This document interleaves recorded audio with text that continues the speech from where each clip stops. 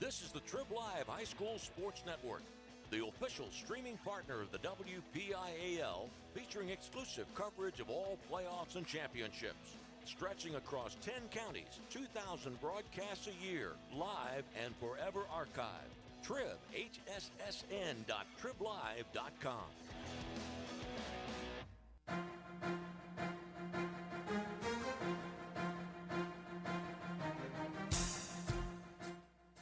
This is the Lawrence County SportsNet, powered by LCAT. Gold heading back to Lawrence County. Your home for the County of Champions. Swing and a miss! A no-hitter in the WPIAL Championship game! The Mohawk Warriors have knocked off the four-time defending champion and are champions again. The Shenango Wildcats are the WPIAL champions. Elwood City, WPIAL champions for the first time in school history. Cox with it. Cox all the way in the jam again. The Red Hurricanes storming their way to another title. Swing and a miss. A one-hit masterpiece. Turn. Fake it to Maples, keeping himself, coming near side. Can they hit him? No! He got in! He's down! Will he get it? One of the state championship! Strike three called. Put another notch in the belt for Laurel Spartans three-peat. And the Neshannock is the 2021 2A Girls Champion. Your voice for Lawrence County sports. The gold ball headed home to Newcastle. This is the Lawrence County SportsNet. Hi, and a pleasant good afternoon from Seneca Valley High School for PIAA State Playoff action on the Lawrence County SportsNet, powered by LCAP. Today's broadcast brought to you by Foy Property Maintenance. as the Neshannock Lancers and Riverside Panthers do battle for the third time this season for a trip to the state semifinals on the line. Today's broadcast on the Lawrence County SportsNet and the Triple Live High School Sports Network brought to you by Foy Property Maintenance, by Maley Chiropractic, by Luxembourg, Garbutt, Kelly, and George, by the Red Zone, by Ponch's Insurance, by the Crane Room Grill, by the Tri-County Principals Association, by Something for Your Wall Photography, and by the Lawrence County Community Action Partnership. Glad to be here on a all of a sudden sunny. Sun came out for a moment. Partly cloudy out here at Seneca Valley High School for the all-turf field here today. Number 2 team out of District 7, the Neshannock Lancers, coming in with a record of 18-7. Number 3 seed, Riverside Panthers, at 17-6. I'm James Dotson, glad to be here for the call today. And you got 2 teams know each other extremely well. Section mates for basically all but 2 years that Riverside was up in Class 3A. And there were a couple years actually back in the early 2010s where Neshannock was down in Class 1A. Other than that, it's basically been these 2 teams in the same section year after year after year. A big rivalry over the past 15, 20 seasons between these 2 teams. Always an adventure when the Panthers and the Lancers go do battle. We mentioned being section foes means that they have played each other twice this year, and it was a sweep for the Riverside Panthers. Panthers with a 5-2 victory against Neshannock in their win at Neshannock, and then the next day a 4-0 victory at home, scoring all 4 runs in 1 inning in that game. And when you look at just the fact that you have Neshannock, who pitched 4 different pitchers in their game, Riverside, who pitched 5 in their 2 games as well, very unlikely that you're going to have much surprise, but there will be a surprise as Neshannock will be starting somebody who has only thrown 2 2/3 innings on the season. Cam Foy, who got the save in just his 3rd appearance of the season, got the save against West Middlesex in the first round, their victory 4-3 over West Middlesex. Well, he will be on the bump to start today's game for Neshannock. On the other side, looking at the Riverside Panthers, they threw all 4 of their main hurlers in their first round victory, a 5-3 victory over Mount Union. So they will be having everybody available as well. Neshannock, their number 1 pitcher all season long, Sebastian Corio, went over the 75 pitch mark, went all the way to the 105 mark. So he will be ineligible to throw today here on our Luxembourg, Garbutt, Kelly, and George pregame show. Thanks to our friends at Luxembourg, Garbutt, Kelly, and George, keeping promises for over 80 years. Visit them online, lgkg.com, for your free consultation. Starting lineups being introduced here on the turf at Seneca Valley High School. And mention one of the other surprises you're going to see, and you may have just heard him in the background, Colton Schaefer, batting third, will be catching today. And also a good surprise for Neshannock, designated hitter Grant Melder today, back after missing the last 2 games in the championship in the first round of the PIAA first round of the PIAA tournament after suffering an ankle injury in their victory in the WPL semifinals, that 12-inning victory over Burgettstown. But again, some next man up syndrome for Neshannock. Jake Rind is back. He missed Monday with illness.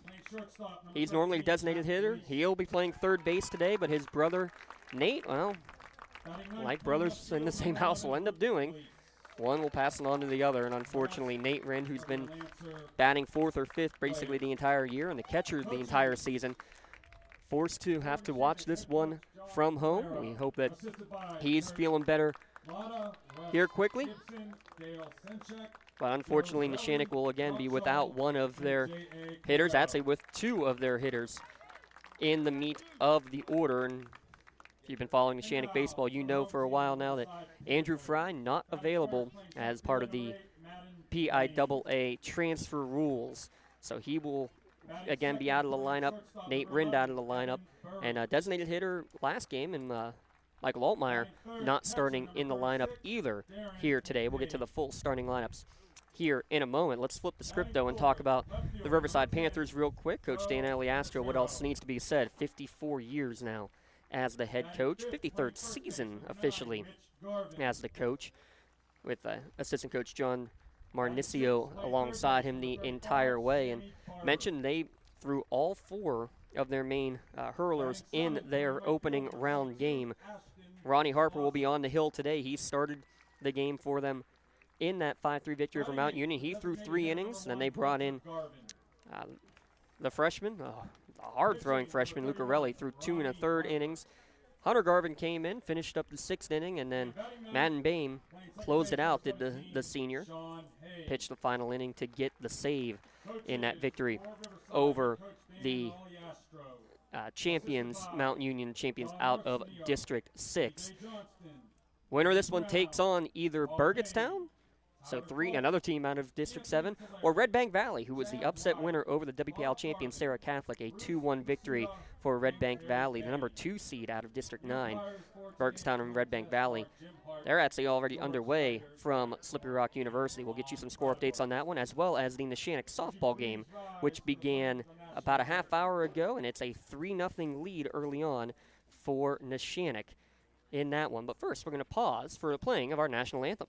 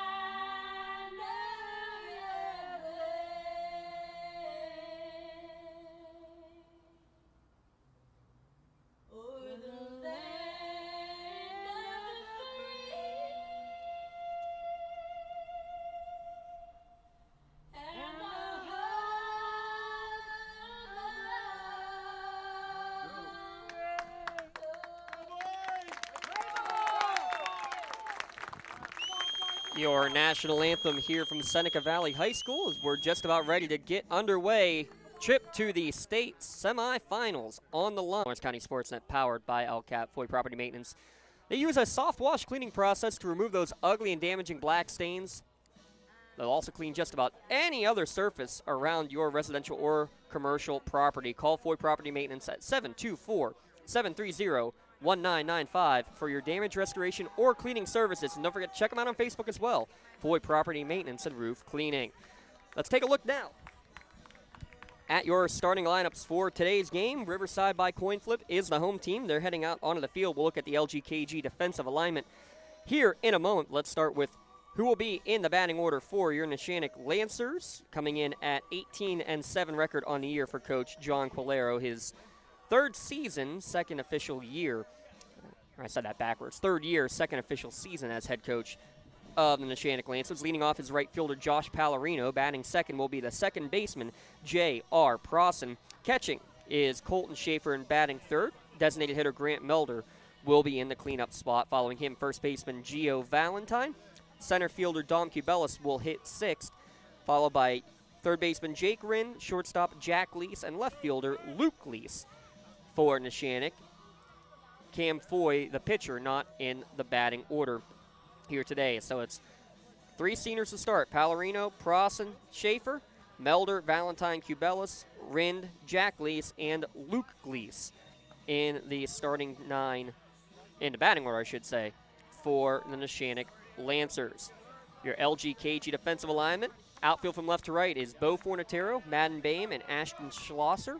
Sammy Barber at third base and Evan Burry at shortstop. Sean Hayes at second base, Mitch Garvin at first. Darren McDade behind the dish for left-handed junior Ronnie Harper on the hill. This will be his 15th appearance.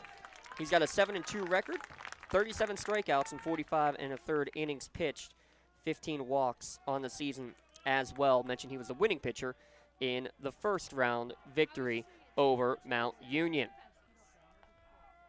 Lancers Panthers. Couldn't ask for much more. Glad to have it for you at lcsportsnet.com. First pitch in there. Ground ball towards third base, charging all the way up. Well in the infield grass to make the play is Sammy Barber. 1 pitch, 1 out on the 5-3 to retire Pallarino. Time of the first pitch, 3:36 p.m.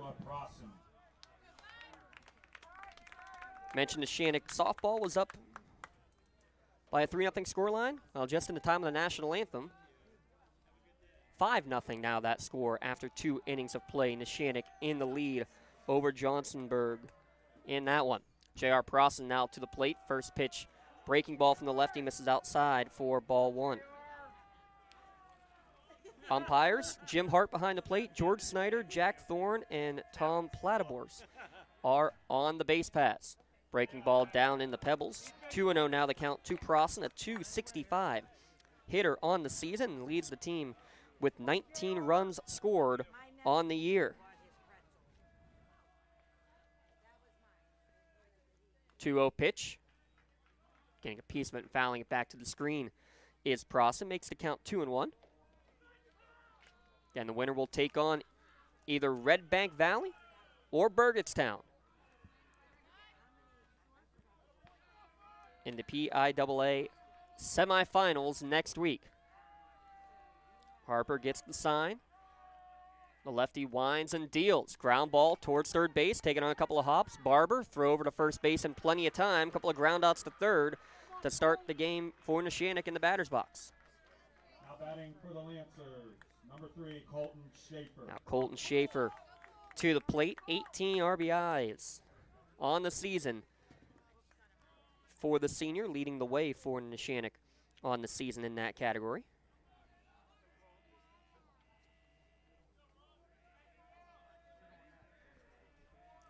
Steps in the batter's box as a lefty. Harper throws. First pitch breaking ball, swung on and fouled back to the screen for strike 1.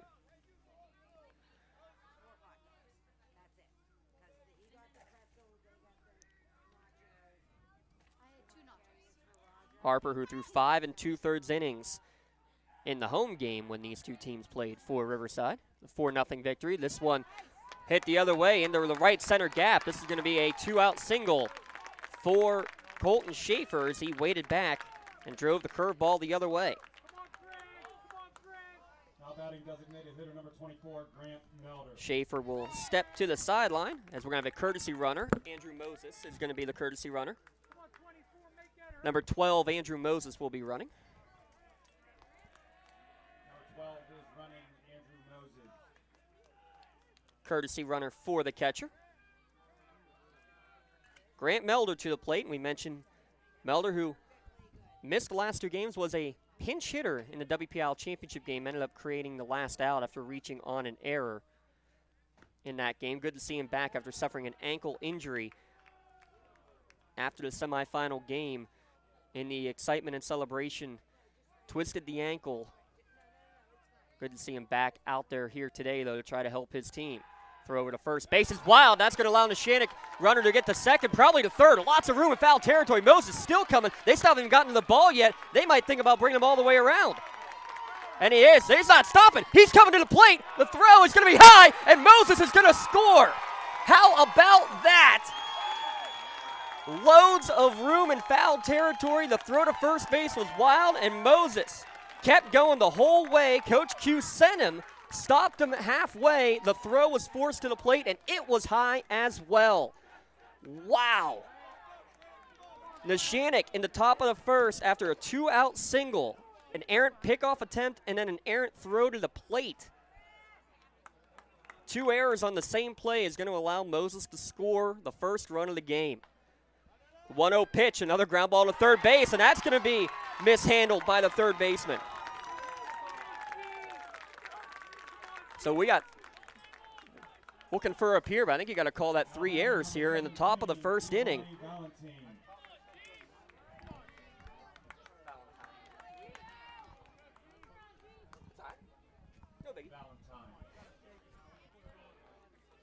So Gio Valentine will now come to the plate with 2 outs. Melder, runner at first base, big lead over at first base. Breaking ball in there for strike 1 to Valentine, was 2 for 3 with a big 2 RBI single in the victory over West Middlesex. 4-run 6th inning in that game. For Neshannock, ground ball towards shortstop, easy flip from Burry to Hayes to get the out on the fielder's choice, 6-4. Damage done though, a 2-out single. Run scores on a pair of errors, 3 total errors in the inning. And 1 runner left on the bags. 1-0 Neshannock leads as we head to the bottom of the first inning. Let's flip the script and take a look at the Riverside offense. Batting first will be center fielder, the only senior in the lineup for Riverside, Madden Bame in the leadoff spot, followed by junior Evan Burry. Sophomore Darren McDade and sophomore Bo Fornatero hitting 3rd and 4th in the power spots, followed by batting 5th first baseman Mitch Garvin. 3rd baseman Sammy Barber will hit 6th. Right fielder Ashton Slosher hitting 7th.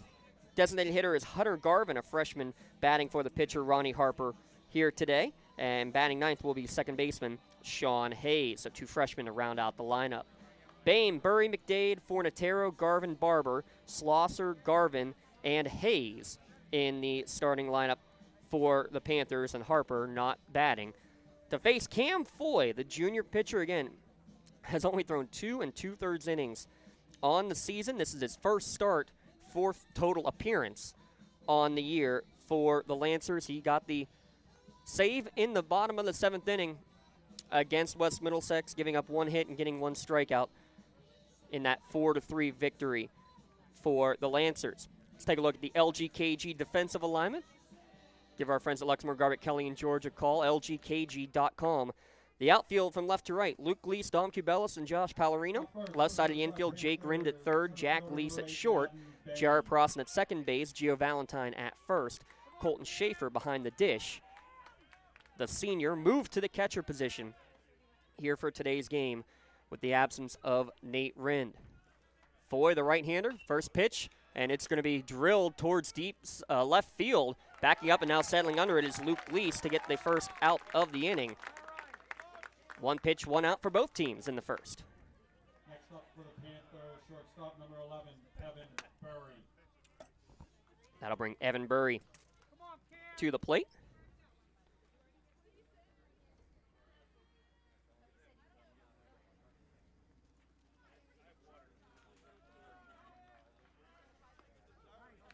First pitch in there for strike 1. Cam Foy pounding the zone with his first 2 pitches. Burry, a .407 hitter. He and McDade hitting over 400, batting 2nd and 3rd here today. Swung on, foul tip back to the screen. No ball, 2 strike count.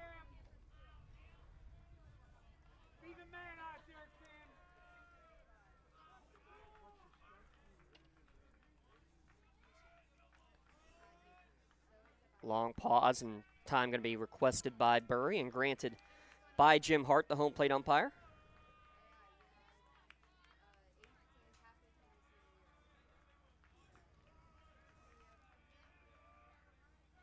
0-2, swung on and missed. The high cheddar for the second out of the inning. First strikeout of the day for Cam Foy. 2 up, 2 down. Number 36, Darren McDade. For Foy, only the 2nd strikeout of the year.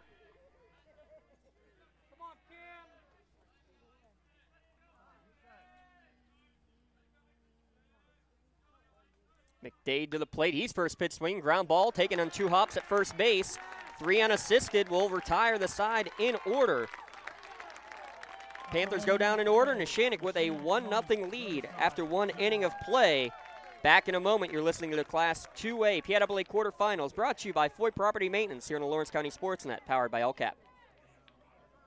Just like Doctor, our homes need a checkup too. If your home is not properly weatherized, you could be at risk for symptoms that cause unhealthy ailments and higher utility bills. The Weatherization Assistance Program is the key to reducing utility costs and increasing comfort in your home. Services include an in-home energy audit to inspect your furnace and hot water tank, check for air sealing around windows and doors, and ensure adequate insulation and ventilation. Learn more at lcap.org or call the Department of Healthy Homes to get your checkup today. For more than 120 years, people have relied on Martindale Hubbell's preeminent rating to select their attorneys. If you've been involved in an automobile accident, you should do the same. At LGKG, we have been preeminently rated for over 40 years. Today's broadcast being brought to you by Foy Property Maintenance. Foy Property Maintenance uses a safe and biodegradable cleaning process to clean just about any exterior surface. Let Foy Property Maintenance help with the power washing or soft washing of your roof, vinyl siding, aluminum, concrete, composite decking, wood decking, and just about anything, much, much more. Give Foy Property Maintenance a call, 724-730-1995 for your damage restoration and cleaning services. Or you can shoot them an email, foyproperty@gmail.com. That's F-O-Y property@gmail.com. Neshannock, strong start for the Lancers. 2-out single, wild pickoff attempt, allows the courtesy runner Moses to score. And then in the bottom of the first inning, they retire the Panthers in order. And unofficially, only 5 pitches thrown in that inning as well. We'll get you that official number as we'll give you another one here. How about the Lady Lancers off to a 12-0 lead in the bottom of the third inning. Looking to be the first team from Lawrence County to make it into the PIAA semifinals. First pitch, breaking ball, foul back to the screen to Dom Cubelis. This one, another one, catches the outside corner for strike 2. Lefty on lefty matchup here. Cubelis a .306 hitter, but down 0-2 in the count. Fastball misses away.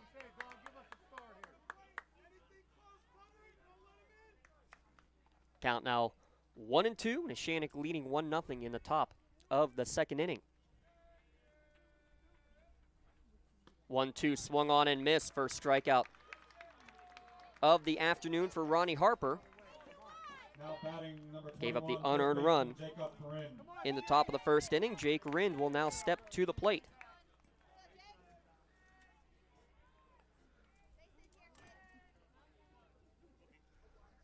Jake, who missed the first round state playoff game with the flu. Glad to have him back, playing at third base here today for Neshannock. First pitch breaking ball breaks around the plate for ball 1. Rind a .348 hitter on the season. Another breaking ball. This one does catch Black on the outer half. Evens the count at 1-1. Short porch in left field and right field, shorter than normal, but double fence to counteract that one as this curveball misses downstairs. 2-1 the count. Very deep. I believe 400 in center field here at Seneca Valley. 2-1 to count. Ground ball towards the right side, taken by the second baseman, Sean Hayes. Easy flip over to first for the second out of the inning. 2 up, 2 down, and so far Ronnie Harper has done a pretty good job controlling with the off-speed pitch here in the early going. Shortstop Jack Leese now to the plate with 2 down.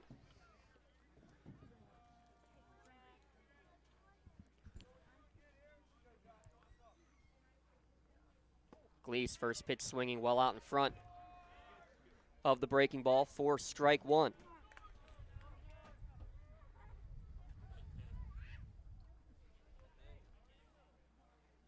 Harper winds, deals. This breaking ball misses upstairs. Count even now at 1-1.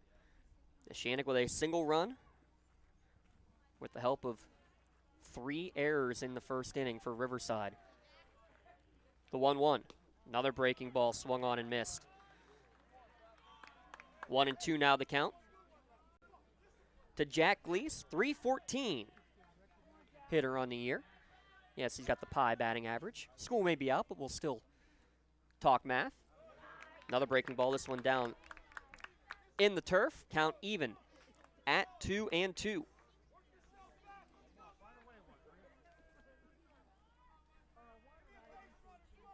Two down. Here's the 2-2 from Harper. Breaking ball drilled between the 6-5 hole past the diving Evan Burry for another 2-out single for Neshannock. Jack Gleese now trying to set the table for his brother Luke. Two of the quadruplets out there on the field for Neshannock. And Gleese, who was red hot through the WPIAL playoffs. 1 point was 5 for 9 going into that championship game. Harper comes set. First pitch swinging is Luke. It's going to be chopped foul down the third baseline for strike one.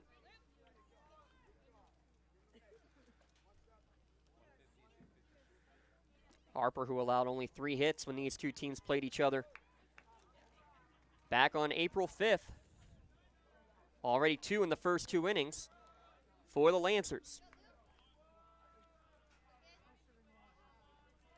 A 1-0 advantage for Neshannock. This one, ground ball up the middle. Taken again by the shortstop. Burry flips it to second base. Another fielder's choice to end the inning. No runs, 1 hit. The runner left on base for Neshannock. They take a 1-0 lead into the bottom of the second inning. We'll be back in a moment. You're listening to the Class 2A PIAA Quarterfinals, brought to you by Foy Property Maintenance, and it's here on the Lawrence County SportsNet, powered by LCAP. Whether you're hosting a big party, it's family dinner night, or you just need a place to go and watch the big game, the Crane Room Grill is the place to be. Need that something special for your upcoming event? Ask about the CR Brewing Company's custom brewing options to give your big day that personalized touch that your guests will never forget. Visit craneroom.com to see their full menu, or call in your takeout order now at 724-656-1553. The Crane Room Grill and CR Brewing Company, a winning combination.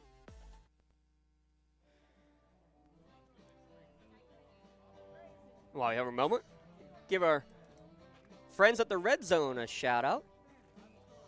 Visit them on Facebook. Search the Red Zone Sports, theredzonesports.com. Spirit Sales, a great way to get your organization money just by sharing a link, and the Red Zone does the rest. Organizations have made $3,000 to $4,000 in a month just by sharing the link, and the Red Zone will do the rest. Check them out just up the road from Neshannock High School on Wilmington Road in Neshannock for all of your county sporting apparel needs. 4, 5, 6 hitters, Fornatero, Garvin, and Barber due up in the bottom of the second inning. Neshannock with a 1-0 lead. Cam Foy, who threw just 5 pitches in the bottom of the first, gets Fornatero chasing on high heat. Foul tipped in the glove for strike one. Fornatero, a .343 hitter on the season. Watches this one break away. Evens the count at 1-1. Fornatero had a home run in the first of the 2 games in the regular season of section play between these two teams. The 1-1. Ground ball up the middle. That's going to find its way into center field for a leadoff base hit. First hit of the game for the Riverside Panthers. And that'll bring up junior Mitch Garvin. Leads the team with 3 home runs on the season, does Garvin, and he'll be interesting to see what they do because Garvin has a knack for getting on base. Walked 3 times in the games against Neshannock this year. We'll see if he squares the bunt. He does. Pulls back. Ball gets away from Schaefer. May have been a cross-up, and that allows the runner to get to second base on the pass ball. Looked like a fastball, just was not caught. And again, this is not the usual catcher, though Colton Schaefer has basically caught his entire life. So don't think that this is a no-name behind the plate by any stretch of the imagination. Was supposed to be the starting catcher his freshman season, if not for suffering a torn ACL. This one misses outside. 2-0 says the scoreboard. I guess I never did see a signal on the first pitch. Yep, 2-0. Fornatero now running at second base. Nobody down. Bottom of the second inning. This one misses upstairs as well. 3-0 to Mitch Garvin. Come on, Cam. Come and get him, Cam. Looking for RBI number 18 on the season. Garvin, 3-0 coming his way. First, Foy's going to step off and take a look at Fornatero, who led off the inning with a single. He stands at second base after the pass ball. 3-0 right down Broadway. Come on, Cam. Makes the count 3-1. Garvin, one of the 3 juniors in the lineup. 1 senior, 3 juniors, 4 sophomores, and 2 freshmen. 3-1 pitch will miss upstairs. Leadoff single. Next batter walks. First free pass given up by Foy. 2 on, nobody out. Sammy Barber will step to the plate. Sammy Barber. Mentioned Garvin, the knack of getting on base. Third time he walked 3 times in the regular season matchup. Same here with Sammy Barber. Neshannock, who gave up 10 walks in that second game. Riverside patient hitting, as they've been known for basically all 54 years of Coach Oleaster. Now the winningest coach in WPIAL history, 669 victories for Coach O. Got that record-setting 656 victory against New Brighton earlier this season. 2 on, nobody out, squaring the bunt. Bunt right back to the pitcher, and they're going to take the easy out at first base. Prosson covering, sacrifice 1-4 on the putout. Barber does the job, though. It advances Fornatero to third and Garvin to second base, and that's Riverside baseball to a T right there. Batters getting on, move him over. Try to knock him in. Ashton Schlosser had a double in the first round of the state playoffs. Chance to cash in as the left-handed hitting right fielder. He's first pitch swinging, foul back to the screen for strike 1. Come on, Cam. 10 RBI on the season, but 2 runners in scoring position. Infield playing in for Neshannock in the bottom of the second. On the edge of the painted grass on the turf. Breaking ball well outside, evens the count at 1-1. Come on, Cam.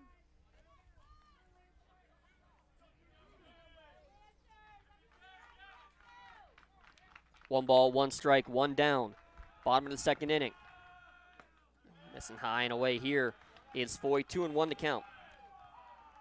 To Schlosser, 1-0 Neshannock with the lead, but Riverside with a pair of runners in scoring position. Cam Foy, the junior, only his 4th appearance of the season, getting the start here today. 2-1 upstairs. Make it 3-1.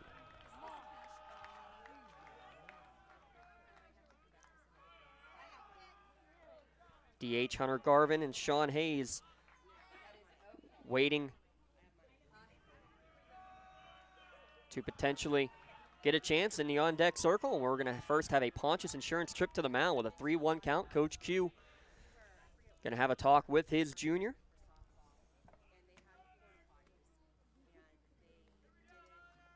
The Neshannock defense is going to go to the mound. The batter's going to go down the third base line, talk to their coaches. Well, guess what? That's what you get with Pontius Insurance as well. They put attention to the things you own so you can devote your attention to the ones you love. Visit them online at pontiusinsurance.com. Love the life you live, worry-free. Neshannock was loving life when they scored an unearned run on a errant pickoff attempt, allowing a runner to score all the way from first base, but now a 3-1 count to Schlosser as we get back to the action with runners on second and third. Throw over to third base. Back in time is Fornatero at third.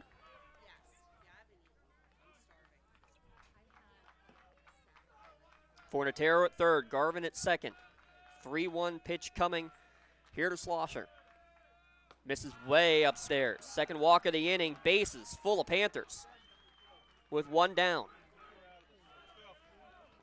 Now hitting number 1 designated hitter, Hunter Garvin. Hunter Garvin, who walked 3 times in the first game alone. Back-to-back left-handed hitters. And now with bases loaded, the middle of the infield is going to play back at double play depth. Corner is still playing up for Neshannock. Leading 1-0 in the bottom of the second. Foy, high and away, ball 1. Action in the Lancer bullpen. Zach Rich, Jacob Walls are up and throwing. The 1-0. Catches the outside corner for strike 1. Garvin, 11 RBIs on the season. Base hit here means at least 1. Fornatero at third, Garvin at second. Schlosser at first, time granted at the plate. Awarded to the freshman DH.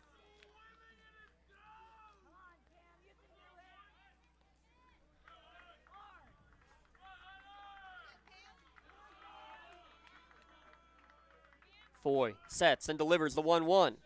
Upstairs for ball 2. 2-1 now the count. Championship pedigree between these two teams. 6 WPIAL titles for Neshannock, 5 for Riverside. 4 state championships for Riverside, 2 state championships for the Lancers. Swung on and missed on the 2-1 pitch by Garvin. Swung through that one. 2-2 the count. Coach Eliastro given the directions from third base. The 2-2. Upstairs a ball. Count runs full. Nowhere to put him. 1-0 Neshannock leading. Come on, can't be aggressive.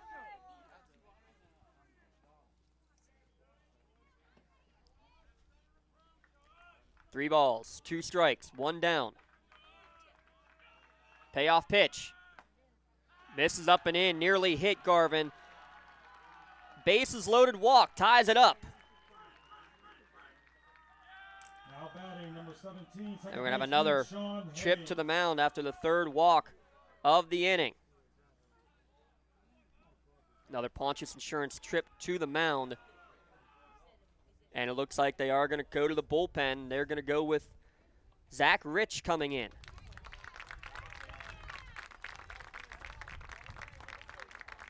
So Foy pitches 1 1/3. Gives up 1 run. It was earned on 3 walks and 1 strikeout. Gave up just 1 hit in there as well after a beautiful top of the first inning where he only threw 5 pitches. Trouble finding the zone. A single and 3 walks, bringing in Riverside's first run. We are tied at 1, and at this point, you got to have the short leash. That's all there is to it.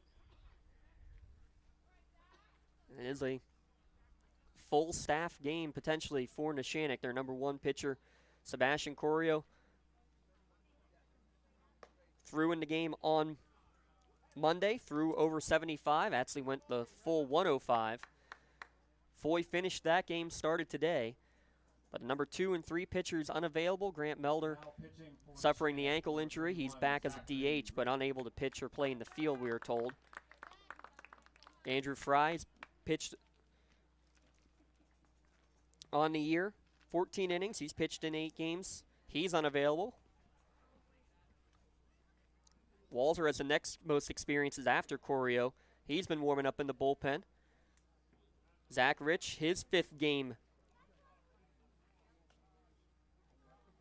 thrown on the season. Does not have a record, but does have a sub-1 ERA. 8 1/3 innings pitched, 4 strikeouts, just 1 walk on the year for Zach Rich. 1-1, bottom of the second inning.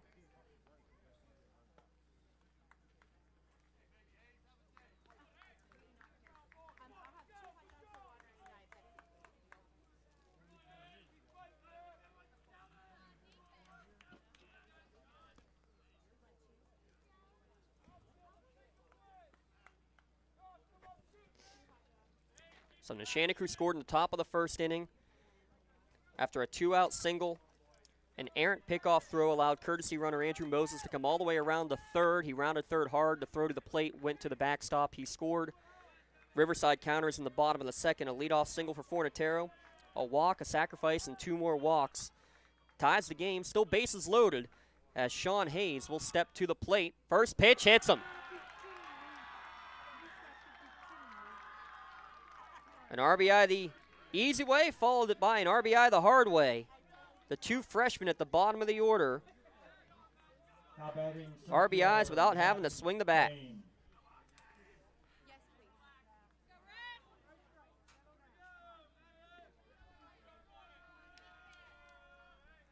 That brings the top of the order up as well, and Madden Bame, first pitch misses downstairs for ball 1. 7th batter of the inning. And base is still full of Riverside Panthers. Rich kicks, delivers, breaking ball. Misses away for ball 2.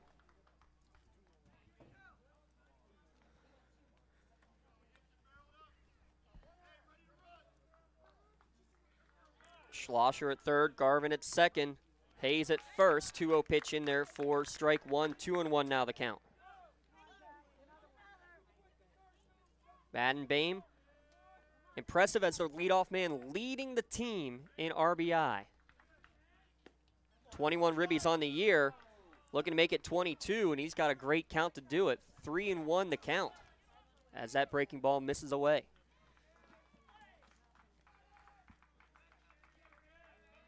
The 3-1 from Rich. Swung on right through the box. This is going to be a base hit right at the middle. That'll score 1. Rounding third and coming to the plate. Throw coming in. It's going to be cut off, and it's going to be a 2-run single for Madden Bame right back through the box. Makes it a 4-1 Riverside advantage. They put up 4 here in the inning, and we'll have the 3rd trip to the mound of the inning. First one coming out to talk to Zach Rich. Another Ponchers Insurance trip to the mound, and that's going to be it for Rich. Short leash for everyone. Be the 3rd pitcher of the inning, the 3rd junior coming to the mound. It'll be Jacob Walzer now to the plate. Schlosser scored from 3rd. Garvin scored from 2nd. So that ends the book. All 4 of those runs are going to be charged to Cam Foy. So 4 runs, all earned. 1 strikeout, 3 walks. Rich faces 2 batters, gives up 1 hit, and hits a batter.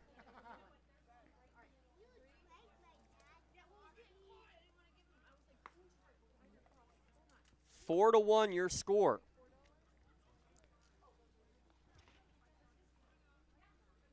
It's going to be runners on first and second, still 1 down in the bottom of the second. Riverside leading. We're going to step aside for a moment. Back in just a few seconds.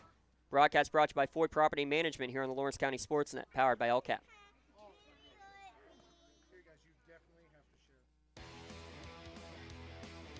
When the high school season heats up, make sure you have the best gear to support your school. Head to the Red Zone on Wilmington Road in Neshannock for all your county sporting apparel needs. Sporting goods, custom apparel, to embroidery, and more. Red Zone has it all. Quality gear for all 8 schools in the County of Champions. Stop by and enter the Red Zone or visit them online at theredzzonesports.com. Score big at the Red Zone. When a team needs to discuss their next move in a big game, Coach calls a timeout. When you need to discuss your next move after your latest life endeavor, let Ponchos Insurance be your coach. At Ponchos Insurance, how we serve you is as important as the insurance we provide. Protecting those you love, the business you built, and the things you've earned. That's our job. At Ponchos Insurance online at ponchosinsurance.com. Ponchos Insurance. Love the life you live. Back here at Seneca Valley High School, we're going to have a pitching change. Cam Foy started. Zach Rich came in and pitched to 2 batters. Now Jacob Walzer to step in. I'll tell you what, here's something you don't see very often, a wardrobe change in terms of the shoes. They bring out a backup pair of shoes for Walzer. He makes the change right on the sideline and is back out there warming up. There is, on this all-turf field, there is a patch of turf basically right through the pitcher's mound. And just compared to the rest of the turf, it looks like it's like a more matted down, like an old school AstroTurf is what it looks like from up here compared to the rest of the standard field turf that you would see across the rest of the field. And I saw warming up before the game, Cam Foy was trying to figure out exactly what was going to work best. Walser decides to change it up after warming up. Now in there, Evan Burry with 2 on and 1 out. First pitch in there for called strike 1. Mentioned Walser, second most appearances on the year. This is his 12th for Neshannock. Fastball down at the knees for strike 2. Walser a 2.51 earned run average, a 2-2 record, and a pair of saves, including one in the first round of the WPIAL playoffs. The 0-2. Swung on, ground ball, base hit between short and third. Gleese is going to come up firing towards the plate, rounding third to the plate. It's going to be in time, and he got him. Trying to dive inside of the tag, and thinking he did so was Sean Hayes. Schaefer had to go up the third base line to make the catch, dive back, bang, bang play, just getting a piece of him. Hayes retired at the plate. Burry to third and Bame to third, Burry to second on the play. A huge play for Neshannock defensively to keep it here. Still 4-1. Ninth batter of the inning, though, and Darren McDade stepping to the plate.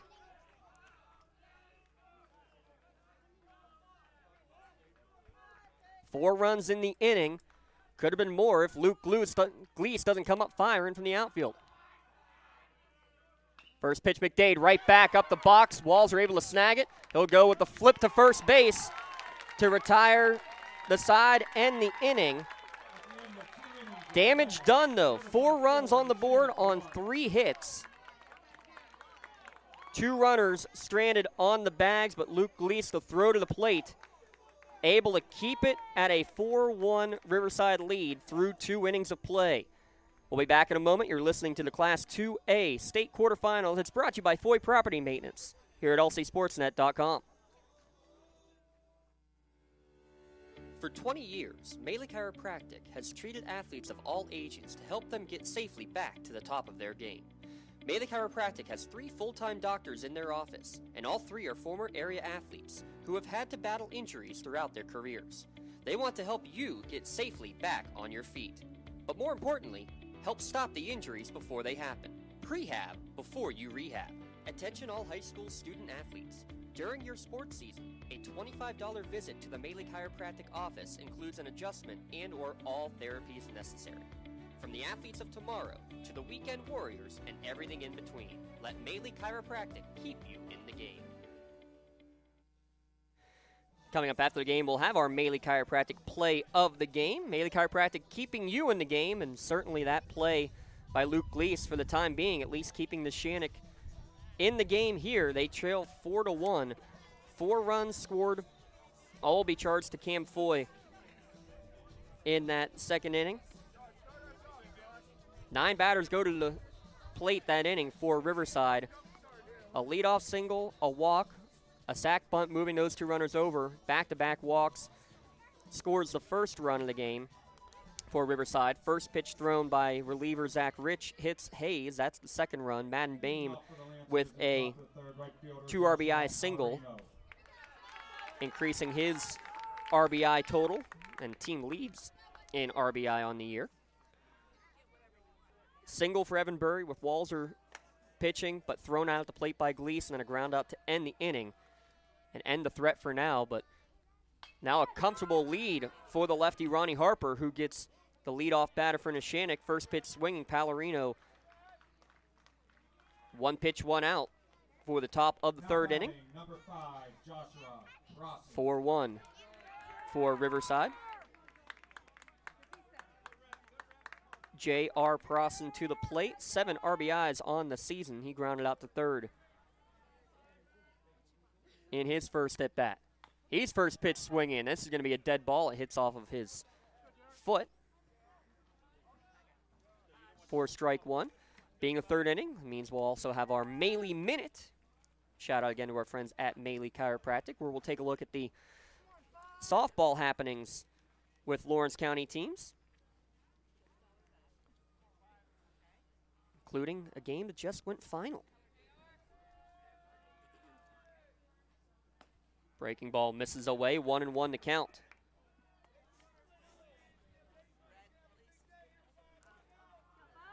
Today's broadcast, again, brought to you by Foy Property Maintenance. Special thanks to them and all of our sponsors at the LC SportsNet, allowing us to bring you coverage of today's game and all year long.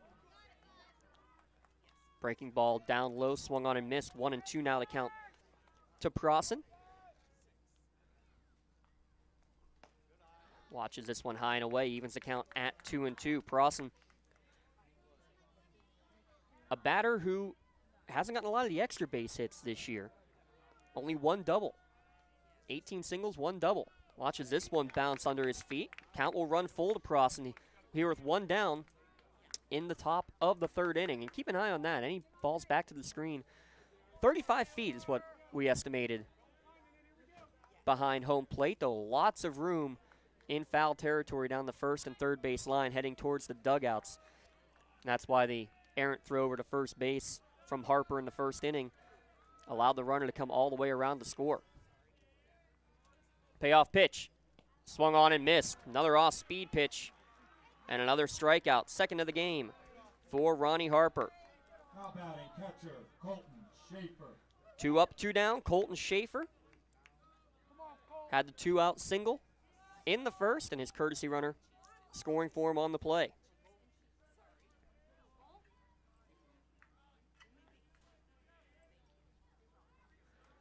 Schaefer steps in the batter's box. Harper going all from the stretch right now. This one comes in at about 58 feet on the breaking ball for ball one.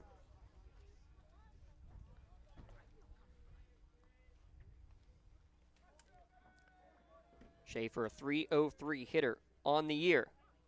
Backdoor breaking ball evens the count at 1-1.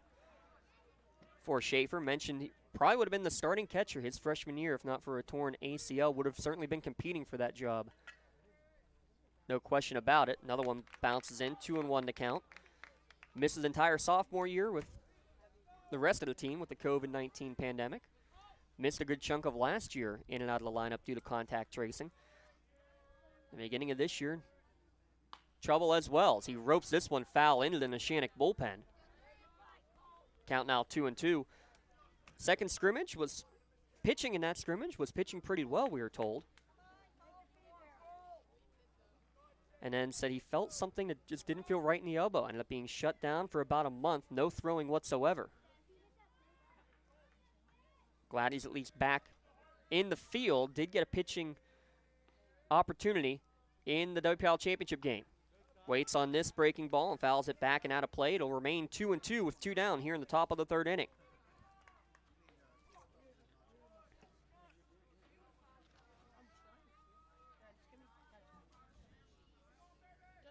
Harper now to the wind again.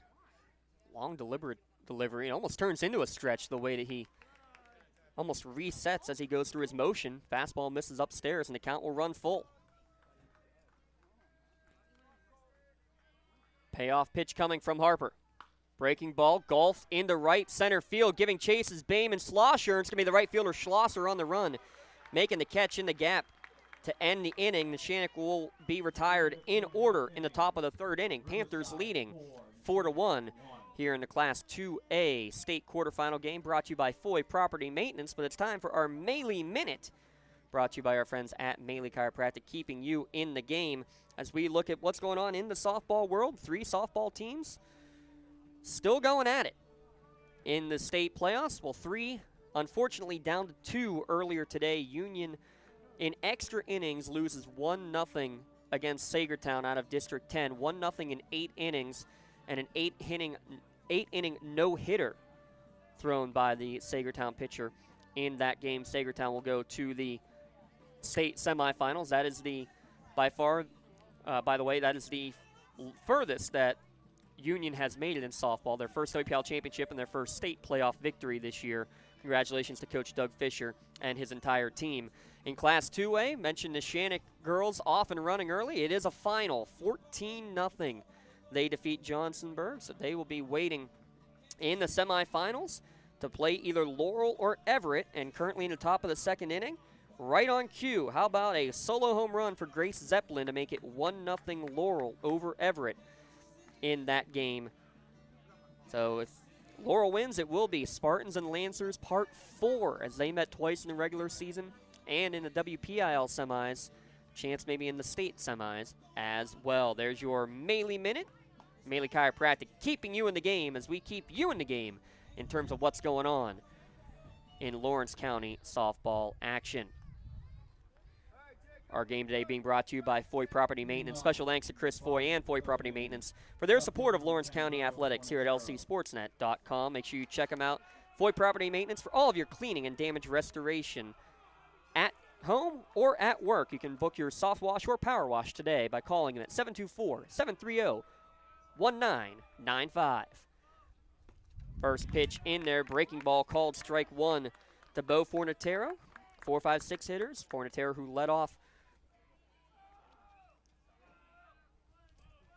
in the second inning as Riverside sent 9 batters to the plate in that 4-run second.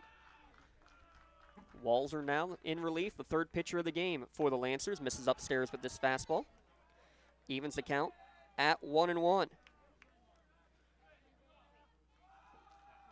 Only the first 4 batters in the lineup with an official at-bat at this point in the game. How about that?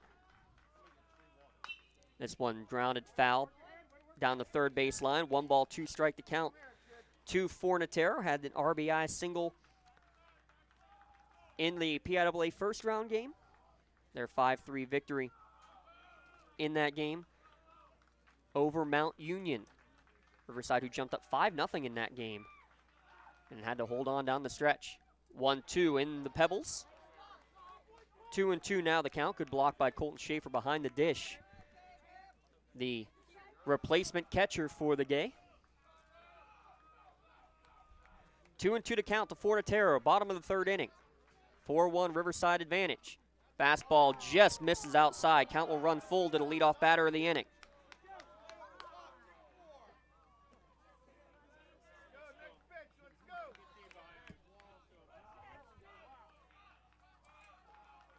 Three balls, 2 strikes. Walzer rocks and fires, and this one's going to miss downstairs. Another leadoff guy on base. Back-to-back innings Fornatero has been on. Leadoff single, now a leadoff walk. Brings up Mitch Garvin. Garvin, 297 hitter on the season. He's going to get the sign from Coach Oleastro over at third base. Mentioned John Marnicio. Been with them since the 60s. Yes, you heard that correctly. He's been over coaching first base for Riverside for over 50 years as well. Step off and throw over to first base, back in plenty of time at first. Is Fornatero. Gets back to his lead, moderate lead at first base. Walzer delivers, fastball just misses in. 4-1. One of the few times you don't see a Riverside player squaring a bunt. Now he does on the 1-0. Gets it down in play. Going to be fielded by Walzer. Throw to first base in plenty of time. 1-3 sacrifice. Advances Fornatero to second base. First out of the inning. There's your Riverside baseball. They've done for so many years and done it so well. Very few mistakes will you ever see a Coach Oleastro team make. But a runner in scoring position. Sammy Barber now to the plate. He sacrificed a runner over in his first at bat. Now a chance to get an RBI. Watches the first pitch down and in for ball 1. He's got 11 RBIs on the season, including 1 against Neshannock already this year.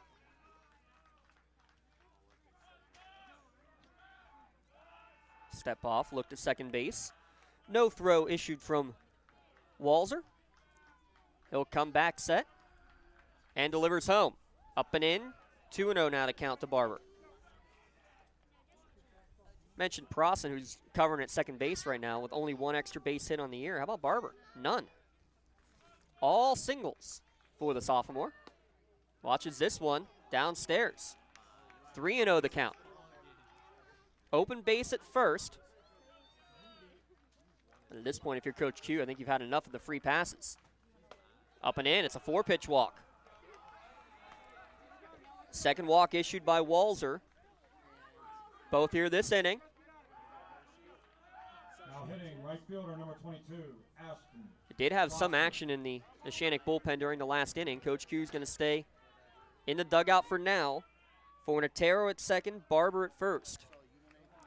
Saw Alberico throwing in the pen. Schlosser, left-handed hitting right fielder. 286 hitter on the season. First pitch down at the knees for strike one. 4-1 in the bottom of the third inning. All 4 runs coming in the second for Riverside. Walzer kicks and delivers. Off-speed pitch in the dirt, swung on and missed. So Walzer, after a couple of walks, now up 0-2.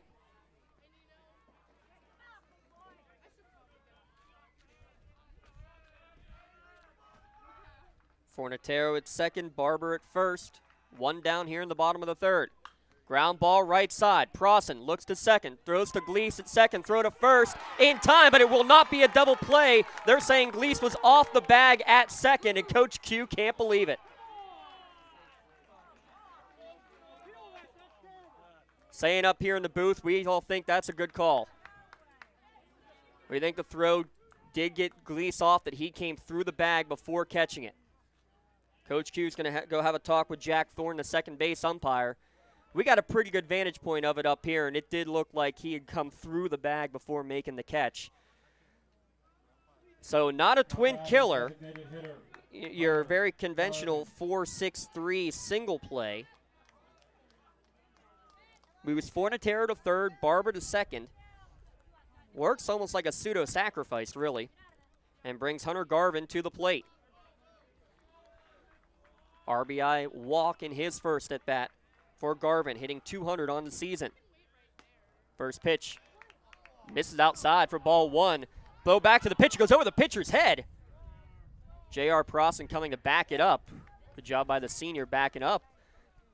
Schaefer must have been set up outside because he didn't move the glove.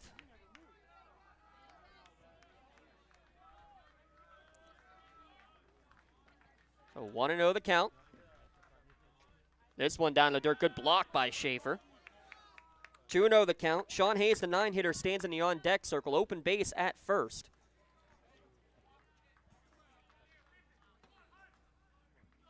So can afford to be a little careful here. In a game that you've already had 5 walks and a hit batsman. Fastball blows it right by Garvin, who swings through it. 2-1 to count here.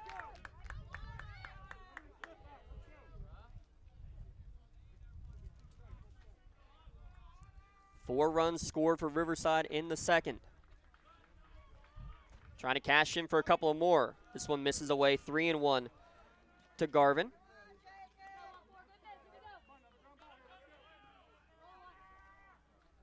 Shannock thought they got out of this inning with a double play, but the throw pulled the shortstop off the bag. 3-1 gets away. Gets caught up in the umpire. Third walk of the inning will load the bases.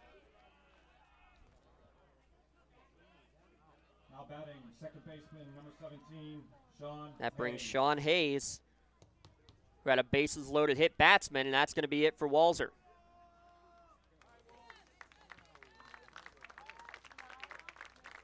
So Walzer's going to be done. It looks like they're going to bring Pallarino out from center field. Or, excuse me, Cubelis out from center field.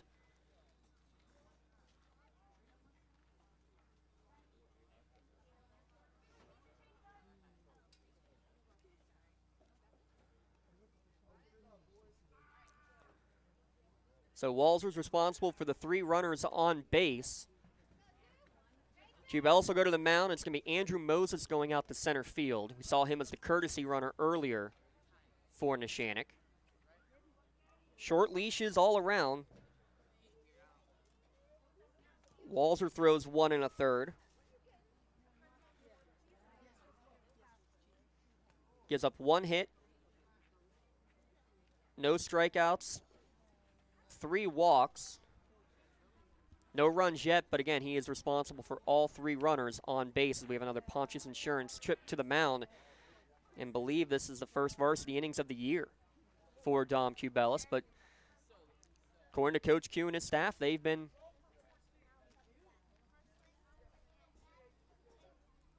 working all week, all the way going back to that Burgettstown game of just trying to get as many arms ready as possible. As Dom Cubelis will come in, the freshman. He and Jake Rinn both played on the Pony League World Series team for Youngstown, team that made it to the semifinals of last year's Pony League World Series. Be a big step up here as the lefty will be on the hill.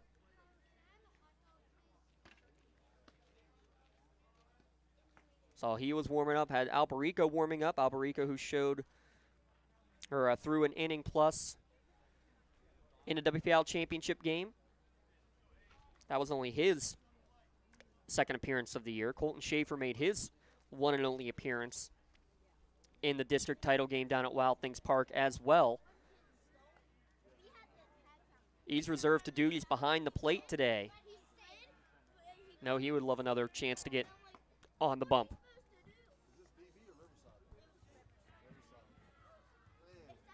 Fornatero, Barber, and Garvin, the 3 on base, all with walks. Mitch Garvin, a sacrifice, and Ashton Schlosser, what should have been a inning-ending double play, though the throw at second base pulled Jack Gleese off of the bag.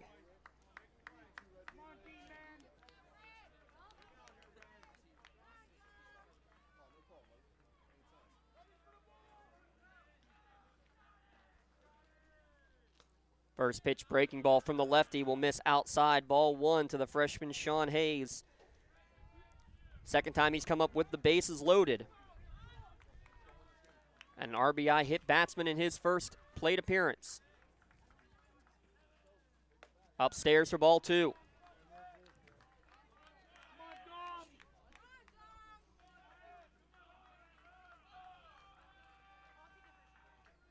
Two balls, no strikes. Cubelis winds and delivers. This one catches a black on the outside corner. Make it 2-1.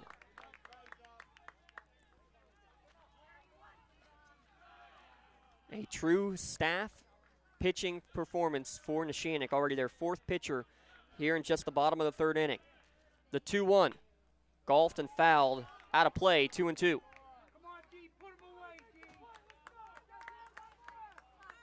Fornatero at 3rd. Barber at 2nd.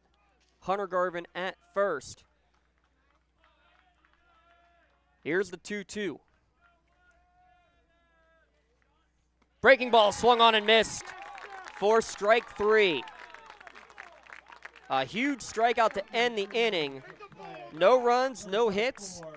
And after a trio of walks, 3 runners left on the bags. We've played 3 innings here at Seneca Valley. Riverside 4, Neshannock 1 here on the Lawrence County SportsNet, powered by LCAP. Today's broadcast brought to you by Foy Property Maintenance. In workers' compensation, my clients are oftentimes not receiving their wage loss. They're not receiving their medical expenses. LGKG, they come to us so that we can put them in a position to pay their bills. If we're keeping our promises, our clients are getting the justice they deserve. Contractors, the Department of Healthy Homes needs you. From small to large residential projects, you can help families live safer and healthier with the quality work you do. It's rewarding in more ways than one. Call LCAP's Department of Healthy Homes today. Staying alive, playing over the loudspeakers. That's what Neshannock's doing here so far. They've gone through 4 pitchers in the first 3 innings. You got to be ready to throw just about anybody, and it's going to be a short leash for everybody in this one. 6 walks and a hit batsman in those first 4 innings for Neshannock, keeping them in this game with a 4-1 deficit here against Riverside. Today's broadcast of the Class 2A quarterfinals brought to you by Foy Property Maintenance. Special thanks to Chris Foy for all their support here today and allowing us to bring you coverage of today's contest at lcsportsnet.com. Top of the fourth, 4, 5, 6 hitters of Melder, Valentine, and Cubelis. First pitch swinging is Melder. It's going to be a one hopper towards second base. A lot of English on that ball. Good job by Hayes to stay with it and record the out. First out of the inning, and third time that Neshannock has gone down on a first pitch, one out scenario. Gio Valentine now to the plate, 267 hitter. First pitch, breaking ball for strike one. Only the 22nd time that he has stepped to the plate this year.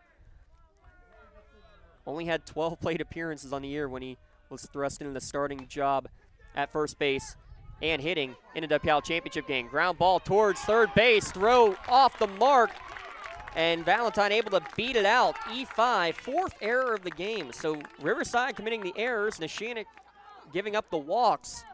Now batting number 2, center fielder Dominic Valentine on base.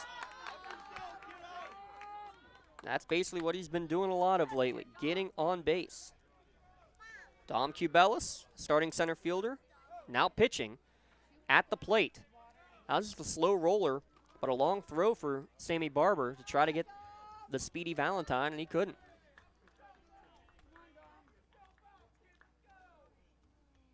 First pitch swinging is the lefty Cubelis, fouled back to the screen for strike one. Lefty on lefty. That was pitch number 44, by the way, for Ronnie Harper.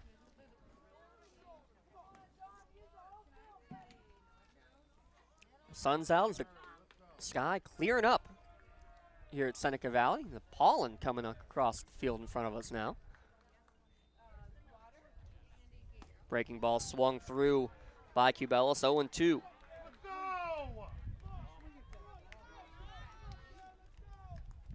Cubelis, who's been all through the batting order.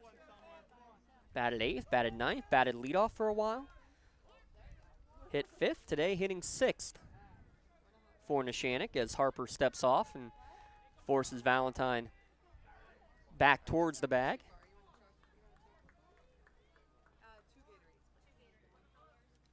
The 0-2 will have to wait. Throw over and sliding back in is Valentine at first base. Valentine, who was a big part of the Lawrence County Lightning's championship for the 18U team, and also for another PIHL championship for Neshannock. The 0-2, Valentine off and running. Swung on and missed on the breaking ball. Valentine head first slide, gets into second base. Cubelis, second time he's struck out in the game, third K of the game now batting third base, number 21, for Ronnie Jacob Harper. Rind. And that'll bring Jake Rind, fellow freshman, to the plate. 13 ribbies on the year. Looking for number 14 to try to get Valentine in from second base. Valentine, who reached on an error.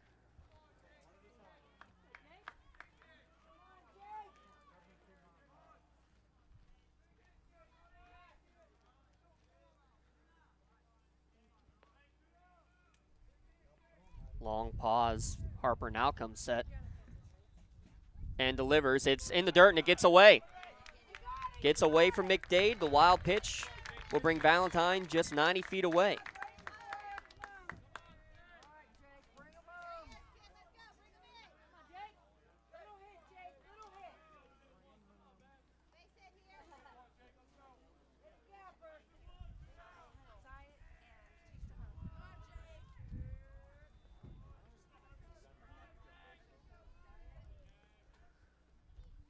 This breaking ball comes in and evens the count at 1-1.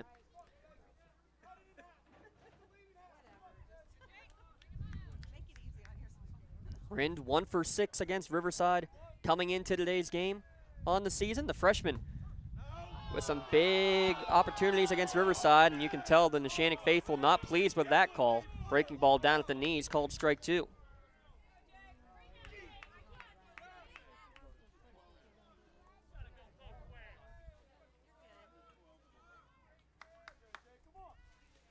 1 ball, 2 strike. Valentine at third. This one misses up and in. 2-2 now the count to the freshman.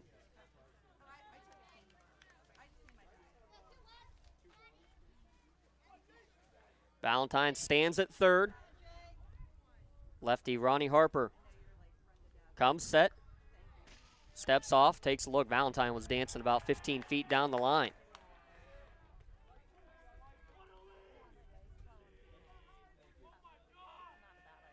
Harper kicks, delivers, breaking ball, misses outside, broke around the plate, and Harper couldn't believe that one was missed. Didn't miss by much, that's for sure.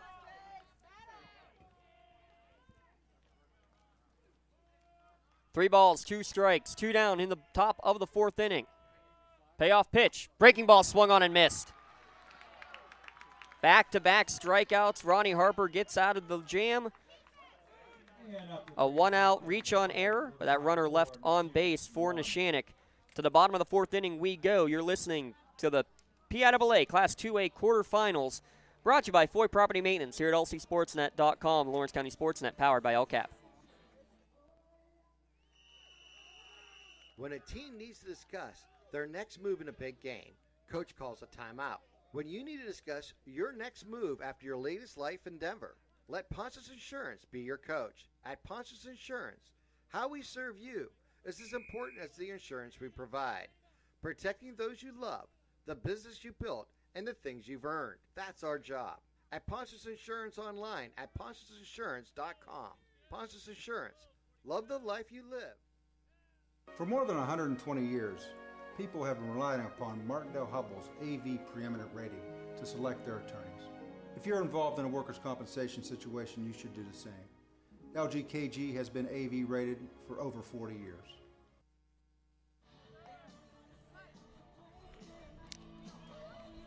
Very appropriate song we got playing right now. The summer of '69, well, it was the spring of '69 when Coach Dan Oleastro took over as head coach of the Riverside Panthers. 54 years later, he's still at it. This is game number 1,039 in his high school coaching career. 1,039, looking for win number 670 in his career, which would be the WPIAL record extending 670th victory. And again, coaching at first base, John Marnicio, been there every step of the way with him. Top of the order due up for Riverside, Bame, Burry, and McDade. Freshman left-hander Dom Cubelis out on the hill, 4th pitcher of the game for Neshannock. Count even at 1-1. Bame, 300 hitter on the season, but continuing to cash in with the RBIs out of the leadoff spot. This one fouled back and out of play. Has to have the most RBIs in the WPIL for a leadoff hitter, you'd have to think. Now with 23 to lead the team. And it's not like he was a cleanup hitter or something early in the year and then moved to the leadoff spot. He's been leadoff basically all year. This 1-2 pitch lifted into shallow center field, and it's going to fall in for a leadoff base hit. It's kind of right in no man's land between left center and short.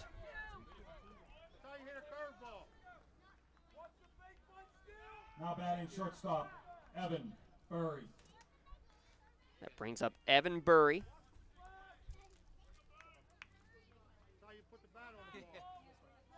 Jake Rind at third base. About 10 feet up on the grass, expecting bunt. No bunt shown. It's going to be just a little chop. It's going to be a pseudo-sacrifice because the runner was off and running with the pitch. So Bame will get to second base. Ground out 1-3 as it was just chopped back to the pitcher. Cubelis able to get the out. So one away. Darren McDade was 2 for 4 in the first round game, and only had 3 official at-bats, I should say, against Neshannock in the regular season, but went 2 for 3 with an RBI. Looking to get another one here as he's watching the first pitch up at his eyes for ball 1.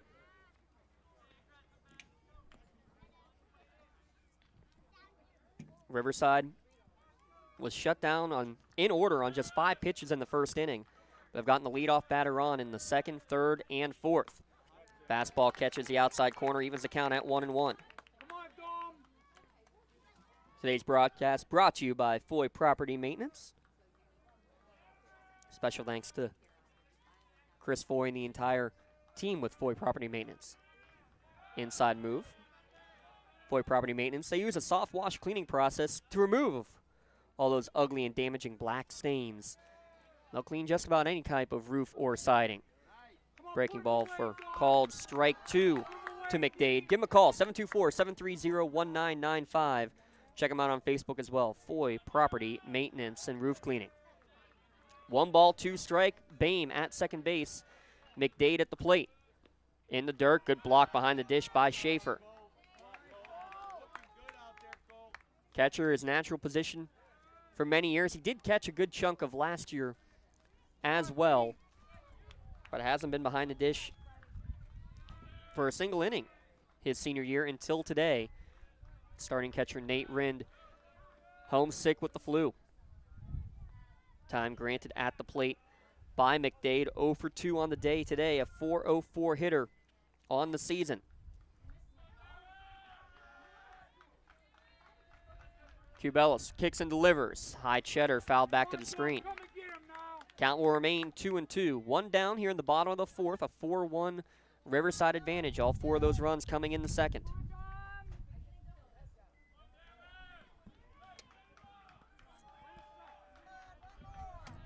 Alberico staying loose in the Lancer pen. Already the 4th pitcher of the game for Neshannock on the hill. This one misses well inside, and the count will run full. Come on, dog, put him away. 3 hits for Riverside, 2 so far for Neshannock, but the 4-1 scoreline tells the story.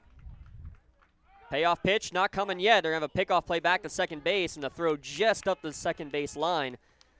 If it wasn't, that may have been a pickoff as Boehm was scrambling back just in time.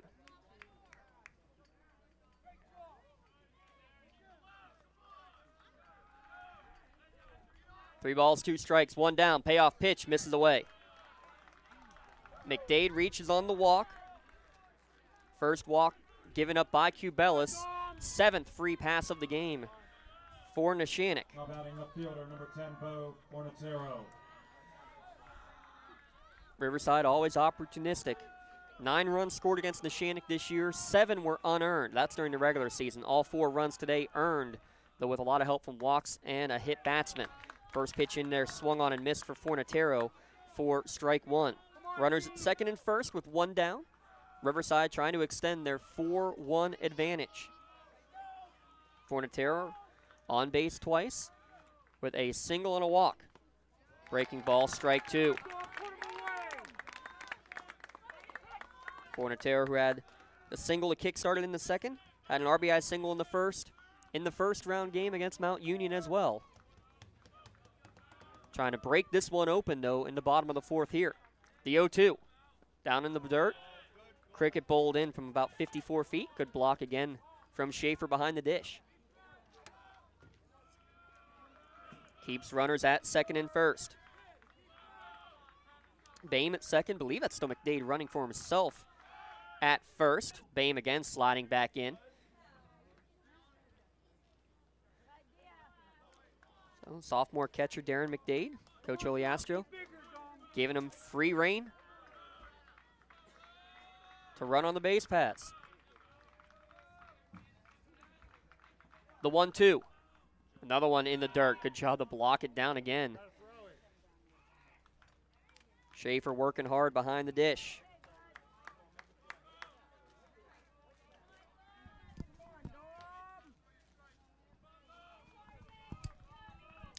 Boehm at second, McDade at first. 1 down. Fornatero at the dish, awaits the Cubelis offering. Another one chopped foul, this one down the third baseline. Better looking breaking ball there.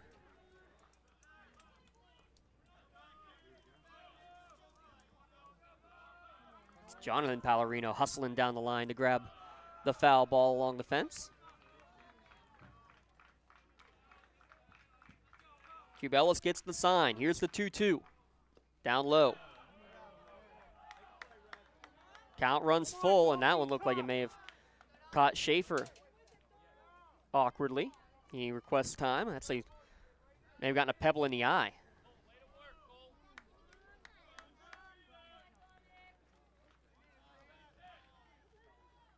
Check and make sure. And something may have gotten in the eye. Especially if you're a contact wearer, there is nothing, even without contacts, there's not much worse than getting a pebble stuck. Try to get some solution while they tend to Schaefer behind the dish. See if we can get a score update on that Laurel softball game.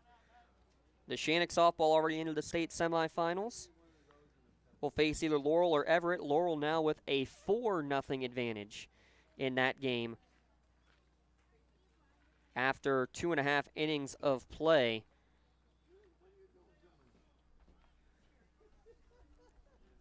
Georgia Jellyman with an RBI single. Eva Kuth with a fielder's choice for an RBI in the inning. 4-0 that Laurel scoreline. Hoping it will be another Neshannock-Laurel rematch. It'd be a great one, and we will have it at lcsportsnet.com if we can get the necessary help. Again, we thank our sponsors for all they do all year, but it takes a lot to be able to get these games on, and special thanks to Foy Property Maintenance.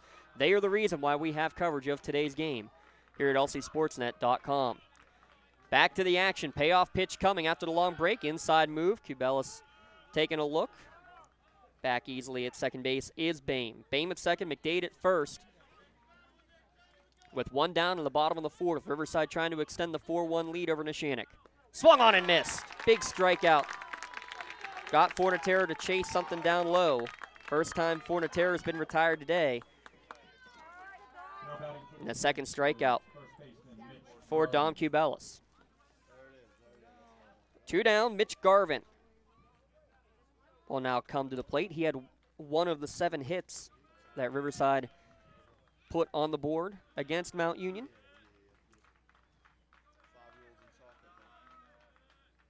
First pitch, outside corner, strike 1 to the junior.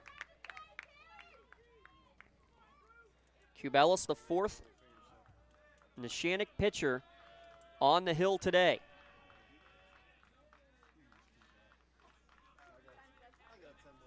Breaking ball, ground ball, short, hustling through is Gleese. Throw to first base is low, but in plenty of time to retire Garvin. 6-3 on the putout to end the inning. No runs, 1 hit, and a walk, but those 2 runners stranded on the bags. Riverside has stranded 7, but they still hold a 4-1 advantage after 4 innings of play.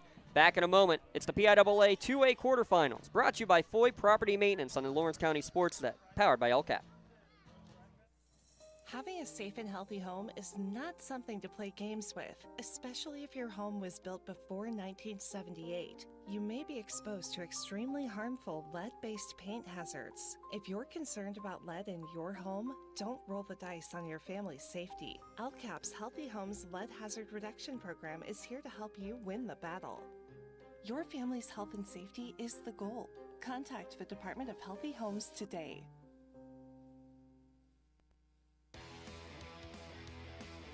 When the high school season heats up, make sure you have the best gear to support your school. Head to the Red Zone on Wilmington Road in Neshannock for all your county sporting apparel needs. From sporting goods, custom apparel, to embroidery and more, Red Zone has it all. Quality gear for all 8 schools in the County of Champions. Stop by and enter the Red Zone or visit them online at theredzzonesports.com. Score big at the Red Zone.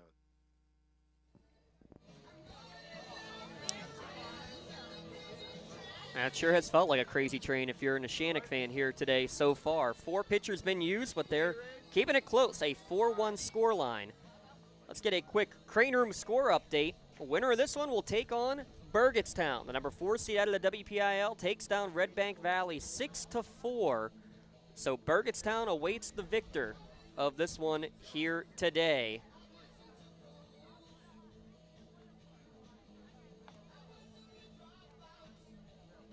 Mentioned the Neshannock softball now leading 4-0. Union softball 1-0 defeated in extra innings against Sagertown Neshannock a 14-0 convincing victory over Johnsonburg. There's your Crane Room score update.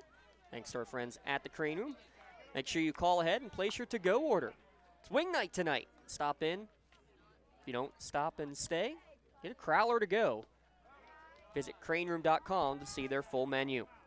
8-9-1 hitters due up for Neshannock here in today's Class 2A quarterfinals. Today's broadcast brought to you by Foy Property Management. 1-0. Hits Jack Lease. First one was down low. This one down and in. First time Neshannock has gotten a leadoff runner on base. First free pass issued by Ronnie Harper. And again, we'll see how the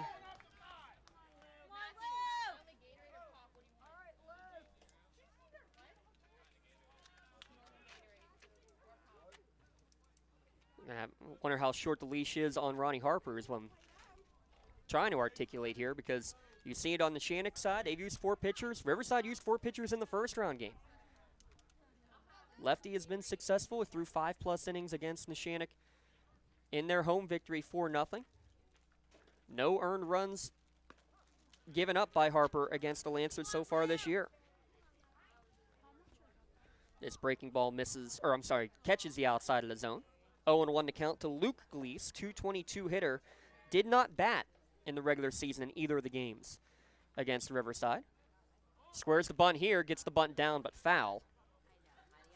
Takes count 0-2. Interesting, you're down 3.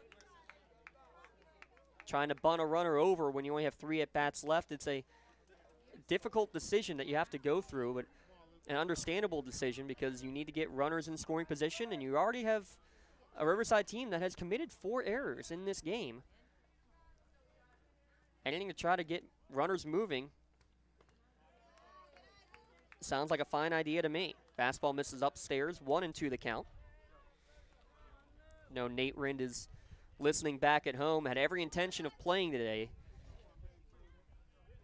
Would have been a great possible Michael Jordan flu story, but unfortunately unable to go. 1-2 pitch misses high and away. Throw down to second base on the stolen base. Actually hits off the shoe of Jack Lease. He was thinking about third, but good job by Madden Boehm coming in to back up. Second stolen base of the game for the Lancers, and now you get a runner in scoring position without having to give up the out. Luke Gleese had the RBI double against Burgettstown. An RBI here would get him one step closer to working a comeback and potentially getting another shot at Burgettstown. That 12-inning classic. Love to see another one of those. This one misses well high and away, and Harper, frustrated with himself, gave a big look of frustration after that fastball missed up and away. He's not sure if he's just upset with himself or what, but good move here by the sophomore Darren McDade to go out to the mound and talk to his pitcher, and Coach Oliastro noticed what we noticed up here as well. He's going to go down and try to talk his junior hurler. It's the first Pontius Insurance trip to the mound for Riverside. Gives us a chance to give another shout-out to our friends at Foy Property Maintenance. Thanks so much for allowing us to broadcast this game here today. Foy Property Maintenance uses a safe and biodegradable cleaning process to clean just about any exterior surface. Let Foy Property Maintenance help you with power washing or soft washing of your roof, vinyl siding, aluminum, concrete, composite decking, wood, much, much more. Just about anything, they can give it a try. You should give Foy Property Maintenance a call, 724-730-1995, for your cleaning service or damage restoration. Or you can get in touch with them by email, foyproperty@gmail.com, F-O-Y property@gmail.com. So back to the action. Full count, nobody down. Luke Gleese at the plate. Jack Gleese stands at second. Harper, long pause, now comes set and delivers. Breaking ball, fought off by Luke Gleese. Waited a long time, it felt like, for that one to come in, and fouled it back to the screen. Count remains full. Josh Pallarino standing in the on-deck circle. Jack Lease at second base. He's been on base twice today. Only Neshannock Lancer who can say that. This one, grounder, slow roll to third. taken by Barber, takes a look at runner, gets Gleese back to the bag at second, and then throws it across to get Luke Gleese for the out at first. Great play by Sammy Barber to get the first out of the inning and keep that runner at second base. Now batting for the Lancers, number 16, Joshua Pallarino. Josh Pallarino, .344 hitter on the season.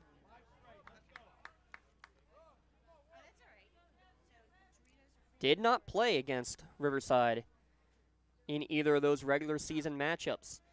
It was a very early in the season, only the second series of the year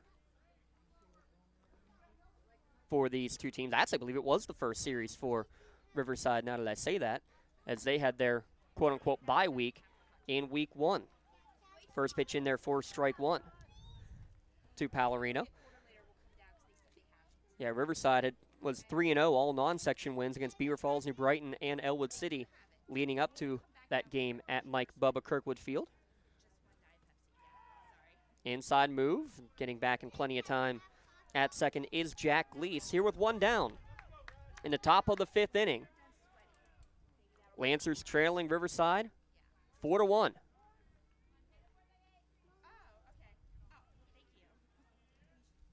The 0-1. Squaring the bunt is Pallarino. High pitch, and he gets it down, but it is foul. Makes it 0-2. Wasn't foul by much, though. Coming out of the left-hander batter's box. With that speed, he can get that down.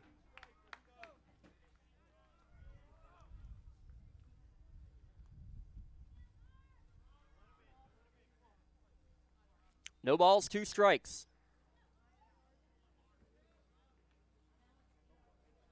Pallarino at the dish, runner at second base. Breaking ball, just getting a piece of it is Pallarino to stay alive.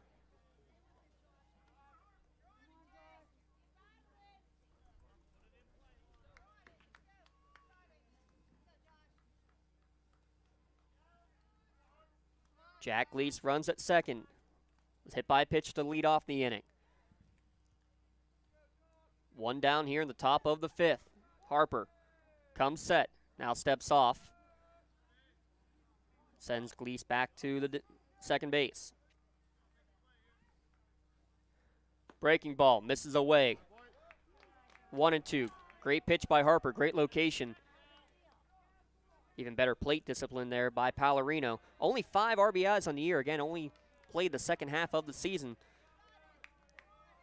Love to cash in here, as Riverside has somebody coming trotting down from the bullpen.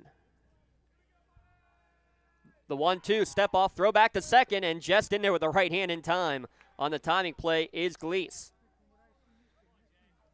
Sean Hayes came over. Nifty slide to get that right hand in there in time.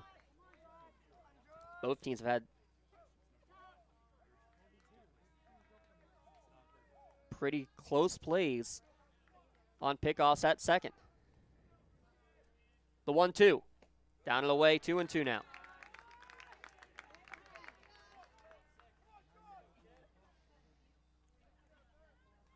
Winner faces Burgettstown, 6-4 victor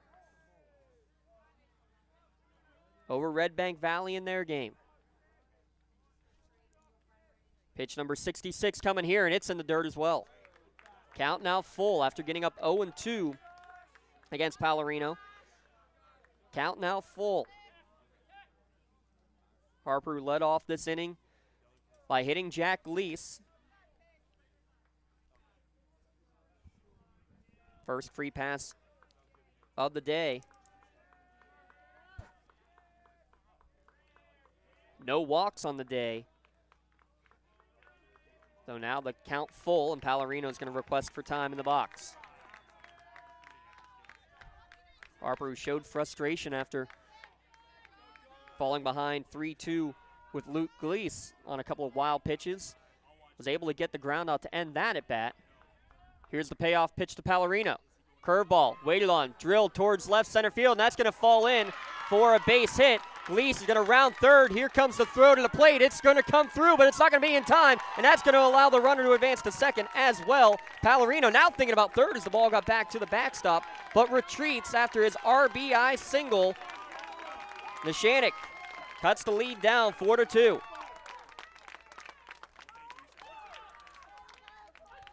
First red zone RBI of the game for Neshannock.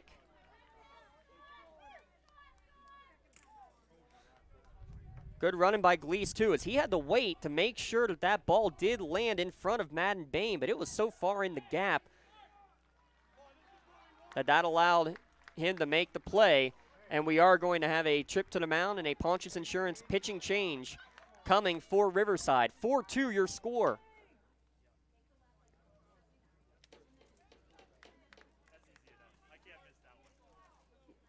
And it is going to be the freshman, Christian Lucarelli, who will be coming in. Lucarelli, who has been clocked in the mid-80s as the freshman. He will come to the mound. He's thrown 36 innings on the year. This is his 12th appearance, a 3-3 record, a 2.72 earned run average.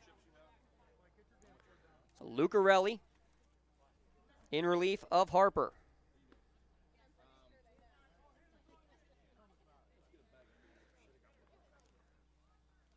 So Harper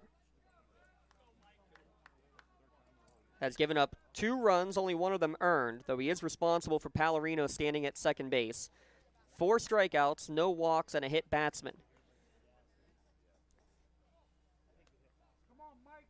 Those 2 runs coming on 3 hits. Christian Lucarelli will now warm up. He'll face J.R. Prosson as the first batter. And it will not be. It's going to be number 22, Michael Altmaier, as the pinch hitter. Thank you very much. Michael Altmaier, who was the designated hitter, went 1 for 3 against West Middlesex.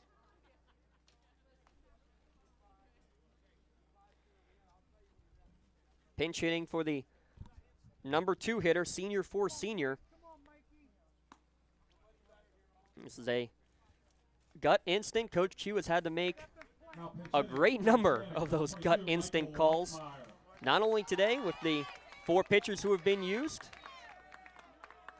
but overall over this playoff run with basically player by committee with a number of different bodies that Neshannock has had to put in the lineup, in the batting lineup, in the field, and on the mound.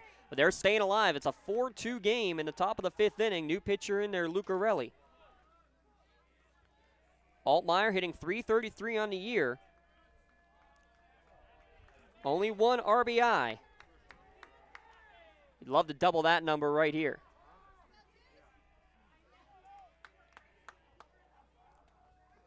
Pallarino stands at second base.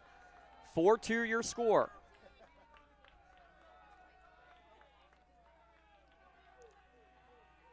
Lucarelli comes set. Big lead at second for Pallarino. First pitch misses down and in for ball 1.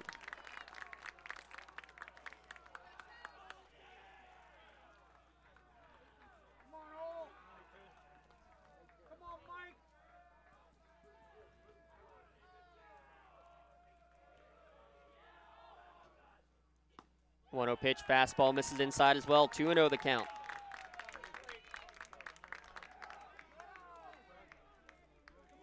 Lucarelli, who pitched 2 innings in relief of the first game against Neshannock. 1 strikeout, 2 walks. Gave up a couple of runs. Gets Altmaier to swing through this high fastball. Makes the count 2-1. Top of the 5th, 4-2, Riverside with the lead. All 4 runs coming in the second for the Panthers.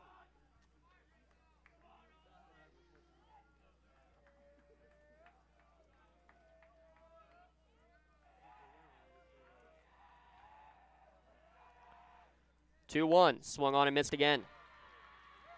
Some high heat thrown by Lucarelli.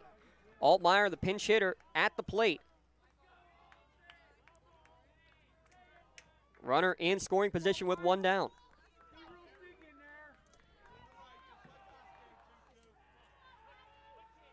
Long pause, Lucarelli takes a look.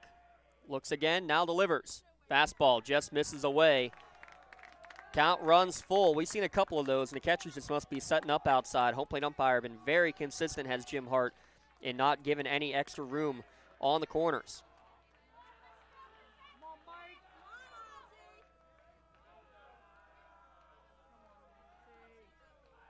Payoff pitch coming. Golfed and fouled back and out of play. We'll do it again. 4-2 your score, top of the 5th.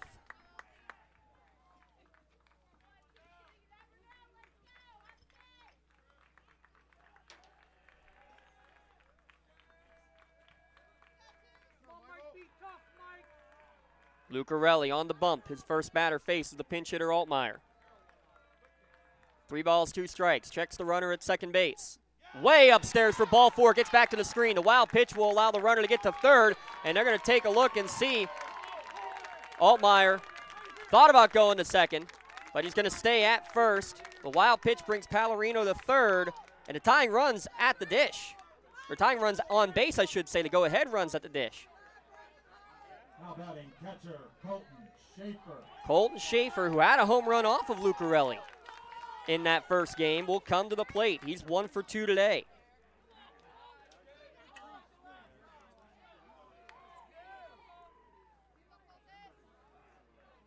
Pallarino at third.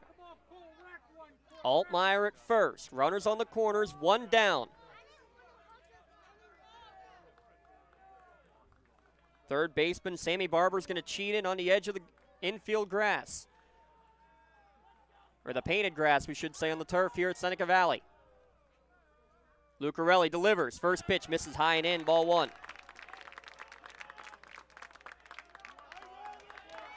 McDade's going to go have another stroll out to the mound. As the last couple of pitches, Lucarelli's really reared back and fired, has the freshman. I like this. Gets a chance to make him laugh out there, kind of relax him. I like that. Good move here by the sophomore catcher to calm down your freshman pitcher. He's the second hurler of the day for Riverside. Neshannock has used 4. Foy started. Rich and Walzer in relief in the second inning. Cubelis comes on in relief midway through the third. 1-0 count to Colton Schaefer. Runner went to go and then held up. Ball upstairs, 2-0.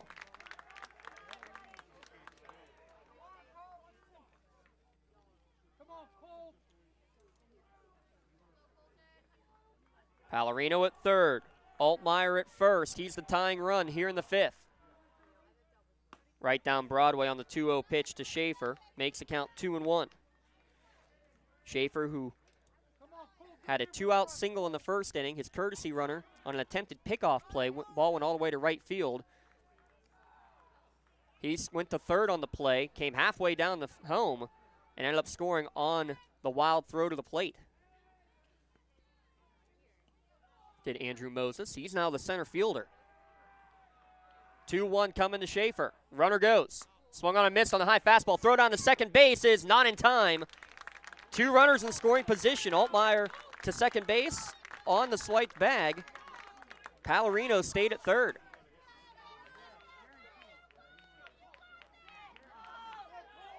Two ball, 2 strike count. Tying run in scoring position for Neshannock here in the top of the 5th inning. A trip to the state semis on the line. Another instant classic potentially brewing between the Lancers and the Panthers.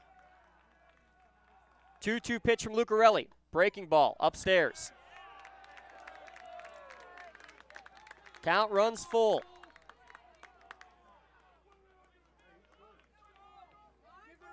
Didn't miss by much. McDade kept it there for an extra second. Thought he got a big strike 3. Payoff pitch coming from Lucarelli. Fouling it off. Schaefer just got a piece of it on the fastball. And I mean just.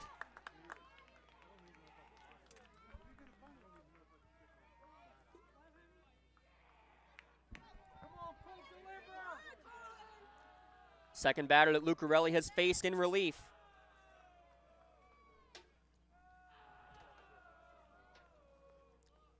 Three balls, 2 strikes, 1 down. Here's the payoff pitch. Breaking ball, drilled down the left field line, but foul into the batting cage. Count will remain full. Already an hour and 40 minutes into this game. Still got plenty coming.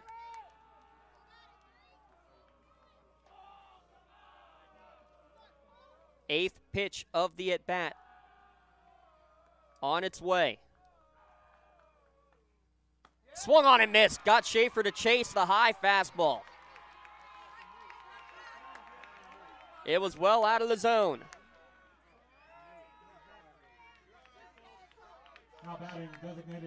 Now 2 down, infield that was cheating up a little bit can retreat back. Grant Melder to the plate. Reached on an error in the first inning. Grounded out in the fourth. 362 hitter on the year. Good to even to see him back in the batter's box after missing the last 2 games. First pitch bounces in there for ball 1.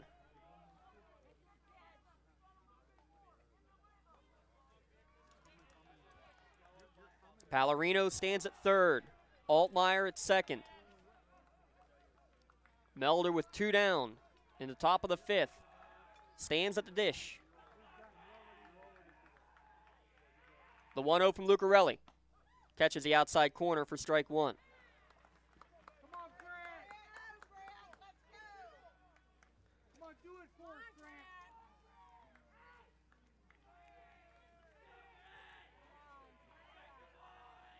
Lucarelli, his 12th appearance of the year. Another one in relief here today. This fastball misses down to the way, 2-1 to count.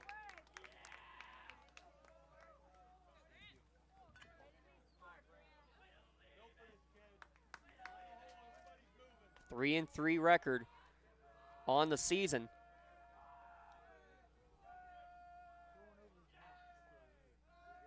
Here comes the 2-1 to Melder. Drilled towards the left center gap, and that's going to fall in. We're going to have a tie game. Grant Melder trying to stretch it to a double with a head first slide. He's in there.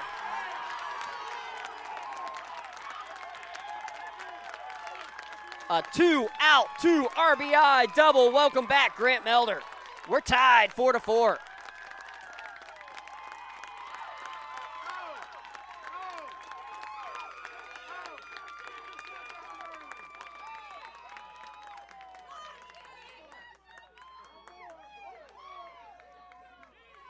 Grant Melder, his 12th and 13th RBI of the season, scoring Pallarino and Altmaier. 3 runs in the top of the 5th inning for Neshannock.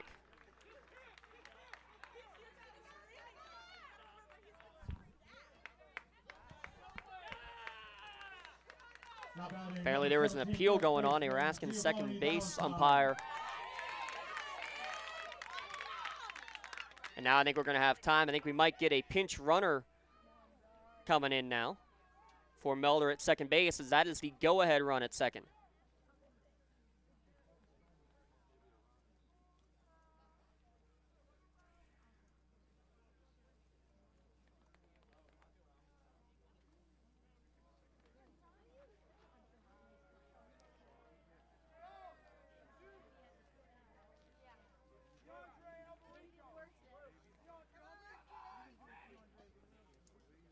They're going to bring DeAndre Alberico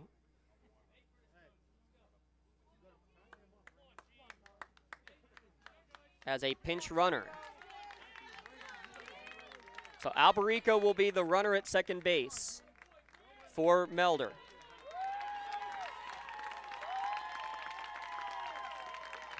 You hear the ovation for Melder as he comes off the field. And they're doing the yes chant, which led to his injury, but they're saying, we're not going to jump this time, are we?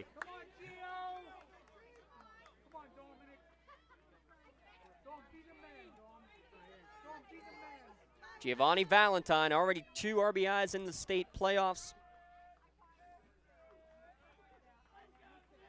Third one, potentially, with Alberico, the pinch runner, standing at second base.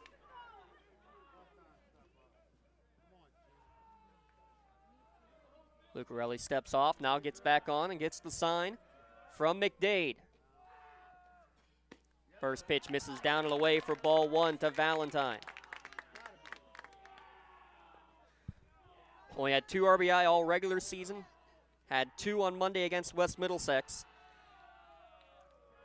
He also reached on an error.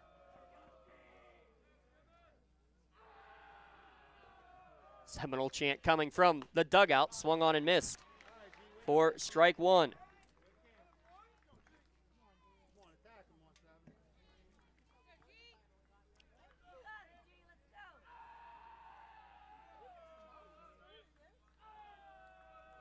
Lucarelli on in relief. A walk, a strikeout, but then the 2 RBI double.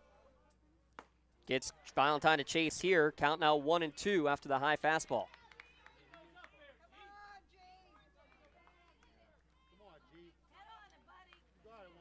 One ball, 2 strike. Crowd getting loud on both sides here at Seneca Valley. Tie game in the top of the 5th inning. Lucarelli checks again. Now kicks and delivers. Fastball, waving at it for strike 3 is Valentine. Second strikeout of the inning for Lucarelli, but the damage is done. Neshannock puts up 3 runs on a pair of hits. There was a walk and a hit batsman and a runner left on base. We're tied at 4 after 4.5 innings of play. Don't go anywhere, folks. Dandy coming your way here on the Lawrence County SportsNet, powered by LCAP. Today's broadcast brought to you by Foy Property Management. For 20 years, Melee Chiropractic has treated athletes of all ages to help them get safely back to the top of their game. Melee Chiropractic has 3 full-time doctors in their office, and all 3 are former area athletes who have had to battle injuries throughout their careers. They want to help you get safely back on your feet. But more importantly, help stop the injuries before they happen. Prehab before you rehab. Attention all high school student athletes. During your sports season, a $25 visit to the Melee Chiropractic office includes an adjustment and or all therapies necessary.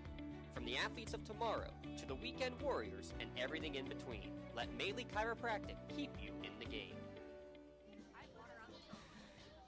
Today's broadcast of the Class 2A PIAA Quarterfinals between Neshannock and Riverside is brought to you by Foy Property Maintenance. Foy Property Maintenance uses a safe, biodegradable cleaning process to clean just about any exterior surface.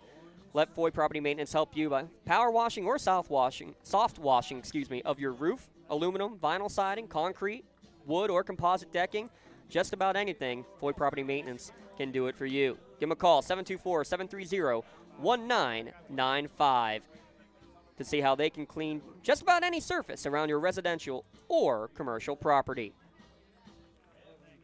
Riverside with 4 runs in the bottom of the 2nd inning. It was a 4-1 lead Riverside after 2. Neshannock puts up a 3 spot in the top of the 5th to tie it back up here in the Class 2A state quarterfinals. 6, 7, 8 hitters due up for Riverside. That's Barber, Schlosser, and Garvin to face the rookie Cubelis. First pitch swinging, line drive to left field. Luke Lease all over it. 1 pitch, 1 out on the fly to left. Cam Foy pitched the first inning and a third. Zach Rich faced 2 batters in the 2nd inning. Walzer finished the 2nd, got 2 outs in the 3rd, and then that's when Cubelis came in, got a strikeout to end the 3rd, pitched through the 4th, and just got barbered for the first out here in the bottom of the 5th. First pitch, breaking ball, lefty on lefty matchup here for ball 1.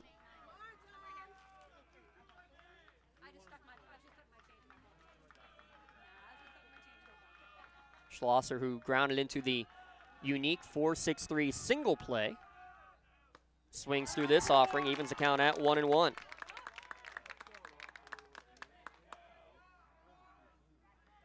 It's a ground ball to the second baseman.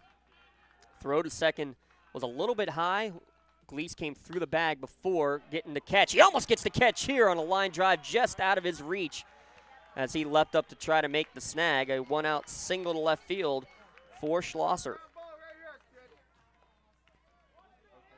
5th hit of the game for Riverside. 4 hits on the other side for Neshannock. That's it. We got it at 5-5. I must have one I'm missing on my page.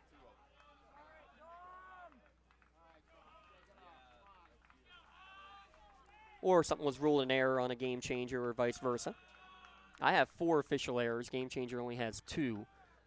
They only ruled 1 error on the opening play that Moses scored. First pitch misses upstairs to Hunter Garvin for ball 1. No official at-bats yet as he's walked twice. Now 5 times he has walked on the year against Neshannock. Walked 3 times in game 1 alone. Has a 2-0 count now. Swing and miss here for Garvin. Bottom of the 5th inning of this game. Laurel also in the bottom of the 5th. In softball, they lead Everett 4-0. Breaking ball just misses inside. Count goes to 3-1.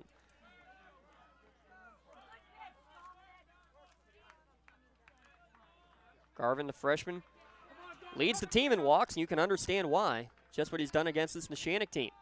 Works, good counts, checks his swing here at the high pitch for ball 4.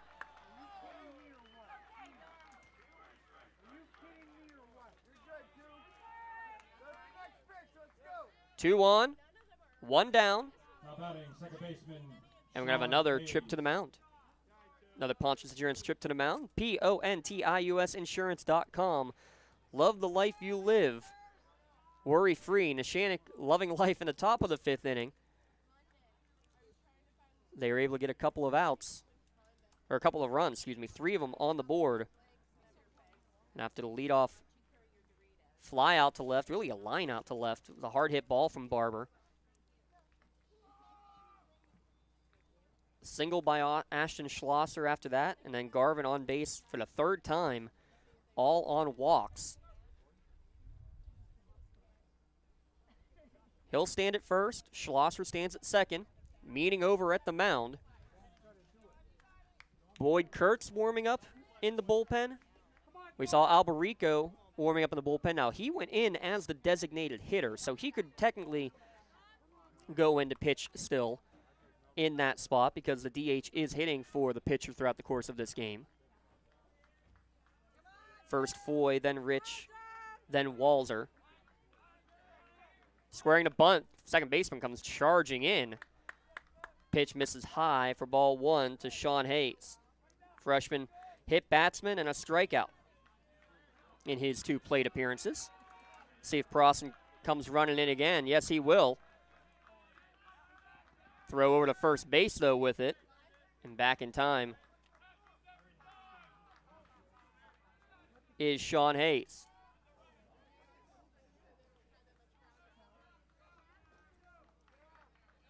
Hayes, a .219 hitter on the year, not scoring this time. Misses downstairs for ball 2.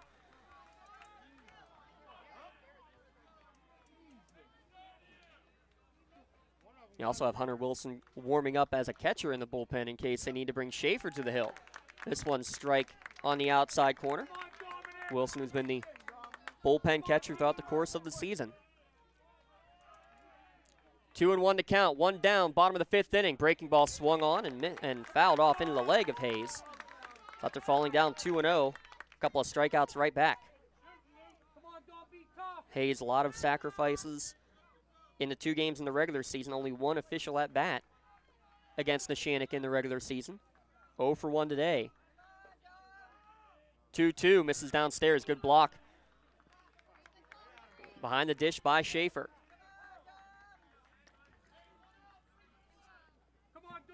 Count goes full. 4-4, bottom of the 5th.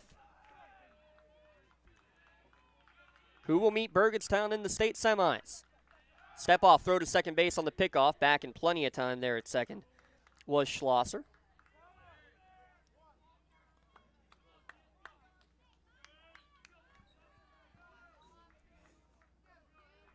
Cubelis comes set. Payoff pitch. Swung on and missed. Big strikeout. Strikeout number 3 for Dom Cubelis. Second out of the inning. Top of the order coming to the plate. Madden Bame. He's hit it hard 3 times. 2 for 3. The 2 RBI single that broke it open back in the second. That point made it 4-1. 4-4 now your score. Lefty on righty. First pitch, breaking ball. Bounces off the plate. Good job to stay with that by Schaefer behind the dish. Don't believe he's had any innings behind the plate this year, but you can tell he's been doing it his whole life. Muscle memory comes right back in. Saw him strolling in with the knee pads. You knew what was going to be happening today. The 1-0. Swung on and missed. Mentioned it earlier, but Bame in the leadoff spot, but has the team high in runs batted in. The 1-1. Ground ball towards third. Coming on and making the catch is Wren. Throw to first base is out in time. Hustling down the line was Madden Bame, and he beat the throw. Infield hit.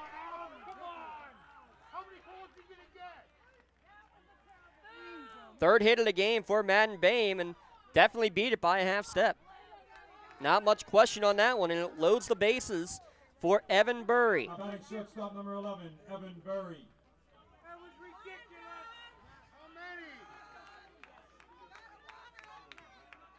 Good stretch by Valentine at first, just a little slow roller and an in-between hop. Made it tough for Jake Wren to get to it. First pitch to Burry, strike one on the outside corner. He could have tried to make the play back to third base, but he had to charge so much, I'm not sure that was an option. First was really his only opportunity. Bame, 13 stolen bases, you know he's got speed. This one misses outside, evens the count at 1-1.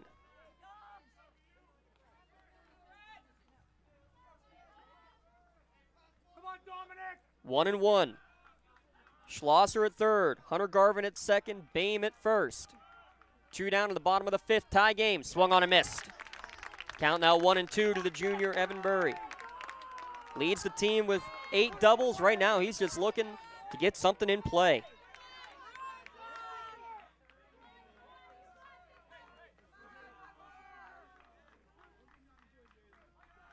The 1-2.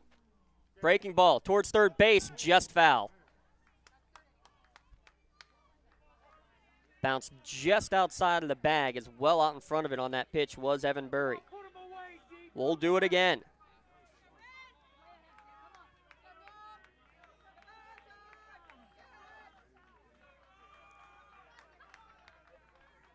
Schlosser, Garvin, and Bame on the bags. The 1-2 from Cubelis. Swung on and missed. And all he has to do is step on home plate to get the out to finish the inning. A big strikeout. 2 unassisted to complete the K, and the bases are left loaded. No runs, 2 hits, and a walk. But the bags left full. We're tied 4-4 after 5 innings of play here at Seneca Valley High School. Don't go anywhere. It's the Class 2A quarterfinals. You're listening to them at lcsportsnet.com. Today's broadcast brought to you by Foy Property Maintenance. I think the key to any attorney-client relationship is trust. My father told me a long time ago, the definition of personal integrity is really simple. Do what you say you're going to do. At LGKG, we've been doing that for over 80 years. Wherever you're going, Axe can get you there. The bowling alley, beauty salon, and even the library. Axe can get you there safely.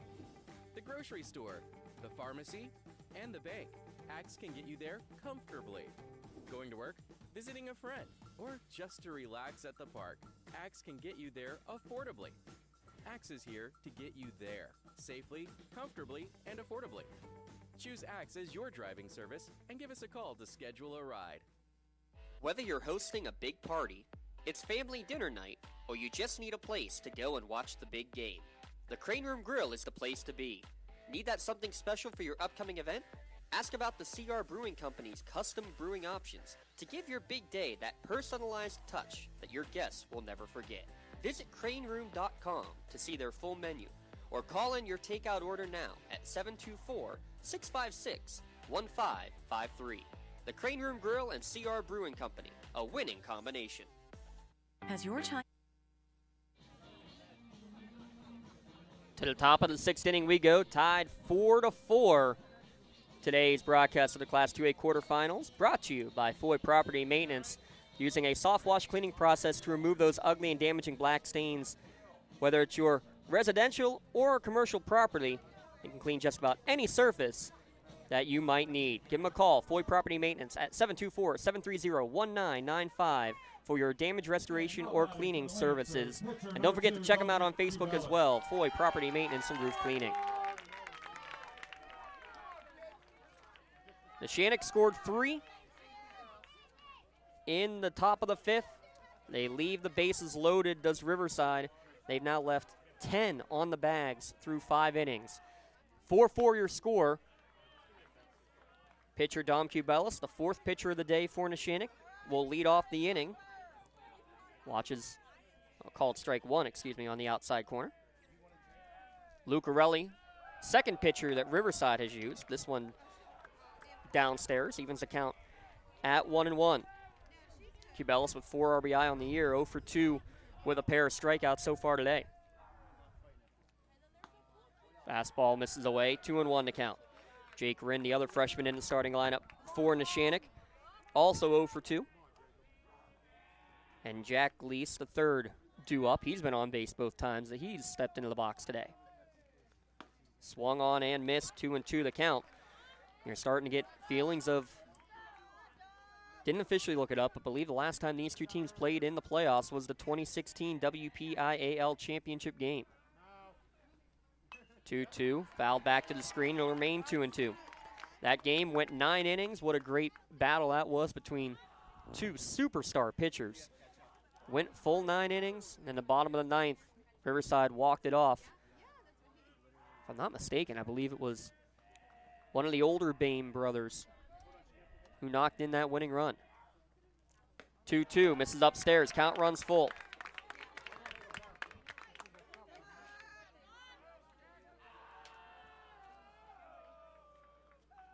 Leadoff batter in the top of the 6th inning, gets on base. 7-pitch at bat, Cubelis draws the walk. Second one of the game for Riverside, both issued by Lucarelli. Through the first 4 innings, Neshannock had 1 run on 2 hits and never had gotten a guy, the leadoff batter, on base. 5th inning, they get the leadoff guy on base in Jack Leese. They score 3. Top of the 6th, they now have the leadoff batter on with Dom Cubelis, and he's at first. Jake Rind, fellow freshman at the dish, threw over to first base, back just in time with a sprawling effort back to the bag is Cubelis. Ground out and a strikeout for Rind. Back after missing the first round game. Squares the bunt. Gets the bunt down. Good bunt down the first baseline. It's going to be a tough play to first, and the throw is going to go high and wild. Garvin had to get off the bag just enough. Call that a sacrifice and an E1. By our count, the 5th error of the game. Coach Oliastro not happy. I think he's saying that Rind might have been inside the baseline running to first base.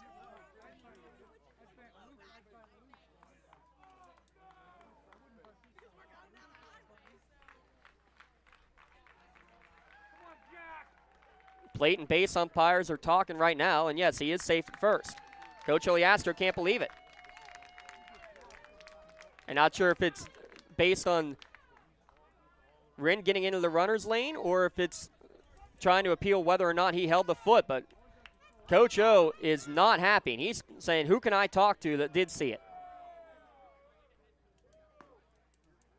And while this is all going on, we're going to have another pitching change, it looks like, as Hunter Garvin, who was the DH, now it's pitch for the Riverside Panthers, number 1, Hunter Garvin. Lucarelli, after a walk and the sacrifice E1, 2 on, nobody out in the top of the 6th inning. Riverside will go to their 3rd pitcher. Riverside has now lost the DH.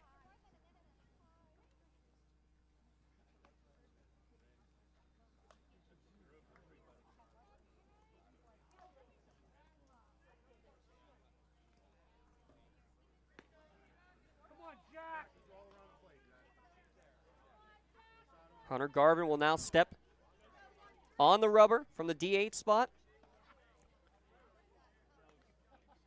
He's got a sub-1 ERA, and this is his 13th appearance.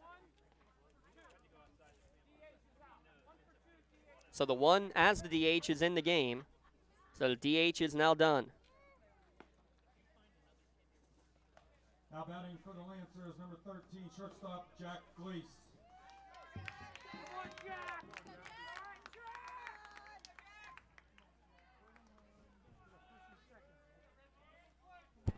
2 on, nobody out. Jack Gleese, he's been on base twice. Garvin, the lefty, mentioned 13th appearance, but only a 1-1 record. He does have 3 saves to his credit on the year. Jack Gleese, 10 RBI on the season. Requests time in the box and gets it. So Lucarelli, just 1 hit by our count allowed, but he did walk 2, strike out 2. Responsible for the 2 runners on base as well. Squares the bunt as Gleese pulls back as it's in the dirt for ball 1.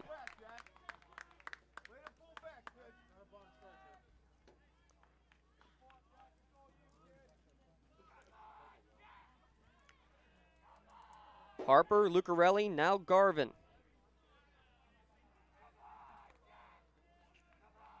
And back-to-back freshmen on the mound for Riverside. This one's fouled off, and Gleese just missed it. And he knows it. Gets the sign down from Coach Q at third base. Longtime assistant under Coach Kirkwood. His second full season, 3rd year as the head coach.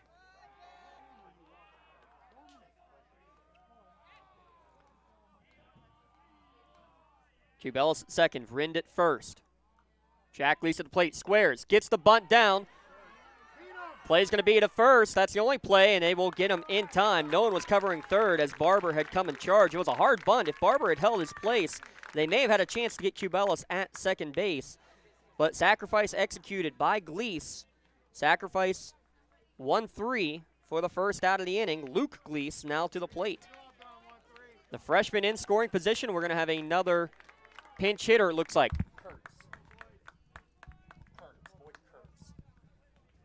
Boyd Kurtz will step to the plate. Number 7, Foy Kurtz. As the pinch hitter, Kurtz against West Middlesex had a pinch hit opportunity, roped one right back up the middle off of the pitcher, who was able to corral it and send it on to first base to get that out.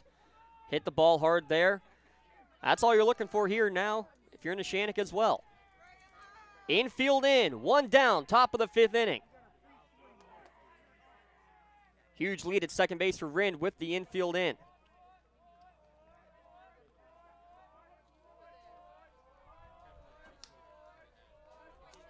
Long pause from Garvin. Now delivers. First pitch downstairs for ball 1.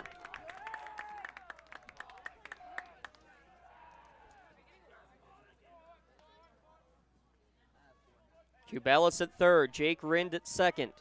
Pinch hitter, Boyd Kurtz. At the plate, awaiting the pitch from Hunter Garvin. Misses outside, 2-0.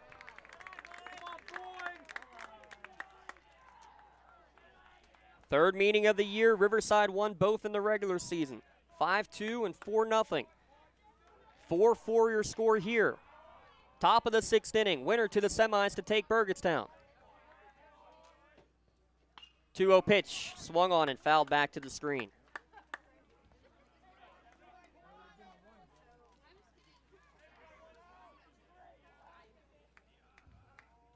Coach Q giving the sign down at third base.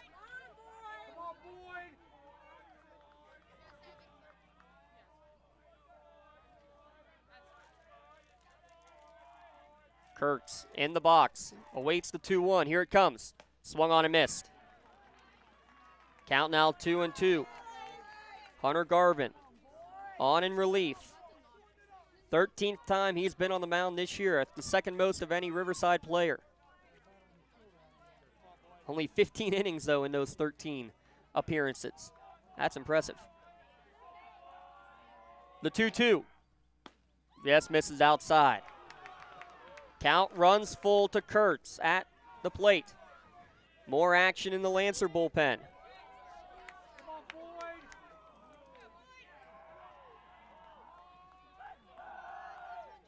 Three balls, 2 strikes. Full count, 1 down, top of the 6th inning. Go ahead runs at third. Swung on and missed. Huge strikeout for Hunter Garvin. Second out of the inning. Top of the order, though, now up. Now batting leadoff hitter number 16, Joshua Pallarino. Pallarino, 1 for 3. RBI single in the 5th.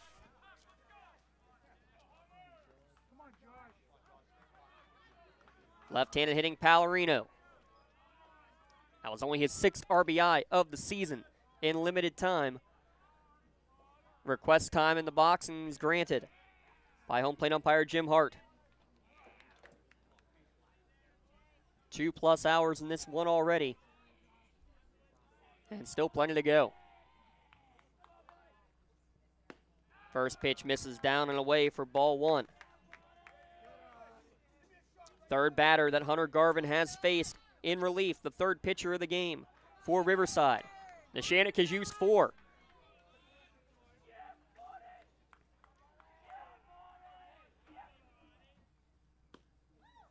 Down and in, 2-0. Didn't miss by much as everybody froze, awaiting for a strike call that never came. First base is open.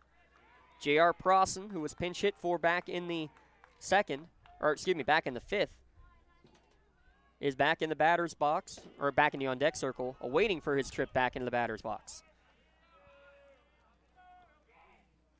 2-0, this one's in there for strike 1. 2 ball, 1 strike, the count.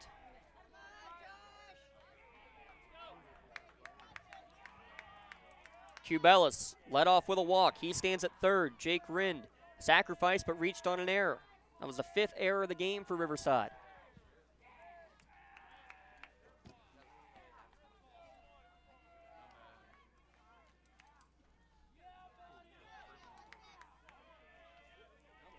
He stands at second base. Third and second, your runners with 2 down. Pallarino, ground ball, left side. Taken on a couple of hops by Barber. Throw across the diamond in time by a half step to retire the speedy Pallarino and end the inning. This time it's Neshannock leaving a couple of runners in scoring position. No runs, no hits. There was a walk. There was an error. But no runs across with 2 runners left on the bags. To the bottom of the 6th inning we go. Today's broadcast brought to you by Foy Property Maintenance here on the Lawrence County SportsNet, powered by LCAP. Education slowed down or even paused due to the pandemic? This is crucial time you can't get back. LCAP can keep your little learner on track for success. We have options for working and non-working parents with in-person childcare and age-appropriate virtual learning to keep them busy and engaged. Parents, don't hit pause on early learning. Lawrence County Community Action Partnership can jumpstart their future. Learn more at lcap.org. Well, coming up after the game, we will name our LCAP Player of the Game award recipient. Lawrence County Community Action Partnership dedicated to enhancing the quality of life in and around Lawrence County. To find out how you can assist and to find out more information in general, visit them online, lcap.org. That's LCCAP.org. LCAP, changing lives.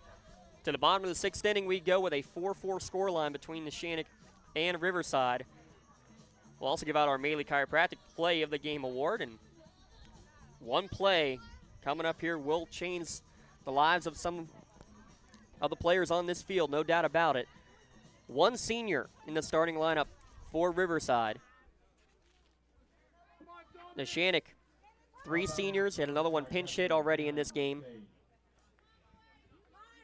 A lot of underclassmen, so you're going to be seeing these 2 teams duke it out a lot, and even though Neshannock is moving up, Riverside is also moving up. Shocker, they'll almost guarantee stay in the same section yet again. That's, I believe, those sections have come out. 3, 4, 5 hitters due up for Riverside in the bottom of the 6th inning. McDade, Fornatero, and Mitch Garvin.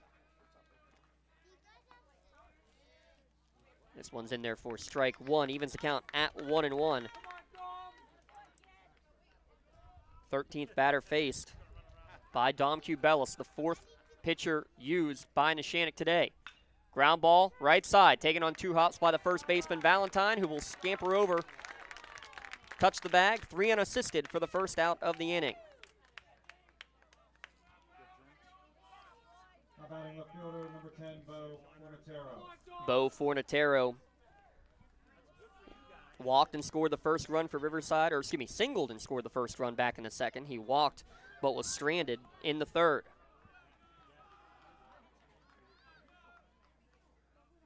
Watches the first pitch, breaking ball from the lefty in there for strike one. Can't say enough about what this freshman has done. Limited innings, if any innings, in the regular season for Dom Cubelis. This is upstairs, 1-1 the count. And those who are just tuning in, starter Cam Foy pulled after 1 1/3 inning. Zach Rich came on, faced 2 batters, was pulled. Jacob Walzer finished the second, pitched into the third, got a couple of outs in the third, and that's when Cubelis came in, got the final out of the third, pitched through the fourth, pitched through the fifth, and now 1 down here in the bottom of the 6th inning. Tied at 4. 2-1 coming to Fornatero. Breaking ball curls around the plate, 3-1 the count. That's been pretty consistent all game. That backdoor curve has not been generous for either of the 2 lefties for Riverside, nor for the lefty here in Cubelis. 3-1 pitch fouled back to the screen by Fornatero, and the count runs full here with 1 down. Bottom of the 6th inning, 4 runs for Riverside in the 2nd inning. They have 4 runs on 6 hits. Neshannock 1 in the 1st, 3 in the 5th. Those runs on 4 hits. 4 runs on 4 hits. Payoff pitch misses just outside for ball 4. 1 down. Second time Fornatero has walked. Third one issued by Cubelis in now his 2 2/3 innings of relief. Mitch Garvin, 0 for 1. He walked and scored in the second. Also has a sacrifice and a ground out. He's looking to sacrifice here, pulls back as the breaking ball called strike 1.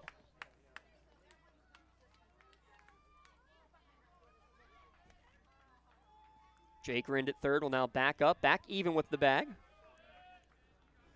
Short lead at first, squaring again. Bunt laid down the first base line, and it's going to trickle just foul. Valentine waited almost too long as that ball started to creep back towards the white line. Did not stay foul by much. Home plate umpire, though, right on it. Count now 0-2 to Mitch Garvin, 1 down. Bottom of the 6th inning. Fornatero the runner at first. He'd be the go-ahead run. Good block behind the dish. Breaking ball. Bounces in there. Wish I'd kept track of how many blocks behind the plate Colton Schaefer has put up today. He has been impressive. So has this freshman on the mound. He'll step off here as Garvin asks for time in the box.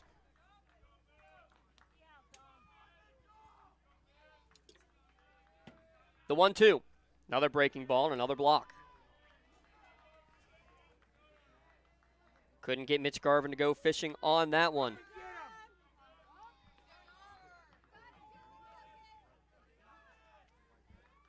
Garvin, the junior at the dish. Here's the 2-2. Fisted, popped up down the first base line. A lot of foul territory over there, and Valentine's going to be about 2 steps short of getting to it. Count will remain 2 balls, 2 strikes. That was pitch number 63, by the way, for Cubelis, for those keeping track at home. Update on the Laurel versus Everett softball game. Now in the 7th inning, still 4-0 Laurel in the lead. This one on a 2-2 pitch, line towards center field. Moses takes a couple steps over, settles under it, right in the middle of that Seneca Valley logo, and makes the catch for the second out of the inning. Andrew Moses, who came in, was a courtesy runner early in the game, got the first run of the game as the courtesy runner, then came in the 3rd inning as a defensive replacement.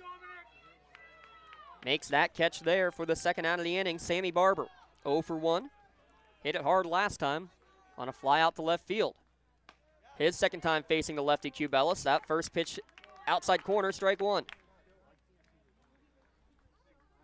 Barber, a .250 hitter on the season. Runner goes. Breaking ball downstairs. Throw down to second base. Bounces in there just late. Stolen base, number 9 on the year for Bo Fornatero. Gets Riverside a runner in scoring position. 1-1 to count. Picked the right pitch to go on. It was a breaking ball that missed. This breaking ball also misses. And the entire Neshannock dugout and crowd asking where it missed. I think we're asking the same up in the booth. Tough to tell. We're off to the side. So very difficult to see inside and out from our vantage point. Throw behind at second base, barely getting the foot in there in time. At second is Fornatero. They've tried that about 4 or 5 times at second. Most have been close. No pickoffs executed yet today. The only pickoff that really worked, it worked in Neshannock's favor when Riverside attempted one. This one blocked but gets away from Schaefer. Wild pitch will move Fornatero to third base.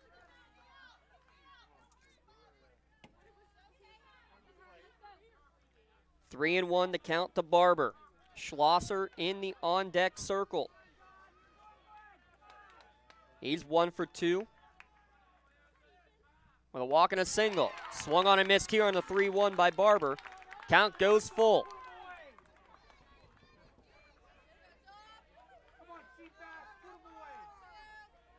Fornatero stands at third. Payoff pitch coming. Foul, just got a piece of it. Count remains full. The sophomore, Sammy Barber. One of the 4 sophomores starting for Riverside today. Barely got a piece of that one. We'll do it again. Payoff pitch. Gets him to chase the high fastball. 4th strikeout for Cubellis, the freshman with ice water in his veins, and another runner left in scoring position. 4-4 as we go to the top of the 7th inning. Don't go anywhere. It's the Class 2A State Quarterfinals, brought to you by Foy Property Maintenance here on the Lawrence County SportsNet, powered by LCAP. For 20 years, Melee Chiropractic has treated athletes of all ages to help them get safely back to the top of their game. Melee Chiropractic has 3 full-time doctors in their office, and all 3 are former area athletes who have had to battle injuries throughout their careers. They want to help you get safely back on your feet. But more importantly, help stop the injuries before they happen. Prehab before you rehab. Attention all high school student athletes. During your sports season, a $25 visit to the Melee Chiropractic office includes an adjustment and or all therapies necessary. From the athletes of tomorrow to the weekend warriors and everything in between, let Melee Chiropractic keep you in the game.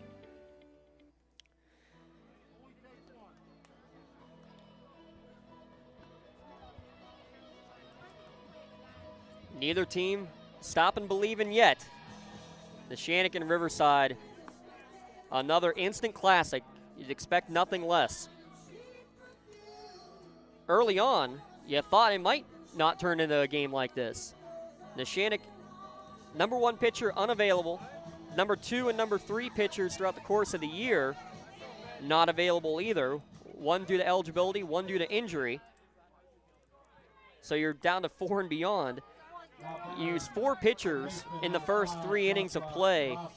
But man, as Dom Cubellis come up big, now 4 strikeouts in his 3 1/3 inning of relief pitching. We're tied at 4. Top of the 7th inning, Neshannock 2, 3, 4 hitters due up against the 3rd Riverside pitcher that we have seen today in Hunter Garvin, and he gets a called strike 1 to J.R. Prosson. Prosson 0 for 2. Ground out and strikeout. And now after 1 pitch, it looks like we're going to potentially get a change here. I think they're questioning Prosson at the plate. He re-entered as a defensive replacement long ago. Altmaier DH, or pinch hit for him. in the 5th.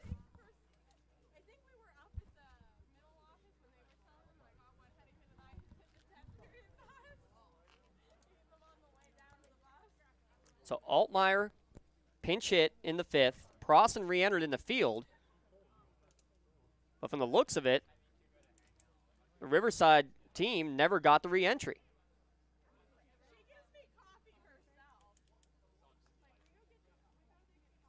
And they got it all squared away, and I like that. I mean, it's nothing egregious, but Riverside trying to say this is the wrong batter, batting out of order, doing as they should as well.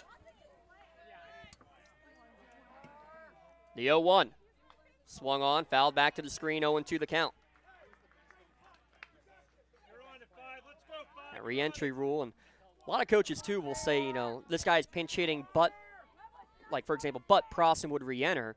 Really not how it should be done, but a lot of coaches do that, and you wonder if that could have ended up happening in the conversation as well. Here's the 0-2. Breaking ball, ground ball, taken at short on a knee by Burry. Sidearm throw to first base. Good stretch by Mitch Garvin at first to hold the bag for the first out of the inning. Colton Schaefer now to the plate, 1 for 3. Single and scored back in the first.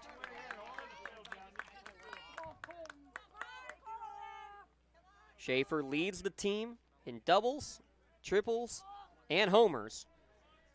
Right now just looking to get on base here in the top of the 7th inning. He chases a high fastball, though, for strike 1.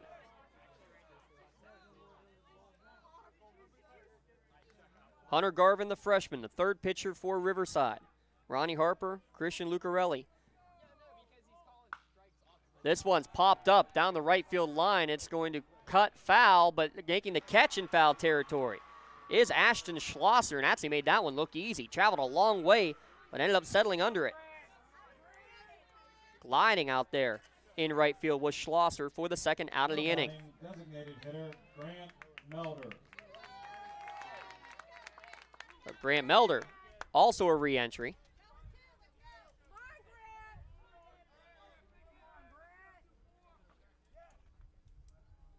And same thing, yes, it's the re-entry, and you heard Coach Q just say that as well. This is the re-entry.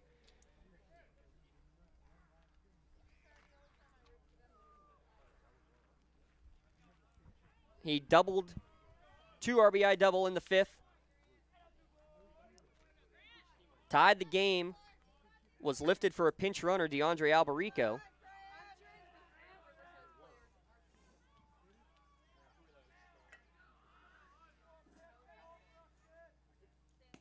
First pitch misses downstairs to Melder for ball 1.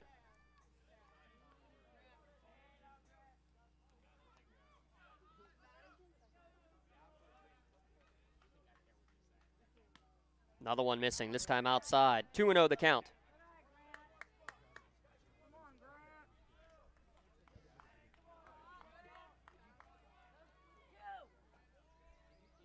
Two and 0 the count, 2 down, top of the 7th. Right down Broadway. Called strike 1, 2-1 the count. Looking ahead real quick, 7-8-9 due up for Riverside. Remember, though, they're top of the order. Madden Bame, the leading RBI man on this Panthers squad.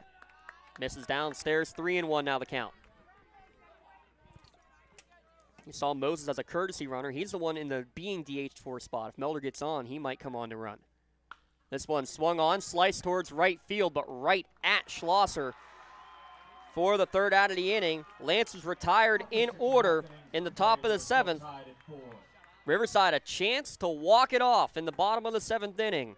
When we return, you're listening to the Class 2A PIAA Quarterfinals. They're brought to you by Foy Property Maintenance at lcsportsnet.com. Trib Live has a little something for everyone. Sports from high school to the pros. News from across the street and around the world. Arts and entertainment, lifestyles, opinion, weather, photo galleries, video. You can even find your next job, house, and car. So look alive, Pittsburgh, and get the news you want and information you need all in one place. TribLive.com. TribLive.com. News and more 24/7.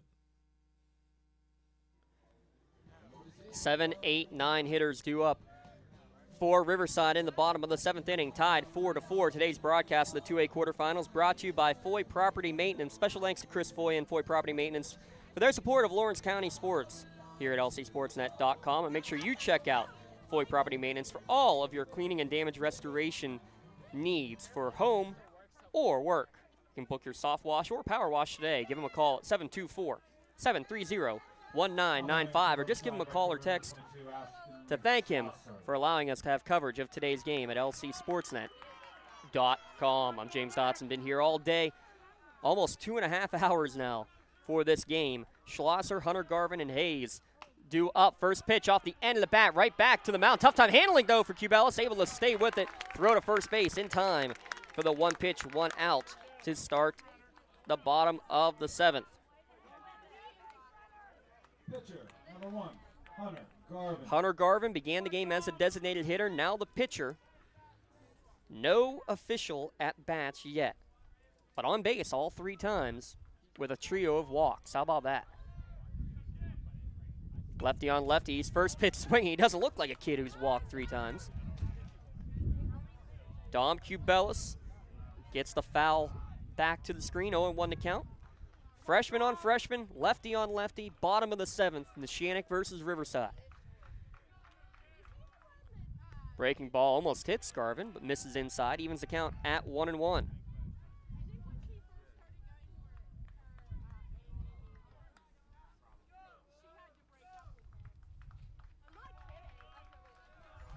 One ball, 1 strike, 1 down. Garvin and fellow freshman Sean Hayes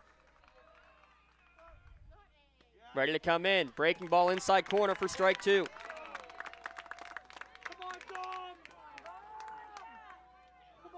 Garvin, who's walked 6 times now against Neshannock, did have an RBI in the first game. An RBI earlier today on a walk. Good hold here on the high fastball. Count even at 2-2 to the freshman. He's thrown 2 innings in relief. He's thrown 23 pitches. Cubelis, this is pitch number 76, and it's drilled towards right field. Going back on it is Pallarino. Settles under it right in front of the warning track and makes the catch. The defensive back skills coming into play there. Backpedal, opened the hips, and turned and ran. Young fans watching here or listening at home, that's how you do it. You open the hips, you run back, and then settle under it. No backpedaling.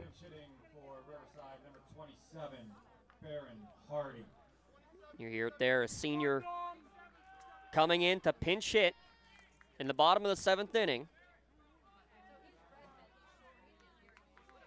I'm sorry, a sophomore. Can't read my own writing. Sophomore, Barron Harding. As the pinch hitter here in the bottom of the 7th inning. Played in 19 games, 222 hitter on the season. Watches the first pitch miss outside for ball 1. The 1-0, swung on and missed. Evens the count at 1-1. Cubelis has been impressive in relief.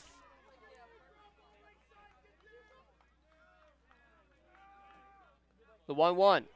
Breaking ball breaks around the plate outside, 2-1 to count. If Neshannock can get through this, it'll be 5, 6, 7 due up in the top of the 8th for the Lancers. Swung on and missed. Count even, 2-2.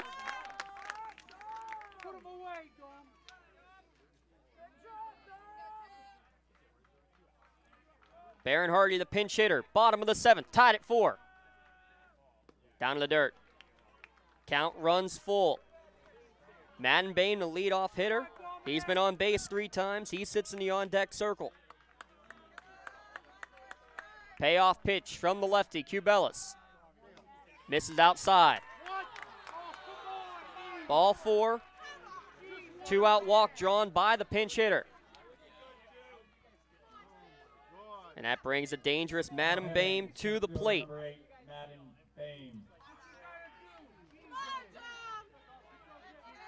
Barron Hardy, 5 swiped bags on the year, lefty throwing.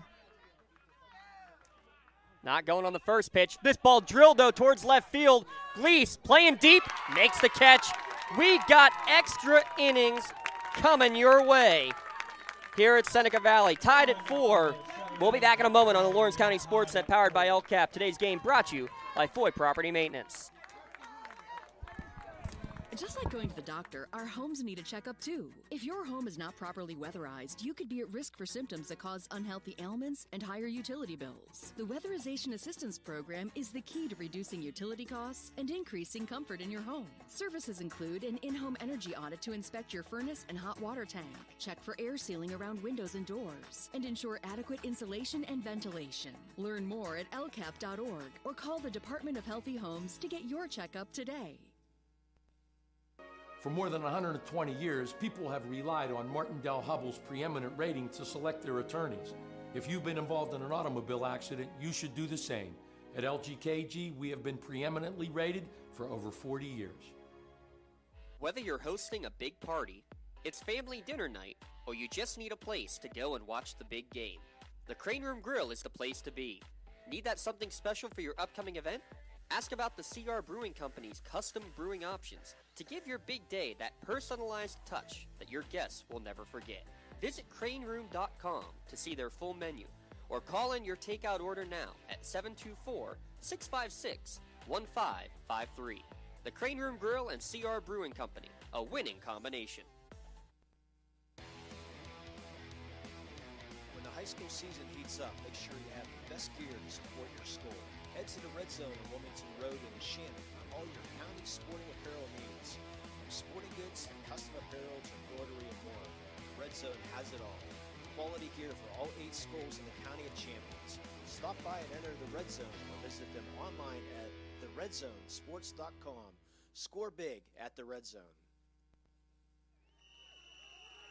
When a team needs to discuss their next move in a big game, Coach calls a timeout. When you need to discuss your next move after your latest life endeavor, let Ponce's Insurance be your coach. At Ponce's Insurance, how we serve you is as important as the insurance we provide. Protecting those you love, the business you built, and the things you've earned. That's our job. At Ponce's Insurance online at poncesinsurance.com. Ponce's Insurance. Love the life you live. For 20 years, Melee Chiropractic has treated athletes of all ages to help them get safely back to the top of their game. Melee Chiropractic has 3 full-time doctors in their office, and all 3 are former area athletes who have had to battle injuries throughout their careers. They want to help you get safely back on your feet. But more importantly, help stop the injuries before they happen. Prehab before you rehab. And we're back here in the top of the 8th inning. 1 down, leadoff batter Gio Valentine struck out on 3 pitches from Hunter Garvin. 1-1 pitch to Cubelis. Catches the outside corner. 1 ball, 2 strike count. It's a long run to the only bathroom down the first baseline. Called strike 3 on the outside corner. Back-to-back strikeouts in the top of the 8th inning.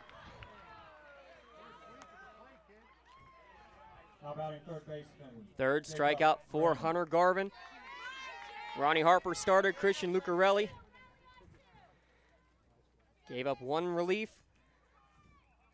Hunter Garvin, his 3rd inning of work. Faces fellow freshman Jake Rind at the plate. He's 0 for 2. First pitch misses outside. Ball 1.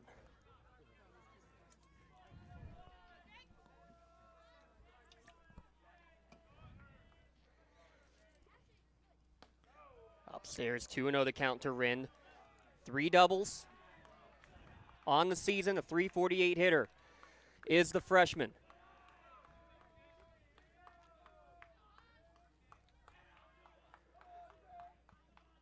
Two 2-0 the count. Catches the inside corner.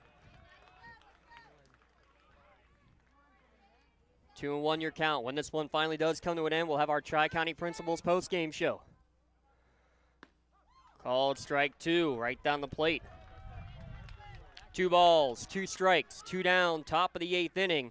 Riverside has 2, 3, 4 coming up in the bottom of the 8th. Just misses outside, and the count runs full.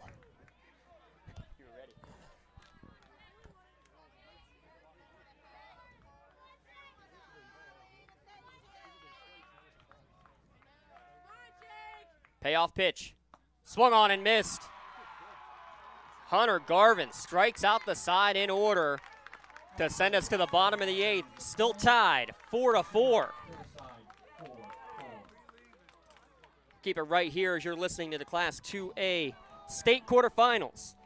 Brought to you by Foy Property Maintenance. Foy Property Maintenance, they use a soft wash cleaning process to remove those ugly and damaging black stains that you see. They also clean just about any other surface around your residential or commercial property. Give Foy Property Maintenance a call, 724-730-1995 for your damage restoration or cleaning service needs. And don't forget, check out some of the images on Facebook as well, Foy Property Maintenance. You can also send them an email, foyproperty@gmail.com. That's F-O-Y property@gmail.com. Dom Cubelis, pitch count is going to start becoming an issue here. He's thrown 4 1/3 innings of relief, 5 strikeouts, 4 walks, giving up just 3 hits. But his pitch count at 84 unofficially.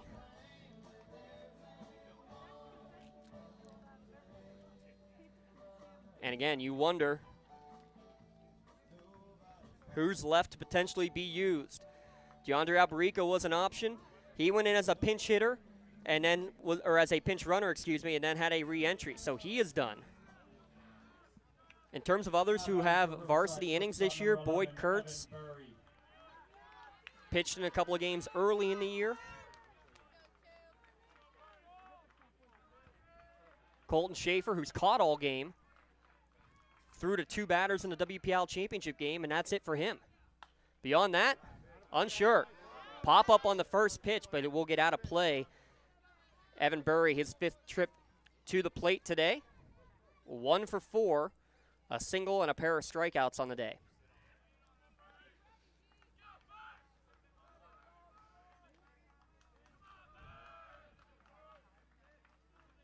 Six hits in the game for Riverside. This one drilled towards left field. Luke's in left, he's got it. Luke in left making a living. On the run, makes that catch for the first out of the inning. Every out huge at this point, but especially to retire the leadoff batter. Darren McDade now to the plate.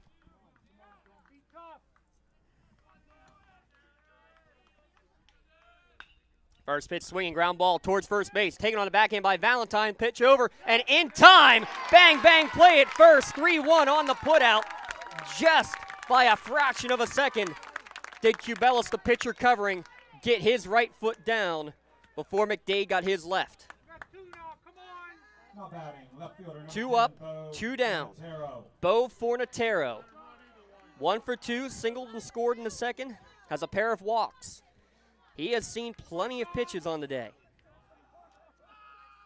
This will be pitch number 14 he's seen from Cubelis alone. Swings. He was trying to put that one over the left field fence, but swung through the curveball for strike 1.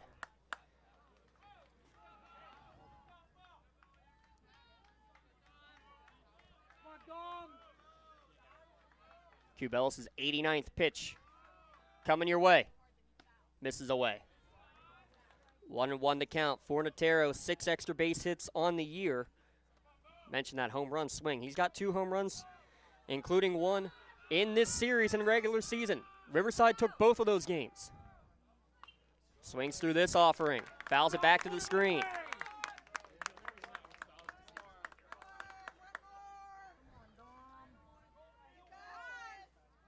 One ball, 2 strike.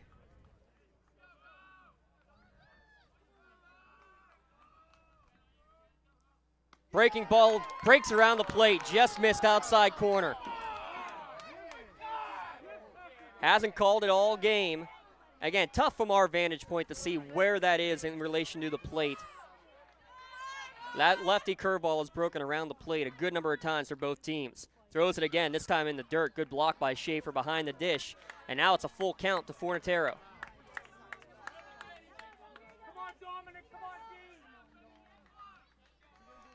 3 balls, 2 strikes, 2 down. Fornatero at the plate. Cubelis, the payoff pitch. Breaking ball popped up. Foul territory down the first base line. Lots of room. Valentine giving chase, and again, just about 2 steps short. Remains a full count. Fornatero 3 at-bats against Cubelis. All 3 have gone to full counts. 5 at-bats in the game. 4 of them have gone to full counts. He fouled off a full count pitch in the 4th, and then a strikeout. What will happen here? It's put in play, shallow, towards right field, coming in and not going to get there in time is Pallarino. He was sprinting in, Prosson was sprinting out. Neither one could get to it. 7th hit of the game for Riverside. Number 9, first baseman, Mitch Garvin. Fornatero now 2 for 3. Mitch Garvin.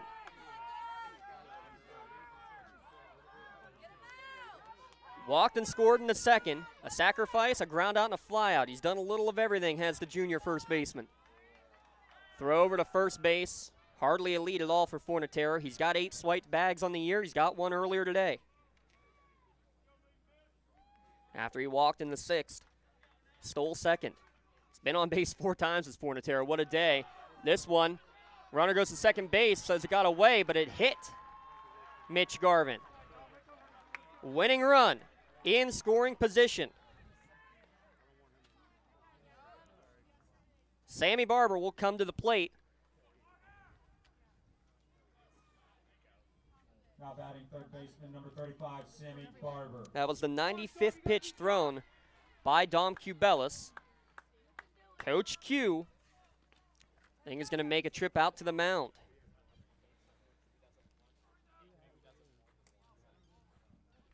Coach Q, his 2nd year as the head coach, he did have to work as the interim head coach for a few games during his 20-year tenure as assistant coach under longtime Coach Mike Kirkwood. The favorite one, and I have a feeling Coach Bub is listening and will enjoy this fun story. Back in 2011, WPIAL Championship, they went 21-1. The one loss came in one of the first games of the year, a non-section tilt, in which Coach Q had to be the interim head coach for that game. That was their only loss of the year. They couldn't put 21-0 because it was 21-1. But you know that Coach Bub wouldn't do that. Their WPIAL Championship T-shirts said 21 and Q, because Q got them that one loss, a fun memory that they shared and loved joking about through the years. But now Coach Q at the helm, trying to get his team to the state semis. Ground ball towards third base, right at Rind. He'll step on the bag at third, and we'll go to the 9th. We're not done yet. At the end of 8, tied 4-4. Neshannock has already played in a 12-inning game earlier this year. We'll see what they have pitching-wise coming up in the bottom of the 9th. But first, to the top of the 9th we go. Back in a moment, you're listening to the Class 2A state quarterfinal game brought to you by Foy Property Maintenance here on the Lawrence County SportsNet, powered by LCAP. In workers' compensation, my clients are oftentimes not receiving their wage loss. They're not receiving their medical expenses. LGKG, they come to us so that we can put them in a position to pay their bills. If we're keeping our promises, our clients are getting the justice they deserve. Contractors, the Department of Healthy Homes needs you. From small to large residential projects, you can help families live safer and healthier with the quality work you do. It's rewarding in more ways than one. Call LCAP's Department of Healthy Homes today. When a team needs to discuss their next move in a big game, Coach calls a timeout. When you need to discuss your next move after your latest life endeavor, let Ponce's Insurance be your coach. At Ponce's Insurance, how we serve you is as important as the insurance we provide. Protecting those you love, the business you built, and the things you've earned. That's our job. At Ponce's Insurance online at poncesinsurance.com. Ponce's Insurance. Love the life you live. Well, if you've been with us from the beginning, you're certainly loving life here at lcsportsnet.com. And as always, on the Triple I High School Sports Network. Neshannock, a single run in the first, 3 in the 5th. Riverside, 4 in the 2nd. We're tied at 4 going now into the top of the 9th inning. 8-9-1. Jack Gleese, Luke Gleese, Josh Pallarino. The 3 to the plate. Hunter Garvin about to start his 4th inning of relief.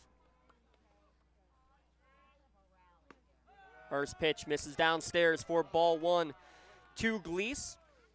Singled, was hit and scored in the 5th, sacrificed in the 6th for his 3 plate appearances. This one catches the bottom of the zone, evens the count at 1-1.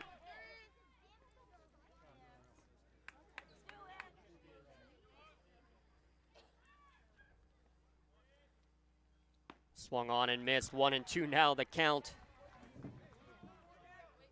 Here in the top of the 9th. Ronnie Harper pitched 4 1/3.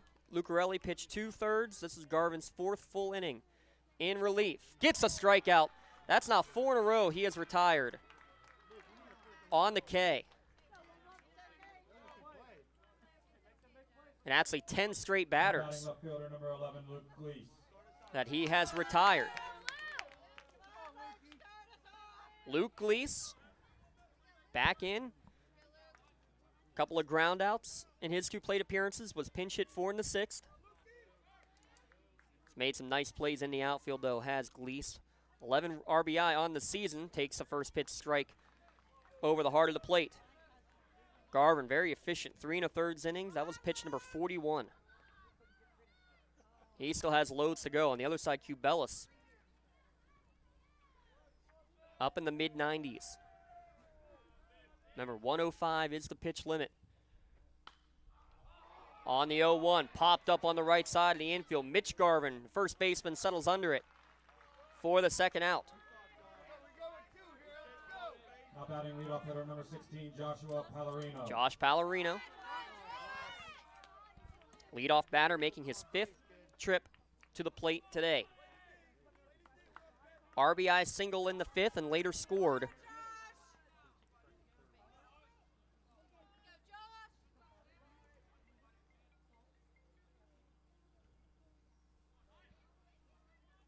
Trying just to get on base with 2 down.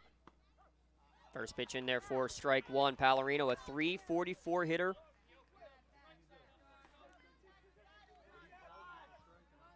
Had a long shot to the wall against West Middlesex. Right now, just trying to get on. Downstairs, 1-1 now the count. Garvin, incredibly efficient in relief. Lefty fires, misses outside, 2-1 to count. Lefty on lefty battle. Freshman against senior. This may be the longest that Garvin has gone in terms of innings. Upstairs here, misses, 3-1 to count. Mentioned earlier, only 15 innings coming into this game. 15 innings in 12 appearances coming into this game. So just over an inning per outing. The 3-1, fouled back and out of play. Count goes full. 2 down, top of the 9th.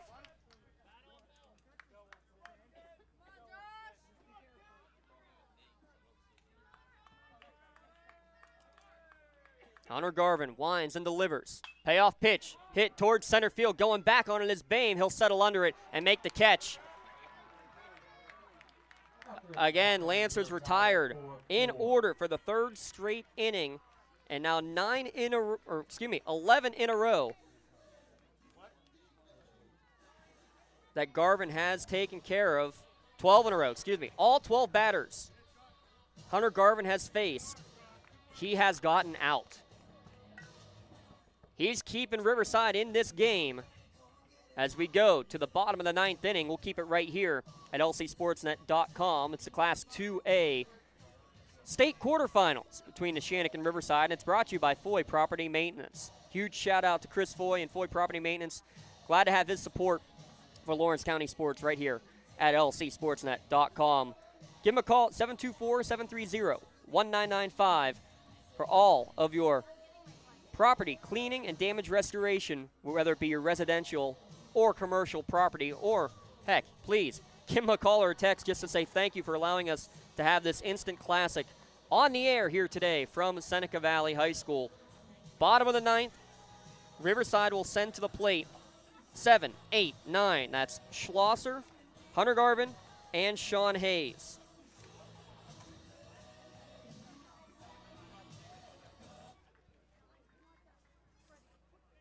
Now batting in the bottom of the 9th, number 22, right fielder Ashton Schlosser. It was the bottom of the 9th inning where Coach Oleastro won his 600th game. That it took 9 innings when it was Colby Wolf who scored on a Braden Bentel single in the WPIAL championship game that made a 1-0 final in that one. Might we be in for something similar here? Schlosser takes the first 2 pitches for ball 1 and 2.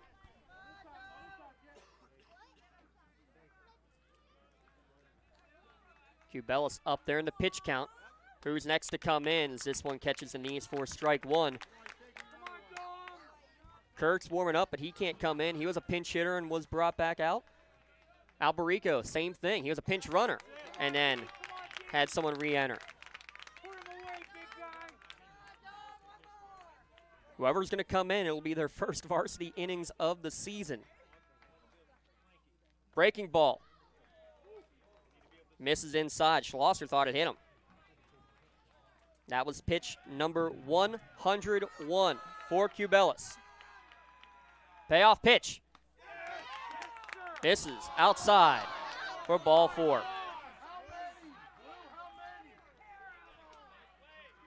Fifth walk issued by Cubelis. 11th walk issued in the game, and I think that's going to be it for Dom Cubelis. So now, as we have our Pontius Insurance trip to the mound,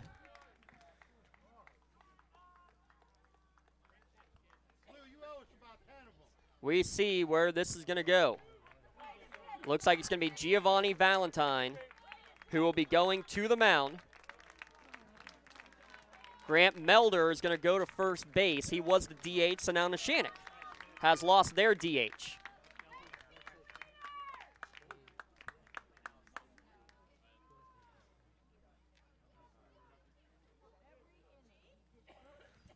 So Dom Cubelis goes back to center field. Gio Valentine will go to the mound.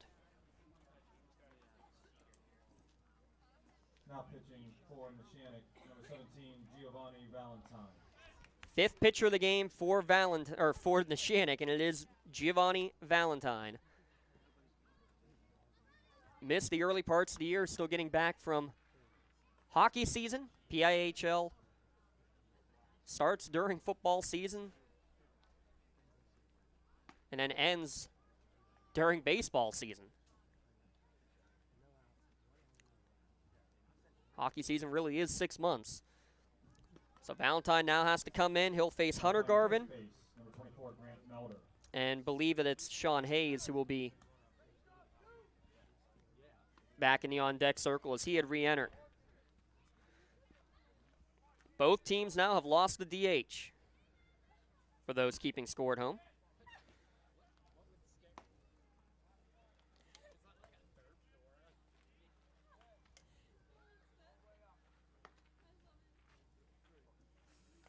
Now batting for Riverside, number 1 pitcher, Hunter Garvin.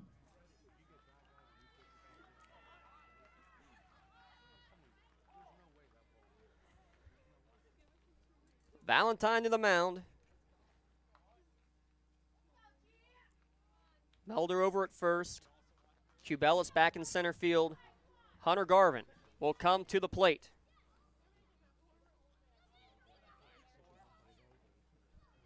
And now an extra pause as they're conferring with the Riverside scorebook.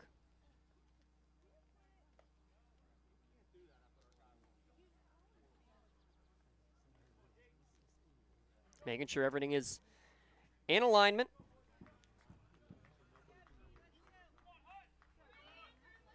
Riverside has used 11 players. Neshannock has used 16 now. Next man up, every man important. Squaring the bunt is the lefty, Hunter Garden, and it's going to be bunted foul. Schaefer pops up in a hurry and makes sure it's killed in foul territory.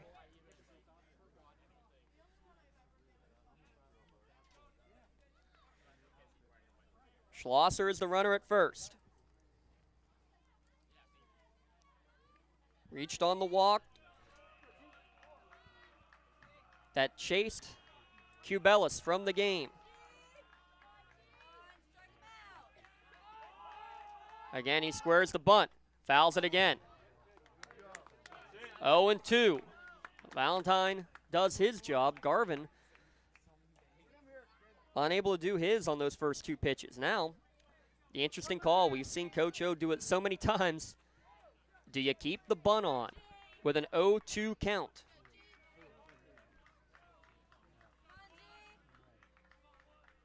Valentine fires in, foul back to the screen. We'll do it again.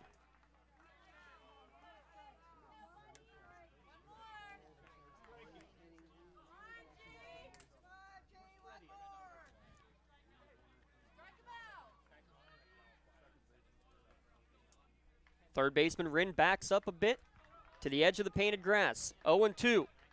Righty on lefty. Breaking ball outside corner, called strike 3. Finally, a backdoor breaking ball that is called for a strike.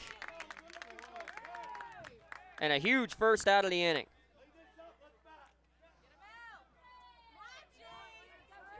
How about inning number 17, second baseman Sean Hayes. Sean Hayes.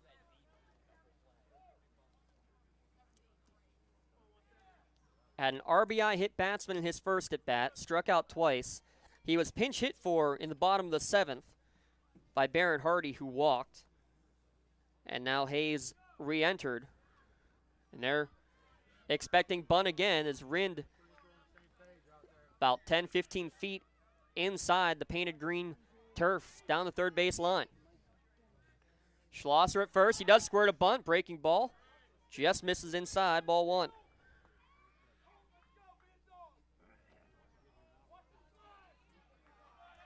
Madden Bame, 3 for 5 in the on-deck circle, including one that was caught. That was maybe the hardest hit ball of the game. Another one inside, it misses. Throw down to first base, sliding back in safely is Aston Schlosser. He's got 14 stolen bases on the year. Wouldn't be surprised if you see him off and running at some point here, too. With a count now 2-0 from Valentine.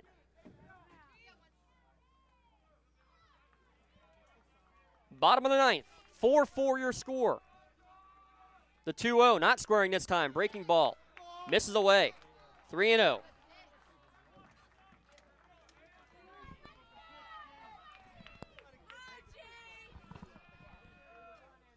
Upstairs, 4-pitch walk.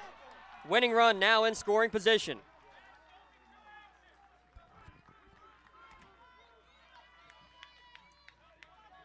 Top of the order, Madden Bame. He's got a 2 RBI double already.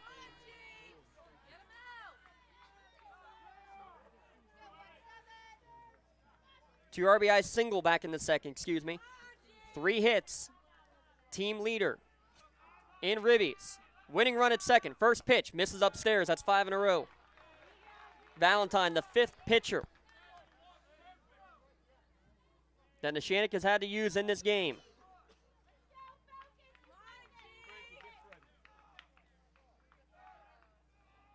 Step off, look at second base. No throw delivered from Valentine.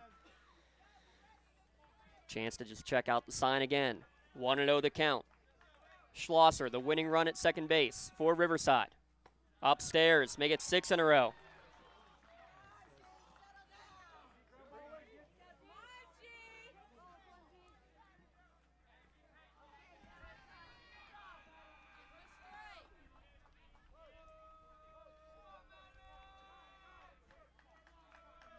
Two 2-0 the count and time granted. Coach Iliastro making sure. So that's 6 in a row. Be smart, he tells his senior. The only senior in this lineup for Riverside. The 2-0. Make it 3-0. Right now, if you're Neshannock, you just got to be saying you got to get in there and throw a strike. Who's left for options for Neshannock? Right down Broadway, strike one. 3-1 to count. At this point, you're almost putting it on a tee for Riverside's best hitter.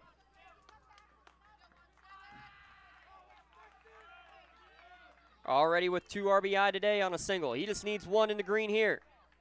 The 3-1. Fly ball down the left field line. Long way for Gleese to go, and it's going to land in fair territory right on the line. Everybody goes station to station. Wow! Schlosser had the hold up, and it landed right on the line. He's hit a few in the gap. Gleese was shading the gap just enough. Bases loaded. 1 down. Outfield has to come in. Infield has to come in. Schlosser at third. Hayes at second. Boehm, now with a 4 for 6 day, stands at first.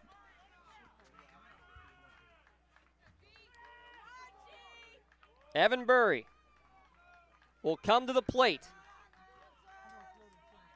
1 for 5 on the day. He's only got 3 RBIs on the season. The 4th would send his team to the PIAA state semifinals, and he almost didn't need to. That first pitch bounced about 52 feet. Backhanded snag by Schaefer keeps the runner at third. 1-0 the count. Winning run at third, bottom of the 9th. Valentine kicks, delivers, misses outside. Or no, it did call strike one, excuse me. Late call coming in. 1-1 the count.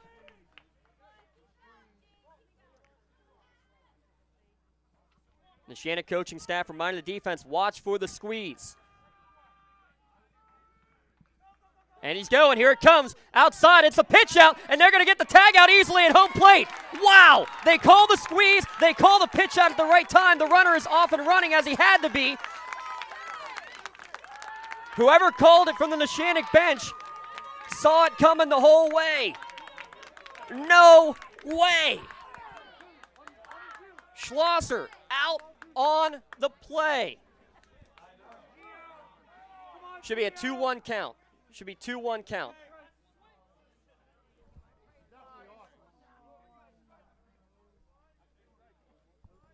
Yeah, it was 1-1. It should be 2-1 now.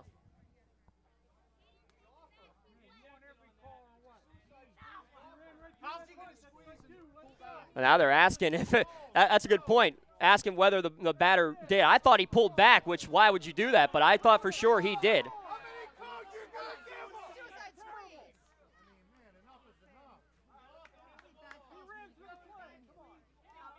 Now they're going to confer and make sure. I thought he pulled back, personally. The Neshannock faithful obviously thinking it's a suicide squeeze. It's got to be a bunt attempt, right? Coach Q is going to use this chance to calm down his troops. It was 1-1, now it is 2-1. Still the winning run at second base. Were you videoing that one? Oh, we might have replay of it. Let's see.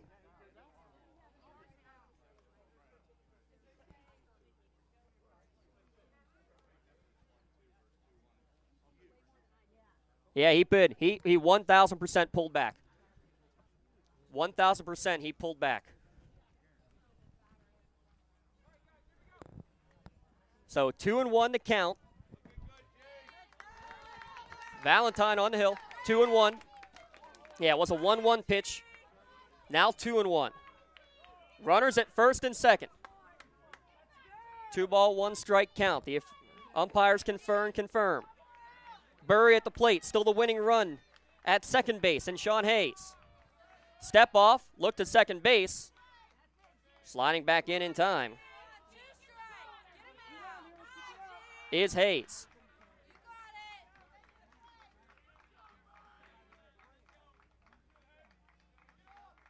High kick, delivery, misses outside, 3-1.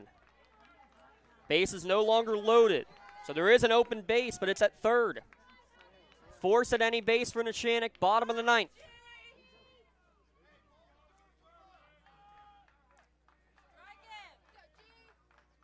Valentine comes set. Checks the runner at second. That's Hayes. Throw in and foul off. And now runners will be off and going with the pitch.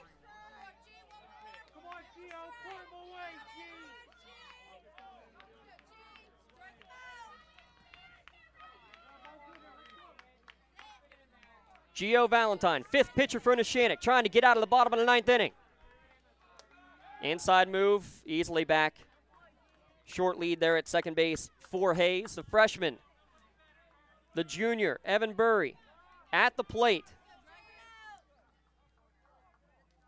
Payoff pitch, there go the runners. Foul back and out of play. We'll do it again.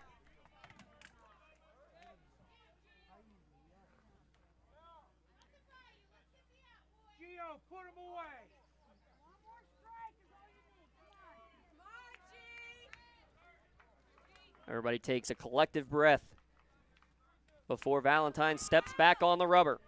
3 balls, 2 strikes, 2 down. Bottom of the ninth inning, tied at 4. Payoff pitch, misses upstairs. Bases are loaded. Yet again.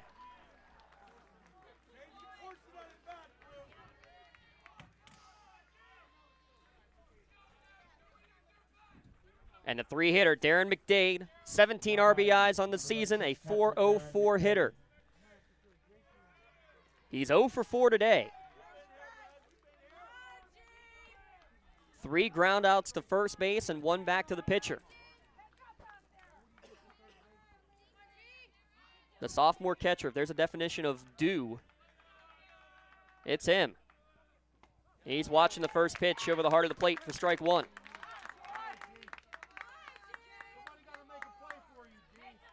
Hayes at third, Boehm at second, Burry at first. Winning run just 90 feet away here in the bottom of the ninth. Time granted at the plate.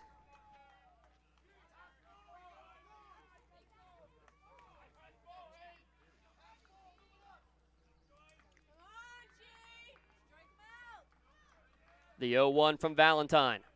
Swung on and missed. No balls, 2 strikes, bottom of the ninth. Riverside, Neshannock tied at 4. Panthers trying to walk it off.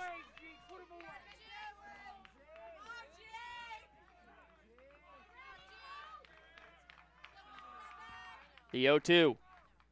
Ground ball right back to Valentine. He'll scamper over towards first. The flip to Melder. 9 innings ain't enough, Jack. We're going to 10. Riverside had bases loaded with 1 out. The suicide squeeze, a pitch out called at the right time to get the second out of the inning, and then the ground out to end the bottom of the ninth. We're going to pause and catch our breaths. Back in a moment. It's the Class 2A Quarterfinals. It's brought to you by Foy Property Maintenance here at lcsportsnet.com. For more than 120 years, people have been relying upon Martindale-Hubbell's AV preeminent rating to select their attorneys. If you're involved in a workers' compensation situation, you should do the same. LGKG has been AV rated for over 40 years. Having a safe and healthy home is not something to play games with, especially if your home was built before 1978. You may be exposed to extremely harmful lead-based paint hazards. If you're concerned about lead in your home, don't roll the dice on your family's safety. LCAP's Healthy Homes Lead Hazard Reduction Program is here to help you win the battle. Your family's health and safety is the goal. Contact the Department of Healthy Homes today.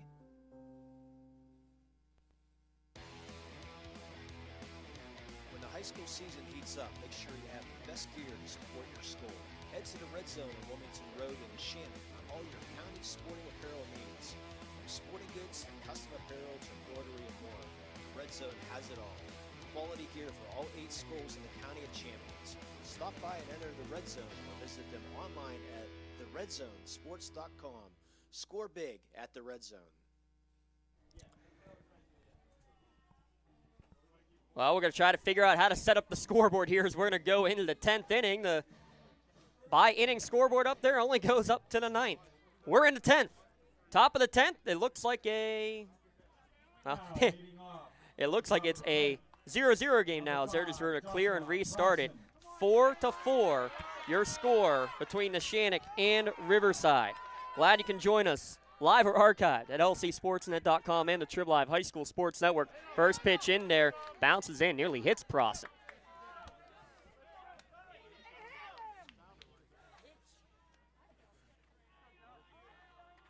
Now the fun part where I'm out of room on my scorecard as well.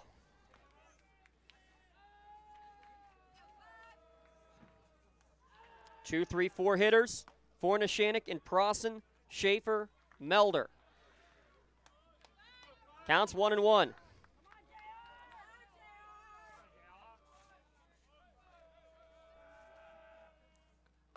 Upstairs for ball 2, 2-1 to count.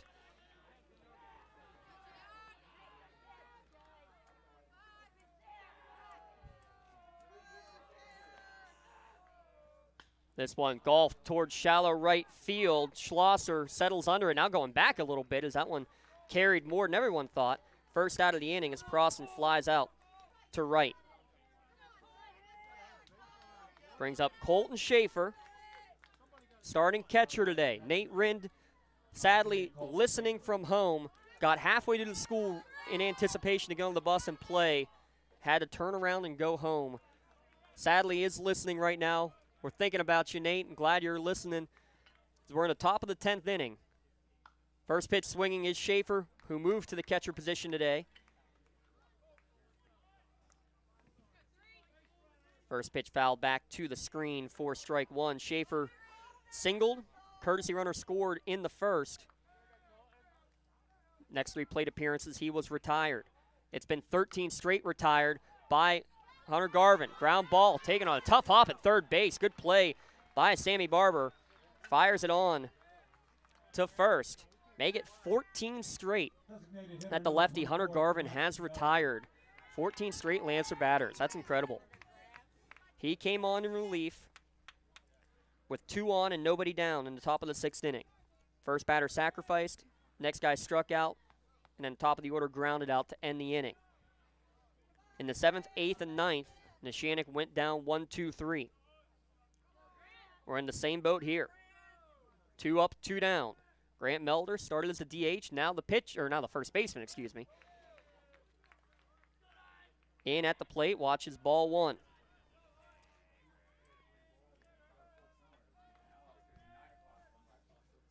This one inside, 2-0 the count. To Melder, 362 hitter on the season. Got his first hit against Riverside on the season with the 2 RBI double that tied it up back in the 5th. Fouls this one back to the screen on the 2-0 offering, make it 2-1.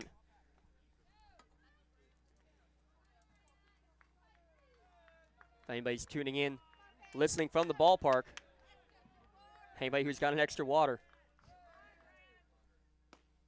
This one misses outside on the 2-1. Make it 3-1 now. Melder's been on base twice today. Reached on an error back in the 1st. The double in the 5th. A ground out and a fly out to accompany. 3 balls, 1 strike, 2 down. Swings through, got a little piece of it, and count runs full.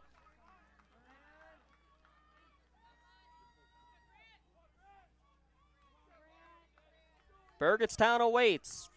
They took Neshannock to a 12-inning game in the WPIAL semifinals.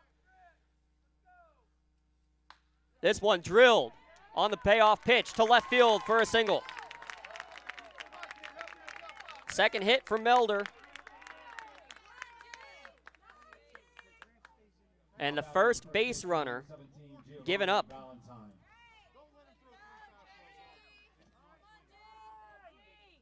By the relief pitcher, the 3rd one of the game, Hunter Garvin. Neshannock has used 5. The 5th one currently at the plate in Gio Valentine.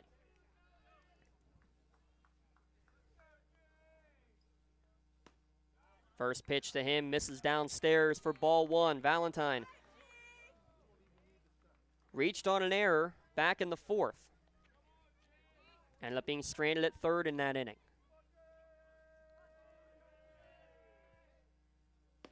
Chases this one downstairs, count even. At 1-1. 2 down. Top of the 10th. Throw over. Melder just back in time. You can hear Coach Latta at first base screaming from here.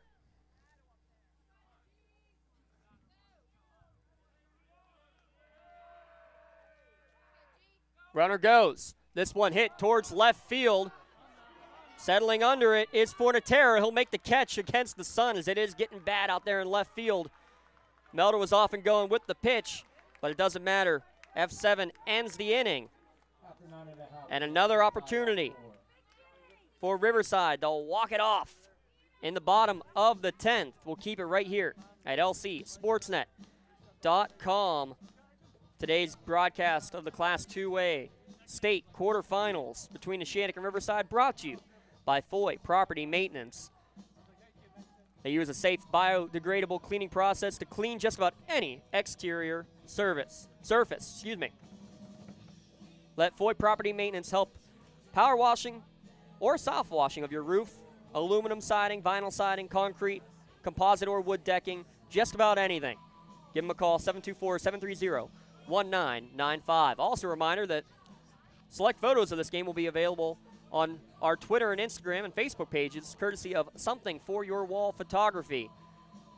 Capturing that perfect moment, whether it's the slide into home plate, the perfect dig, the breakaway touchdown, all the concentration, all the frustration, all the elation. We've had plenty of that here today, and you'll see it all thanks to Heather Walzer and Something for Your Wall Photography.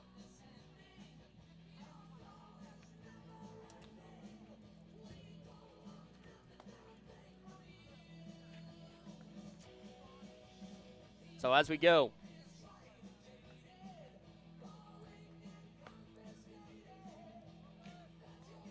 four, five, six hitters will be up for Riverside. Also, big shout out to Something for Your Wall Photography. A beverage. 9 innings, not enough. 2 waters, not enough. Batting in the bottom of the 10th, left fielder number 10, Bo Fornatero. That's Bo Fornatero who will lead things off, and he's been on base 4 times today, including twice as the leadoff man getting on, which is exactly what he's looking to do here.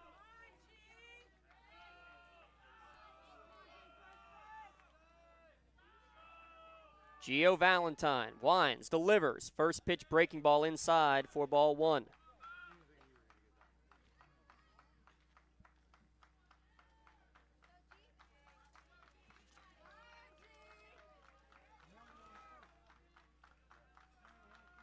Foy, Rich, Walzer, Cubelis. Now Valentine on the hill.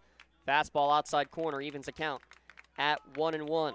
Fornatero, 2 singles, 2 walks, a run scored, and a stolen base on the day. Down in the dirt. 2 ball, 1 strike count. This game started at 3:36. We're now at 7 o'clock Eastern Daylight Time. We've only been here for 1. Everybody here at Seneca Valley got to see the Central versus Fairview game beforehand. That was a quick one. 3-1 to count. Fornatero, the sophomore, leading off the bottom of the 10th inning. The 3-1 from Valentine. Hit the other way towards right field, but right at Pallarino for the first out of the inning.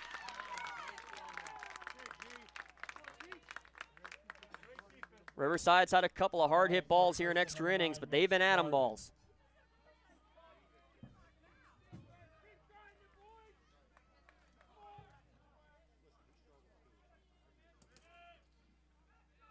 And that brings up Mitch Garvin, the first baseman. He's been walked, he's been hit to get on base a couple of times. He's first pitch swinging down the left field line. Fighting off the sun is Luke Gleese. Goes into foul territory, makes the catch. 2 up, 2 down in the bottom of the 10th for Riverside.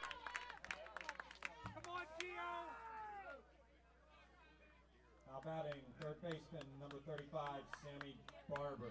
Sammy Barber. 0 for 3 with a walk. 250 hitter on the season.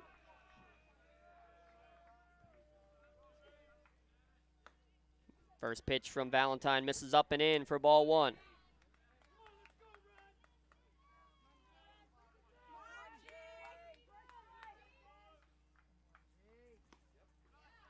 Make it 2-0 as that one misses outside as well. Barber, one of the 4 sophomores in this starting lineup. A senior, 3 juniors, 4 sophomore, 2 freshmen. Coach O looking for win 670 in his illustrious career. 3-0 as this one misses inside. Come on, Gio!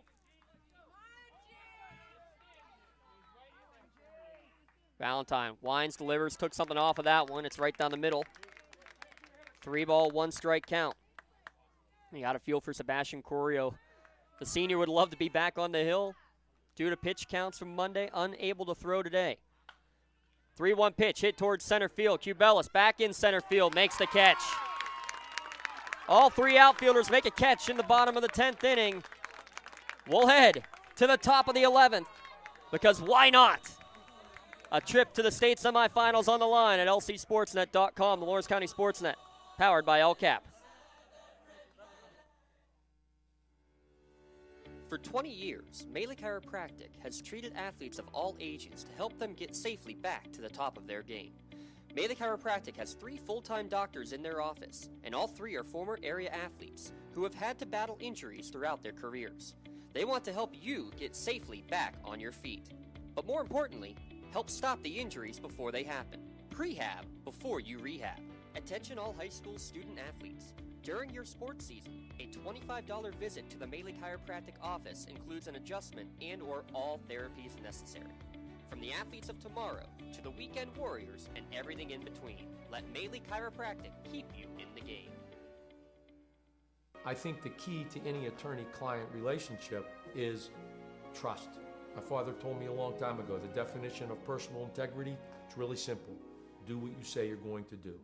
At LGKG, we've been doing that for over 80 years. Keeping promises for over 80 years, Luxembourg, Garbutt, Kelly, and George. Feels like it's been ages since our LGKG pregame show. It feels like it's been about 80 years. These 2 teams just going at it, back and forth. The instant classic. Leading off, top of 11, number 2, Dominic Cubelis. Dom Cubelis will now step to the plate in the 11th inning.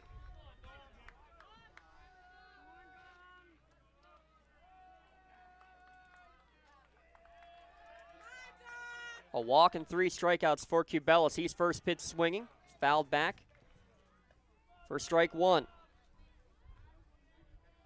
Cubelis, incredible. The freshman in relief, and not his first innings, but basically his first innings of the season. He fouls this one out of play, 0-2 the count. Equally impressive is what the lefty for Riverside. 6th inning of work for Hunter Garvin. And he's retired 15 of the 16 batters he has faced. This one fouled back to the screen. Count will remain 0-2. Cubelis, Rind, Jack Gleese.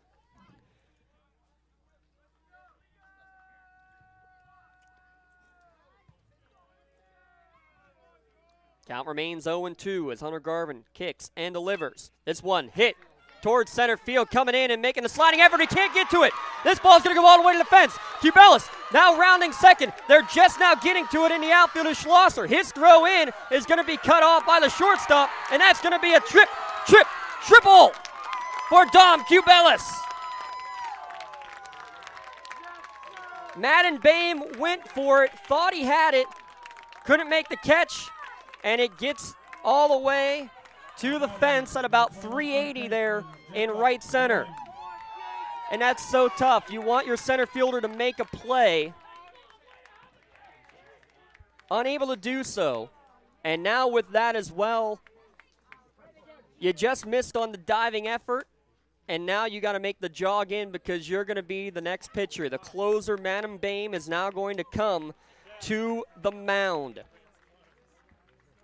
This will be his 9th appearance of the season. A 2.38 earned run average, 1 win, 1 save in 17 innings of work. That save coming in the first round of the PIAA playoffs.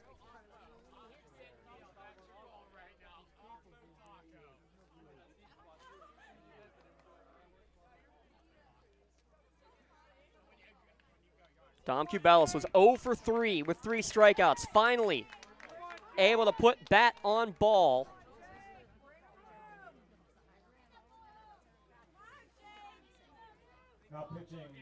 Madden Bame dove for it, but couldn't come up with it.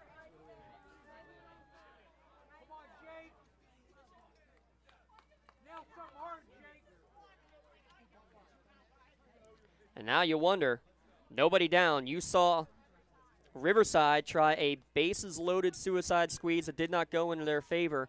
Neshannock has done that a couple of times this year, not necessarily with bases loaded, but they have executed the suicide double squeeze on 2 different occasions this year. One of them in that 12th inning in the game against Burgettstown in the WPIAL semifinals. The man at the plate to execute it, Jake Rind, who's coming to the plate right now. That double squeeze scored Melder from third, and DeAndre Alberico, who was used as a pinch runner earlier today.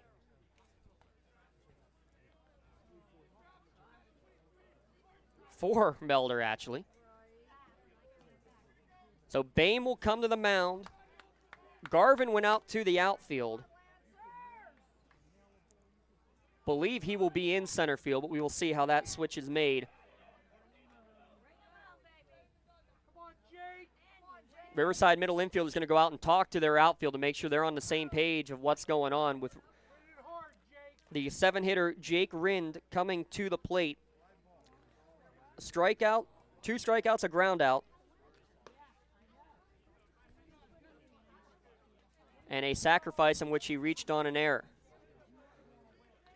So that looks like Fornatero is going to be in center field.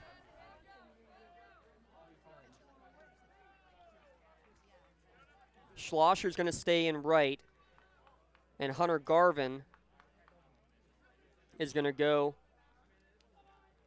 out to left. 9th pitcher of the game, 4th for Riverside.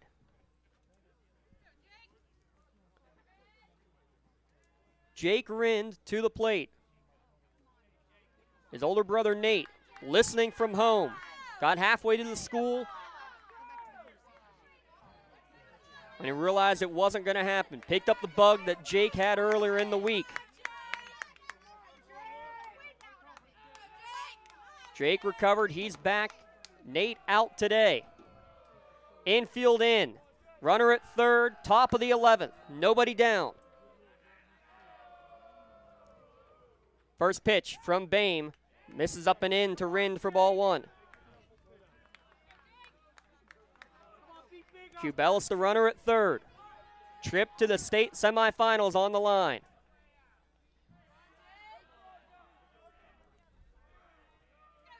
Bame.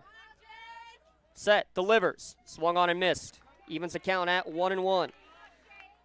13 RBIs on the season for the freshman. His Pony League World Series teammate a year ago stands at third. 1 ball, 1 strike count. Breaking ball. Misses away.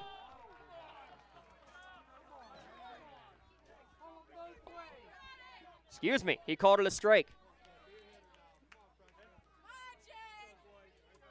Late signal from the home plate umpire. I had looked away. My apologies. 1-2.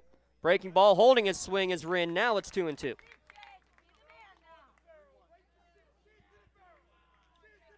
Infield way in on the artificial grass.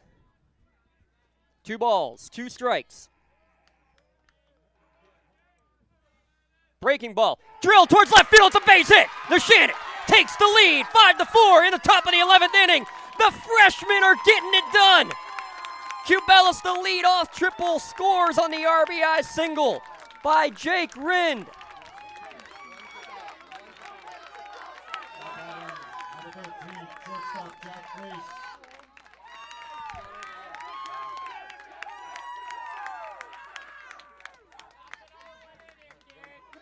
Jack Gleese now to the plate. Lancers, their first lead since it was 1-0 back in the first.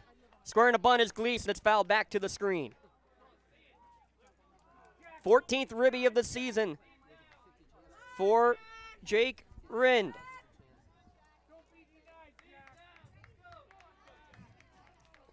Jack Gleese up, Luke Gleese on deck. Throw over to first base. Jake Rind able to get back. 7, 8, 9 hitters are due up in the bottom of the 11th for Riverside. Gleese squares again, pulls back on the high fastball. 1-1 the count.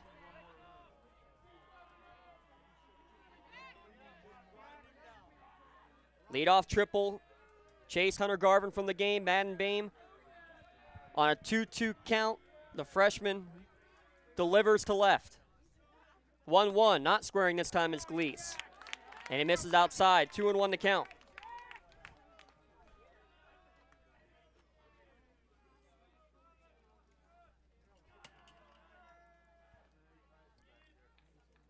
Nobody down. Top of the 11th. Scoring a bunt again is Gleese. He gets the bunt down but foul. Count now 2-2.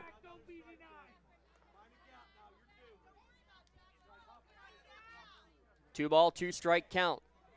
Rind right now. An insurance run after he's driven in the go-ahead run in the top of the 11th.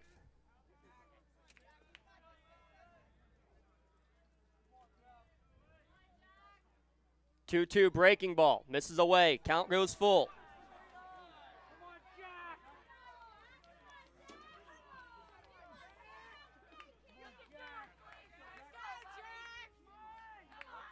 Three balls, two strikes. We'll see if Rind might be off and running with the pitch. Nobody down in the top of the 11th. He stays. Payoff pitch. Line drive right at the shortstop. Good catch. Evan Burry, kind of a half jump as it dipped back down on him a little bit. Nifty play, also fighting off the sun there on the left side of the field. First out of the inning. Now batting left fielder number 11, Luke Gleese. Luke Gleese now to the plate, 0 for 3.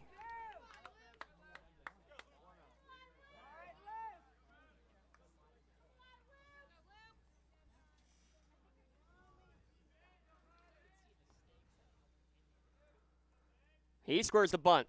Offers and misses. Strike one.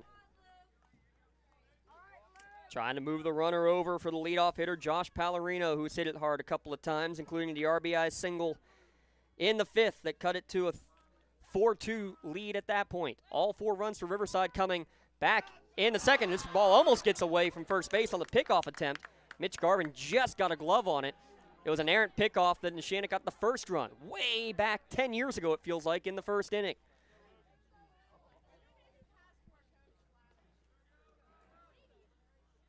Square to bunt, pull back, runner goes, throw down to second base, and this is just going to be a rundown as Rind was held out to drive, but he gets back to first base. The throw goes off his back. No harm done. Rind was dead to rights. Throw down to short in plenty of time. Ran him back to first, but then kind of double clutched and threw it off the back of Jake Rind, so he's back in safely. Strike called on the pitch. No balls, 2 strikes, 1 down, top of the 11th. Neshannock now with the 5-4 advantage.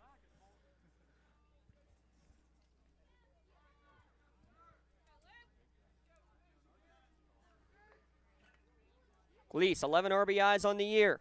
Matches his jersey number. He'd like to make that number no longer match. Had a 2 RBI double in the semis of the WPIAL. The 0-2. Golfed, will pop up behind second base, going back on it, and unable to make the catch, but having to hold at first base was Rind, and now you're going to get the out. Good job coming in by Schlosser to complete the unorthodox fielder's choice, 9-6. Not much Rind could do there. It was right at the edge of the outfield grass, basically, where it looked like Hayes was about to make that catch. And just got him by about a foot at second. So that retires Jake Rind. Throw over to first base. Luke Gleese back in time. Luke at first, Pallarino to the plate. 1 for 5, couple groundouts, couple of flyouts, as well as the RBI single in the 5th. That sun becoming brutal out in the left field. Trying to shade it out there. I thought it was Garvin out in right, but Fornatero has gone back to left, and Garvin in center. First pitch for strike 1, much to the displeasure of the Lancer fans beneath us. Another throw over, back in time is Luke Gleese.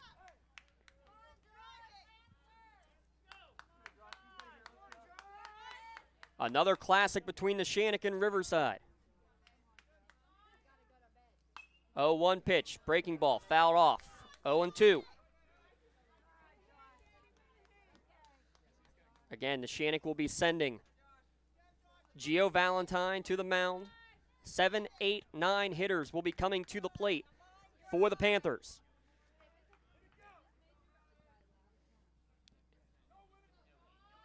The 0-2, step off, throw over, leaning and slipping, going back to the bag was Luke Gleese. The pickoff will end the inning.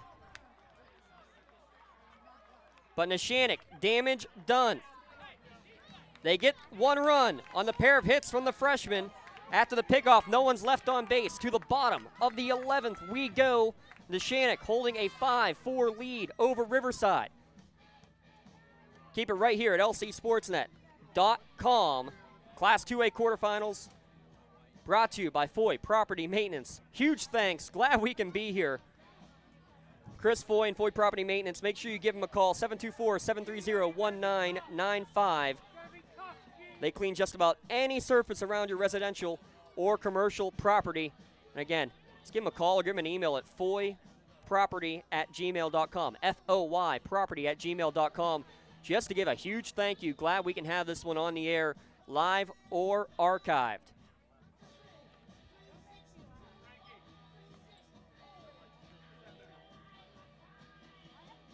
As we take a half second just to catch our breath.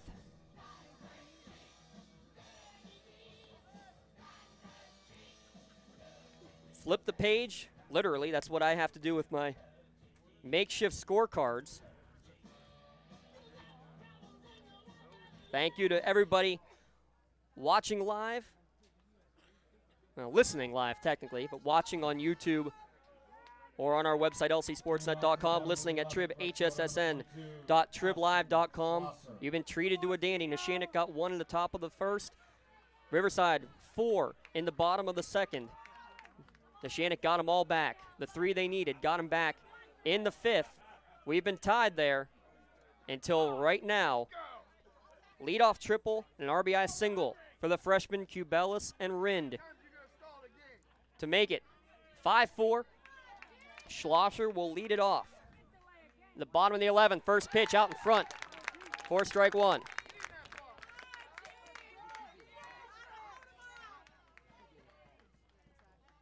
Schlosser's been on base 3 times, a couple of walks and a single, fouls this one back to the screen. Valentine quickly up 0-2. Giovanni Valentine, only 12 plate appearances before the WPIAL championship game. Turned into the everyday starter at first base due to the injury to Grant Melder. He's back at first as Melder as Valentine on the hill. The 5th pitcher of the day, ground ball fouled on the first base line. It remains 0-2.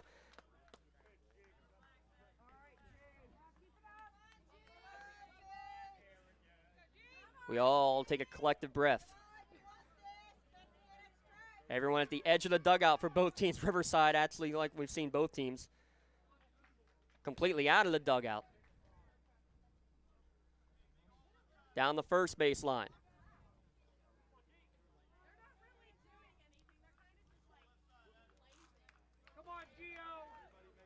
They're going chase down the ball that was in play. Now back to the action. Here's the 0-2 to Schlosser. Hit hard towards center field, giving chase is Cubelis, and he's going to make the sliding attempt, but he could not hold on to it. He kept it in front at least, and will get it back in. It's a leadoff single.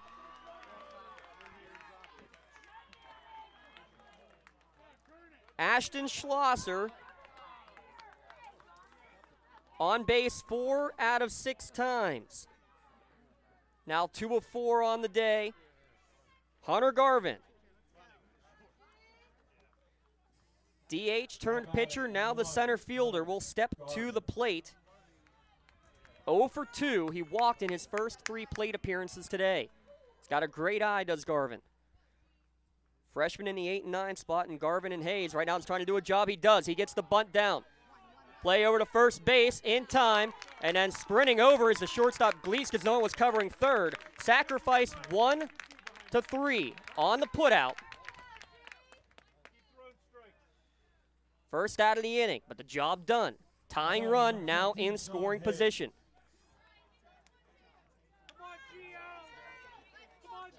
Sean Hayes. Couple walk, hit batsman, and a couple of Ks in his plate appearances today. 4 RBIs on the season for the 9-hitter. First pitch misses for ball 1. RBI number 5 would mean potential for a 12th inning or potential to just extend this game. This one off the end of the bat, foul down the first base line, 1 and 2. Or 1 and 1, excuse me. Scorekeeper's all over it. Though I did get some eye rolls at that 12th inning comment. Now, special thanks to everyone here at Seneca Valley. Getting us all set up. Back for this 3:30 start.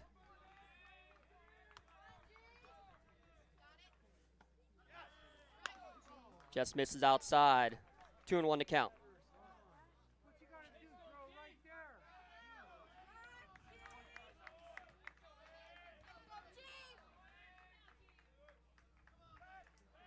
Inside move, back in time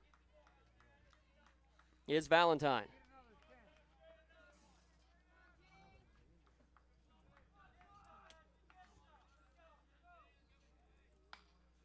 This one lifted towards shallow left field. Gleese right under it. Luke makes a catch for the second out of the inning.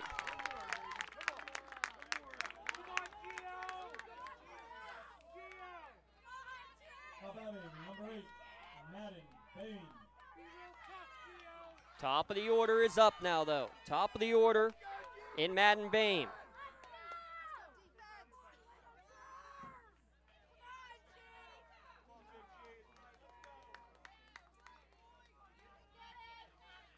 Two down, bottom of the 11th. Tying run at second base for Riverside. First pitch breaking ball, misses downstairs, 1-0. Should be back at tribhssn.triblive.com. Thanks, Mr. Lackner. The 1-0. Down in the dirt. Good block behind the dish from Schaefer. Hasn't caught all year. This is his 11th inning today behind the dish.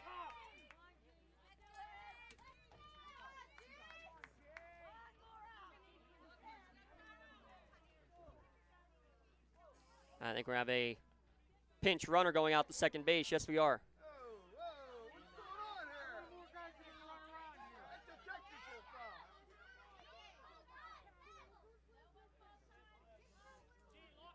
And they had somebody run out onto the field, and now they're going to have him run right back.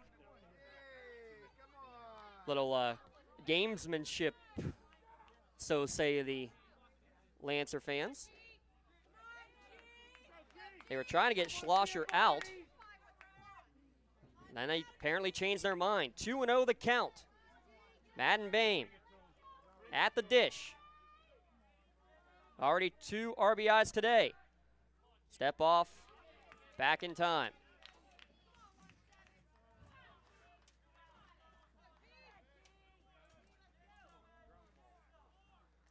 Valentine delivers. Out in front, off the end of the bat, foul ball. 2 balls, 1 strike to count.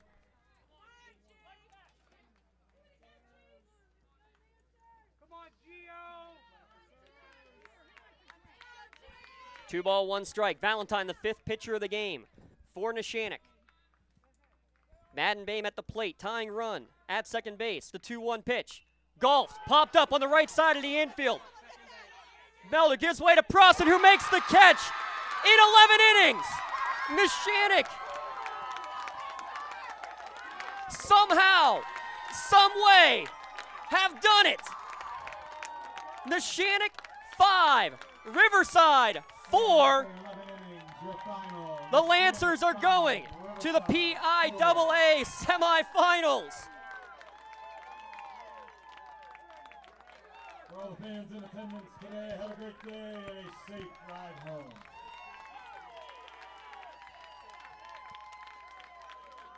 Three hours, 50 minutes later.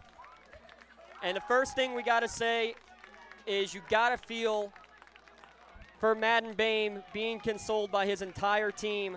The only senior in this starting lineup has talked all year about how great this underclassmen group is and that they're going to be doing this for many years after he is gone. Unfortunately for him, his last at bat is the final out of the 2022 baseball season for the Riverside Panthers. 11 innings it took. Neshannock 5, Riverside 4. We'll step aside, take a break, back in a moment. Today's broadcast brought to you by Foy Property Maintenance here on the Lawrence County SportsNet, powered by LCAP. Axe can get you there. The bowling alley, beauty, the library. Axe can get you there safely. The grocery store, the pharmacy, and the bank. Axe can get you there comfortably. Going to work, visiting a friend, or just to relax at the park. Axe can get you there affordably. Axe is here to get you there safely, comfortably, and affordably. Choose Axe as your driving service and give us a call to schedule a ride. Whether you're hosting a big party, it's family dinner night, or you just need a place to go and watch the big game, the Crane Room Grill is the place to be. Need that something special for your upcoming event? Ask about the CR Brewing Company's custom brewing options to give your big day that personalized touch that your guests will never forget. Visit craneroom.com to see their full menu, or call in your takeout order now at 724-656-1553. The Crane Room Grill and CR Brewing Company, a winning combination. When the high school season heats up, make sure you have the best gear to support your school.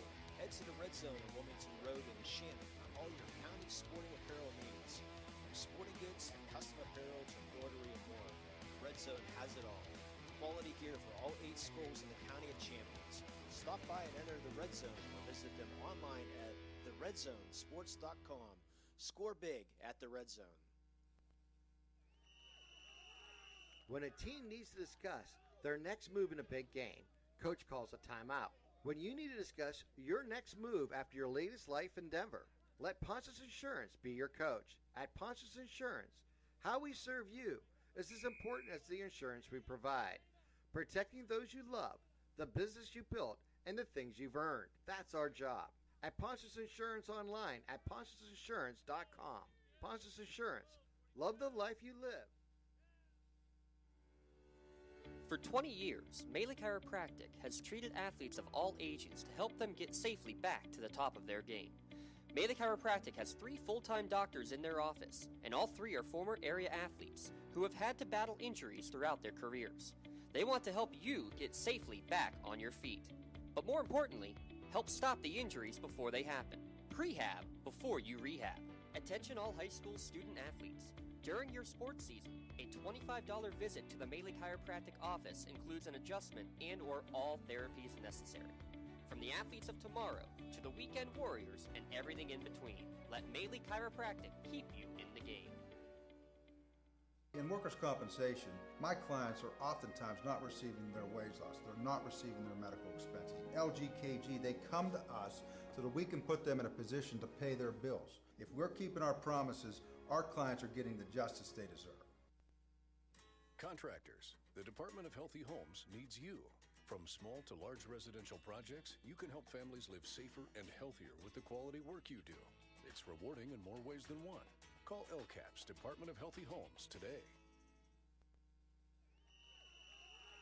When a team needs to discuss their next move in a big game, coach calls a timeout. When you need to discuss your next move after your latest life endeavor, let Ponce's Insurance be your coach. At Ponce's Insurance, how we serve you is as important as the insurance we provide. Protecting those you love, the business you built, and the things you've earned. That's our job. At Ponce's Insurance online at poncesinsurance.com. Ponce's Insurance. Love the life you live. For more than 120 years, People have been relying upon Martindale Hubbell's AV preeminent rating to select their attorneys. If you're involved in a workers' compensation situation, you should do the same. LGKG has been AV rated for over 40 years. Having a safe and healthy home is not something to play games with, especially if your home was built before 1978. You may be exposed to extremely harmful lead-based paint hazards. If you're concerned about lead in your home, don't roll the dice on your family's safety. LCAP's Healthy Homes Lead Hazard Reduction Program is here to help you win the battle. Your family's health and safety is the goal. Contact the Department of Healthy Homes today.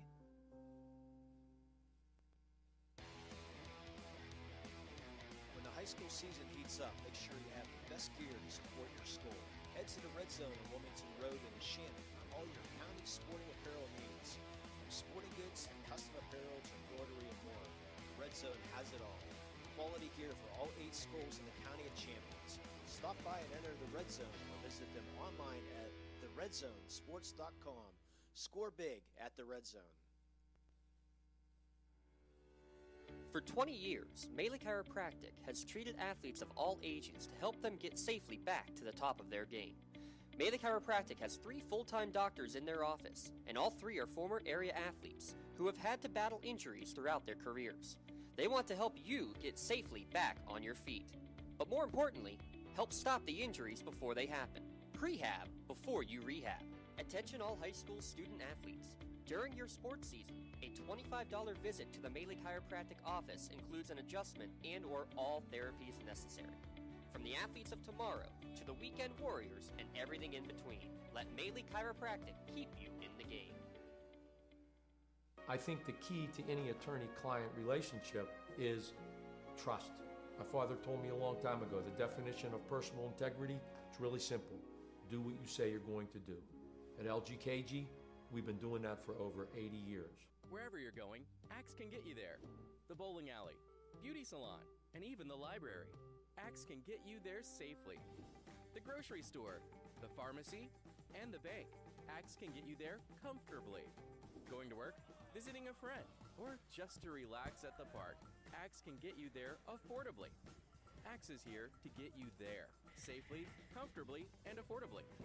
Choose Axe as your driving service and give us a call to schedule a ride.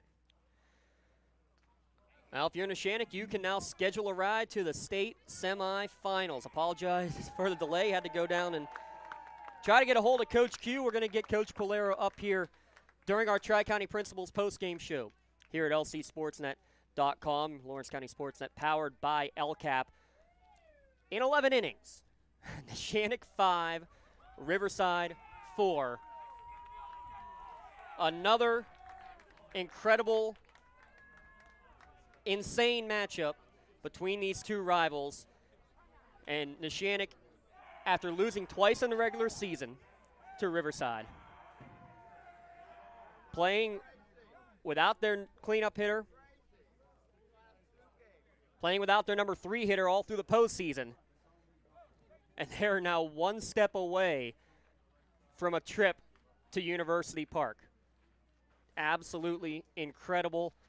And the first thing that Coach Q said as I was down there on the sideline, I said, all respect in the world, all credit in the world to that team on the other side, because we're going to see them for another 3 years. And there's no question. There's one senior in that starting lineup for Riverside. I mean, that's it says enough right there. It is your leadoff hitter. It is your big-time RBI guy, but you had 2 freshman pitchers who came in relief.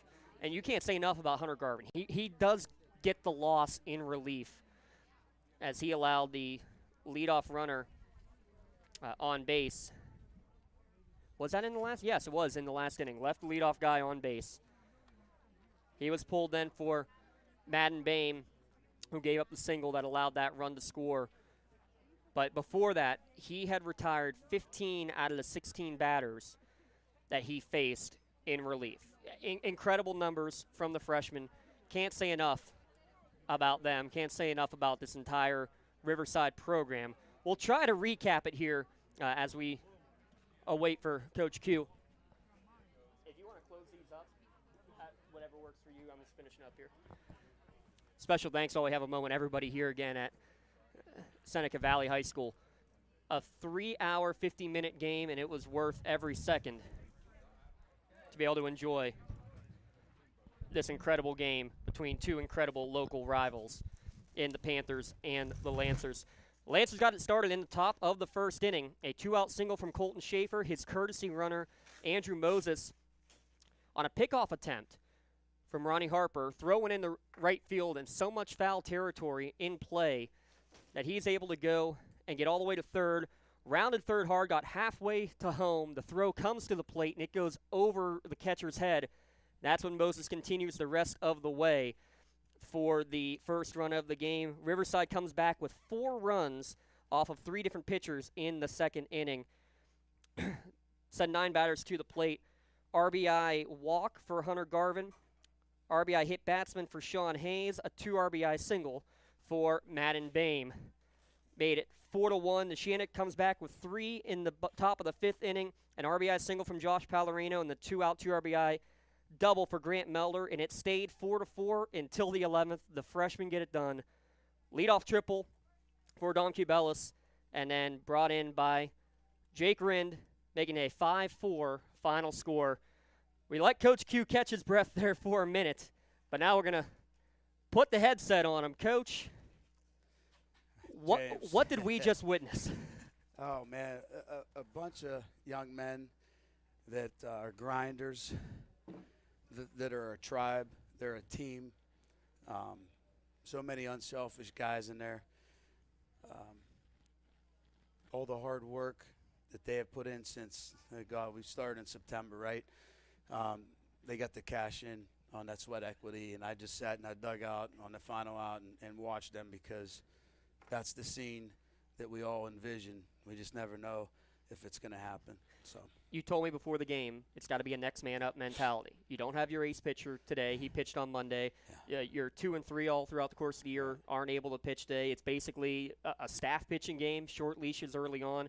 But you play 16 different players in the game today, Coach. I mean, you can't get much more next man up, and your catcher out today as well. I wanted to start with that. Yeah. If Nate. He's at home listening, by the way. We love you, kid, and can't wait to get you back. I know you were with us. Sorry it took that type of game for you to listen to. But I get a phone call today, and he says, Coach, I'm coming. I'm going to go. And I talked to him. I said, okay, that was 10 o'clock, 11:30, checked in on him. But anyways, in a short, he was en route and had to turn around. Flu-like symptoms. But he got in a car with his uniform on, wanting to come to be with our guys. Mm-hmm. And he turned around. I told him we're going to be okay because we're used to it. And, I stood up on the bus when I got the phone call. I said, look, Colton, you're catching. Jake, you're going to step in for your brother today. And look what the young man did. Game-winning hit. That's what I wanted to say. That he had the game-winning bunt against Burgettstown. He gets the hit here, and he missed Monday. He's back. From the flu. He was a little off today. Hey, listen, I tell these kids every single day you're as good as your last at bat. I don't even want to look at what Dom and Jake did prior to these 2 at bats because it don't matter. Mm-hmm. 2 freshmen. Unbelievable. 2 strikes on Dom with the lefty, and I have to stop and tip my cap to Garvin. That kid is a dog. Unbelievable. Freshman on the mound, complete shutdown mode. That is a lefty with 2 strikes, and he hits a gapper. Listen, that kid's at Johnny Sansone's every single day hitting. So kudos to him for that. As far as Dom on the mound, first innings, and Giovanni. Both of their first varsity innings of the year, right? Outings. I had a freshman. He went, what, 5? Yeah, he went 5+, over 100 pitches thrown. Okay. And then, coming in with Gio, he pitches 3 innings to 2 walks, 2 hits, and a strikeout in his 3 innings of relief. Incredible. But, Giovanni loves the lights, as we saw in hockey. Yes. Stole the puck, went in, and whatever it is, end line to end line, score. So I wasn't worried. Bases loaded, 1 out. Riverside scores 99 out of 100 times. Mm-hmm. To be honest, we saw the squeeze. We called a pitch out. We made a good read on it, and they executed. So James, I'm lost for words. I'm just so happy for these kids. We didn't win anything yet naturally, but they're going to enjoy tonight. I don't even know who won. Burgettstown won 6-4. Yeah, Burgettstown. So we're going to see them again Monday, but we're not even thinking about them. Oh, good, because we don't want another 12 innings. No. We can't even think about that. I just truly appreciate my kids and my coaching staff. And I'm not just saying this to be politically correct. If it wasn't for my guys and these gentlemen, this isn't possible. What they do throughout the year, it's amazing. It's a program. And, you know that. And the first thing that you said when you came over after the game, talked to your team, is you pointed and tipped your hat to Riverside, a team that you see all the time. Oh, gosh. And next 3 years are going to be brutal. That team. Yeah. They lose one kid, I think. Yeah, just Madden's the only senior starter on this team. And I told these kids, be humble through the line. I want them to be excited. We did what we had to do, but shut it down because we're going to see that team. I hope we see them 3 or 4 times next year because that means we're going to be in the playoffs. They're joining you up in 3A as well, correct? Yeah, gauntlet type of conference. But one day at a time, these guys, we're going to enjoy this right here. These gentlemen are going to enjoy this. I'm going to give them the day off tomorrow. We have to. Yeah, talk about your seniors real quick, Coach. I mean, you can go right down the line with every single player here, but, I mean, these seniors is incredible. Yeah, so, can I just start out with the play, like Luke Gleese? Yeah. Luke Gleese in the outfield making some unreal plays out there, too. And it's a kid that I just threw in there. He won his job last year in the practice. And he started the 2 games in the playoffs, didn't hit. But he was a kid that wasn't in the picture. He was a JV only. Mm-hmm. So, and then I want to go back real quickly to my pitchers. I was going to say, because they won in practice too, right? Yeah, so I mean, look, Jacob Walzer, who you know very well, has been my guy to come in and close the games, and he has done an unbelievable job. He just was a little bit off with some secondary stuff at practices. So, Cam Foy was lights out. I said, we're going to go to him. And I wanted to go. The only reason I didn't go to Jake second was because I wanted to go kind of speed off, throw him off a little bit, just see how many innings we can get. Right. I was going to plan on Zach Rich to go one time through the lineup to get some outs. And look, Zach took a like a man. He come in. We put him into the throw strikes, right? He hit a guy. But in his defense, he hasn't been in this situation. Yeah. Okay, so that's on me, not on Zach Rich. But I knew I had to make a quick move. So then, we go on to Jacob. Jacob did a great job. Look, double play. He's out of the inning. They call, say he pulled off. Probably did. I didn't argue. He's out of the inning. He might go another 5-6 innings. I'll give the ball to Jacob Balzer any day of the week again. So then we said, okay, the freshmen haven't been throwing them. He's just been so valuable in center field. But then you got a kid like Andrew Moses who hasn't played all year that I felt so confident. He makes a big catch out there. So Dom come in. Did I expect Dom Cubelis, the freshman, to go and have an outing like that? Absolutely not. I thought he'd get us through 1 or 2 times. And then I was going to come back, honestly, Josh Pallarino, nobody knows about. Kid hit Sarah last year. Right, hasn't thrown this year. Yeah. So, I mean, it's a tribe. Just a whole tribe, and I'm so proud of them, Coach. I really am. I'm just so happy for them. Get back to your seniors real quick here, Coach. So, yeah, real quick. Let's go down the line. We'll start out with Josh Pallarino. The kid missed the whole season, and he's doing an unbelievable job in the leadoff spot. He gets on base. He causes havoc. But defensively, he's the best right fielder I've ever seen at this level. Just to be honest, he's probably our best center fielder, too, but I put him in right field because of his arm. Right. And Josh didn't understand it at first because you want to be a shortstop, right? Everybody wants to be the center fielder shortstop. He accepted his role, and that one ball hit. If he's not right field, it's ball game. Yeah. It's ball game. And then if you think back to Slippery Rock with West Middlesex, he hoses a kid. I told him, Josh, you don't understand. At the next level, my right fielder got to have the best arm. You have a hose. You're a perfect right fielder at the next level. And so I go on to him. Josh, J.R. Prosson, fitting that he caught the last out. Defensively, he's been unbelievable. He had a tremendous year hitting. The playoffs, he's struggling. He's still in the 2 spot. We might move it around a little bit, but he battles. He grinds and bats out. So and as far as Colton Schaefer, again, just with the first at bat, he's been hitting gaps and stuff. We're going to get him a little more consistent. He is real close to having a huge game. Colton Schaefer's going to have one of those games. Hopefully maybe it's Monday. But defensively stepping in, he didn't catch an inning this year. Right. Okay, I did that for him. His knees, I'm getting ready. He's going to Penn State Du Bois to catch. And I hope Coach Caleri was watching because I'm going to call him because that dude's a dog. Muscle memory came up like crazy today, the way he went today. Oh, my goodness, blocking balls and stuff. They didn't run. Where do you have a backup catcher you don't run on? Right. Okay, we'll go down, as far as I got naturally Michael Altmaier. I mean, I there's not words for that kid. Tough year. Injury put him – he's an all-conference kid last year. He's fighting for a spot, right? Okay, he's fighting for a spot. So, unfortunately, he torn UCL. Okay, so he's now going to be my DH, all right? Now, all of a sudden, Jake Wren plays third because Colton Schaefer has to DH because he has a partially strained UCL.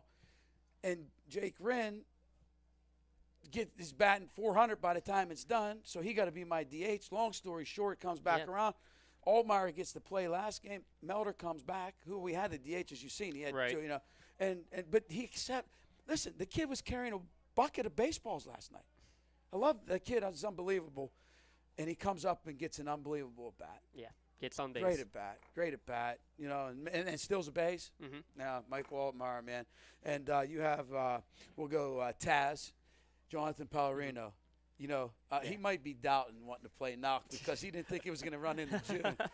But he has he's the clubhouse guy. He keeps everybody loose. If I tell him to go in, he'll run 1,000 miles an hour. I got to worry about him bulling the catcher over. Just a super kid. I'm so glad he played because I got to know him. I watched him play football, but I got to know him. And then Sebastian Corio,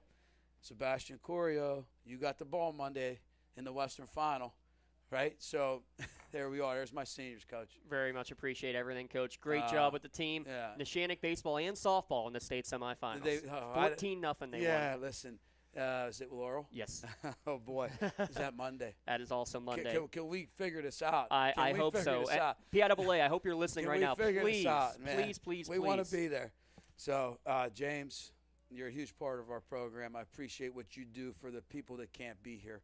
And, it is truly from the heart from our family, the Neshannock baseball family. Thank you for what you guys do, the countless hours. It means the world. Absolutely. Okay? No, thank you, Coach. Okay. Best of luck. Great win. We'll see you on Monday. That's Coach John Quilero, a 5-4 victory for Neshannock here today in 11 innings, because why not? 11 innings here from Seneca Valley. That will wrap everything up. 3 hours, 50 minutes, plus some post-game time later. Your final score in 11, Neshannock 5, Riverside 4, off to the state semifinals to face Burgettstown on Monday. Site and time to be determined, but, yeah, we're going to be there. We will be there for sure at lcsportsnet.com. We'll also be there for the Neshannock softball game. Please, any way you guys can help to make this happen for those playoff games in the state, we would greatly appreciate it because without that, without the donations and sponsorships, we are unable to get these games on the air, and we know we're going to get two dandies. Laurel and Neshannock have gone to extras 2 out of the 3 times they've played. Neshannock baseball played Burgettstown once already this year. It went 12 innings. We're getting 2 great games. We hope we can bring them to you. Please help us out, lcsportsnet.com. One final time, I'm James Dotson signing off from Seneca Valley High School. In 11 innings, Neshannock 5, Riverside 4 at lcsportsnet.com. Today's broadcast, thanks again to Foy Property Maintenance. Have a great night, everyone.